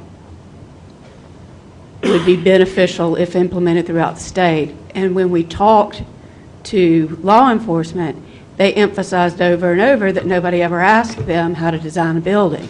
When we talked to the mental health professionals, they didn't say anything about facilities or wanting a particular building. So these recommendations are driven by what we heard from the professionals in their fields, not what we personally believe. That's all. So maybe there's some follow-up conversation that could be had in the committee meeting about that. I think generally, I think architectural design firms do a lot of research around enhancing the environment for learning, which is where they have that's why they have open spaces and natural light and those kinds of things. So I can understand why it wouldn't have really come up in the mental health professional conversation, but there may be a way to kind of finesse the language a little bit. Yeah, I appreciate that perspective, and I just wanted to add that it was through the Association of Learning Environments conversation and a panel that I think several of us were there for. I think Dr. Royster may have even been on the panel on one of those, but they had a healthy balance of safety personnel and mental health and teachers. And one of the teachers from Lexington, too, I believe, was on there, and he was talking about the fact that the culture inside the school and the way the facility would either promote students feeling connected and supported and so on. There was a lot of conversation about finding the appropriate balance. And even one of the law enforcement leaders of the state said it's important not to just emphasize the police aspect without the mental health, because then you're going to end up going back to building facilities that look and feel like prisons. So it was from that panel discussion that I'm remembering the concern that we keep a balance in the conversation. So I just don't see why we couldn't add in there, and I would respectfully ask just that the committee, when they look at it again, consider if you're going to require somebody to talk to law enforcement, and we know that that will have a very strong effect on what a building would look like, why not also say in addition to mental health, so that we don't go too far in going back to less glass, less, higher walls, more prison-like structures. That it would be my concern in doing it just as it's written now. Okay. Ms. Grayson? I agree with Dr. Ball O'Connor that we need to have balance, but I wanted to point out to the board that under policy recommendation number 4, where we're talking about school safety plans, we specifically say under subsection B that a balanced approach focused on promoting and protecting both physical and psychological safety through reasonable physical security measures, locked doors, monitored spaces, and avoiding overly restrictive measures. So we do address that under a different recommendation that, we do need windows. I mean, that there has to be a psychological balance. That's what I was trying to get at there. Yeah. So that's good. A good point too. I agree. I think there's the language of that is here in other places. So certainly, any board member again is welcome to kind of look at some language and bring some things to the committee to consider in between. Recommendation 7. Any comments or Joy? Can we move to the slide? So I hate PowerPoint. See, y'all wonder why I hate PowerPoint. Listen, I'm with you, but if you got it, you just got to stay current. Otherwise, people might be asking about 3 slides back. Mr. Chamlin. Yeah, this is the one that probably gives me the most, I don't want to say concern or problem, but curiosity, I guess, if anything, because what we're saying here is that we're taking a law that used to apply to everybody and basically making that law now only apply to non-students. And the reason is that we're afraid that students might be charged with offenses that are more serious than they ought to be charged with, and that I can understand. But I do see in this, like in the language of the bill, or the proposed legislation, going down, it's talking about people who are loud and boisterous on the school college grounds. Well, I don't know, is that a serious or a non-serious? Another one that gets more important, makes it more serious to me is a person who's threatening physical harm to a student, etc., or threatening to use deadly force, as in number 6, and some of these others. I would say if that's a student or non-student, it should require immediate action of a serious nature. So I'm just curious why we're throwing out that part. Can a student who's committing those kinds of actions be charged criminally? I mean, it nearly reads like you can't charge a student criminally anymore, and I don't know that that's necessarily a good thing, particularly if the student's got a gun and he's shooting at people. Yeah, Dr. Wester, you want to? There are other sections in criminal code under which they can be charged for those kind of behaviors. What it did do, the positive change that they made in it, I think it remains to be seen whether removing the ability to charge current students with the disturbance part, whether that's positive or not. They did close there were some loopholes in this threatening statutes prior to the change in the disturbance school statute, and we believe that's closed some of those loopholes that before you had to cross a really high threshold to be charged with threatening, and this has lowered that threshold to a more appropriate level. So that part of it we think probably is positive. Don't know about the change in the other part. But the more egregious behaviors that you talked about, there are plenty of statutes right now that allow for appropriate charges to be made for those things. Well, as long as it means that if you're doing something that's pretty serious, but maybe not life-threatening, I've been kicked out of schools for less than that.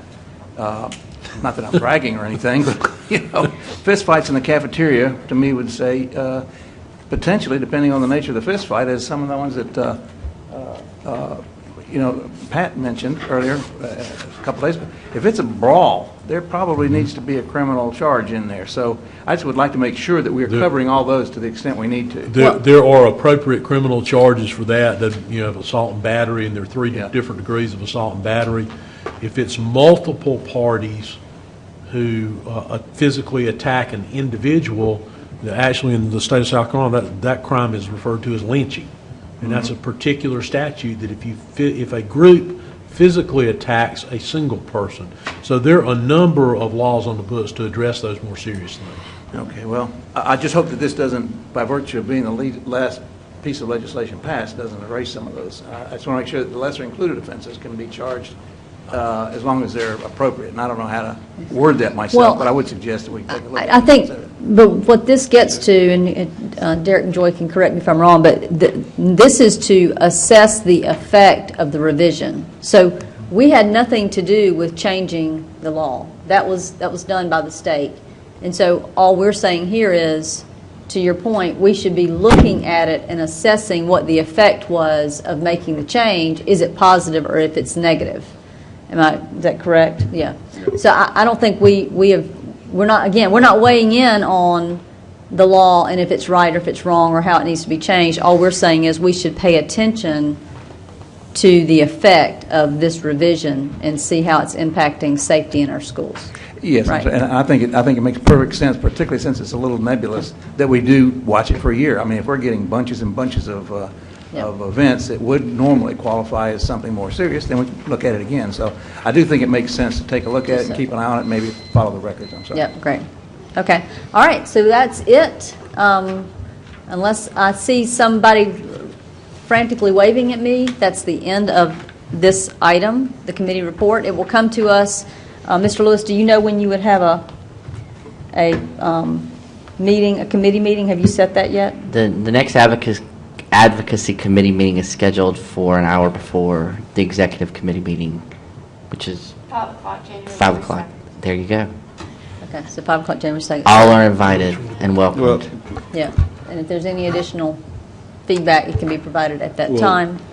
I'm sorry. So, and Mr. Sailors, this is the end of my agenda. I would like a piece of clarification then. If you're not having another advocacy meeting until just before the board meeting when this is supposed to be an action item, when are you going to have an opportunity to share with the board the results of today's conversation and the tweaking thereof?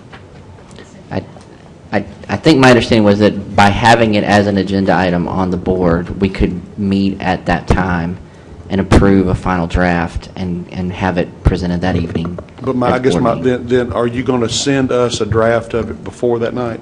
I don't think there'll be a revised draft. I think we've heard everyone's comments, and we'll try to synthesize them before the meeting. We have to get it approved at the next board meeting. So. Okay. I don't think I heard anything today that would make it difficult for us to make all of everyone's suggestions a part of the final draft. So you're going to wordsmith it and then bring it back to the next meeting? Yes. But the intentions are still basically intact? Yeah. Yeah, Okay. and I guess so I would believe that there might be, just expect in the board meeting when we review this, because we would like to pass it, we may need to be sure we all understand there might be some additional conversation, expanded time around this specific agenda action item. Okay. Right. Thank you, Mr. Sailors. Handing it back to you. Thank you, and I want to thank the committee for their work in putting all this together. Did a good job. Thank you, Ms. Grayson, Mr. Lewis, everyone else that participated. Next item of business in order is item 4.01, the Facilities Project Report. Mr. Mills. Good afternoon. I'm here to answer any questions the board may have. Does anyone have any questions of Mr. Mills related to ongoing projects? Mr. Mills, can you give... That was good one call out. Oh, sorry. Didn't see you, Michelle. Terry? Yes, What's ma'am. What's the update on Carolina High School and that structure being destroyed? We have been in consultation with the firm that installed it. They have found out that there was a cable failure. It was related to a weather event we had in early December. They had a connection that failed. The cable failed. The structure got loaded with snow, and it tore the fabric. They're going to repair the cable, and they're going to replace the fabric at their cost. Okay. Yes, ma'am. Ms. Levinus-Wells. Just a brief update on Summit Elementary. We have engaged an architect. It was the architect of record for the project, LS3P, and we are in the process of doing our initial conversations with them. We're going to be over this week or early next week with a design team reviewing the school, looking at some options. We had a study done a couple, 3 years ago at it. We've kind of used that as a basis for a conversation, but we're looking at getting started on trying to develop a schematic for the school. Okay. Thank you. Yes, ma'am. Anyone else? Hearing none, we'll move now to item 4.02, the naming of Malden High School Auditorium. There is a recommended motion. Is there a maker? Dr. O'Connor, would you like to make the motion? Mrs. Wells? Somebody that represents Malden. Here we go. Dr. O'Connor? I move to approve naming the Malden High School Auditorium in honor of Ms. Pam Mayfield. I have a motion properly made. Is there a second? Second. Any discussion? And this comes as an official request from the school administration and the school community. I would just say, and if there's an opportunity later on, if it passes, but Ms. Mayfield is just kind of an institution there, loved, honored, and the author of so many successful performances over many, many years, and I believe that this is a well-deserved recommendation, and I'm honored to be the maker of the motion and would encourage the board to support it. Any other discussion? Well, I'm just curious, what are they going to, they keep saying naming it in honor of, but are they going to call it the Mayfield Auditorium or the Pam Mayfield Auditorium? Or I don't know, but we'll get clarity from them on that before you vote on it, assuming it passes out today, before you vote on it at the end of the month. Okay. Good question. I think you have to sing the name. Okay. All those in favor of the motion as stated, please say aye. Or perhaps not. All opposed? Motion carries. Chair will entertain a motion that we adjourn. Motion to adjourn. Have a motion to adjourn. Any discussion? Hearing none, all those in favor of the motion as stated, please say aye. Aye. All opposed? And our Committee of the Whole meeting for January is now adjourned. Thank you.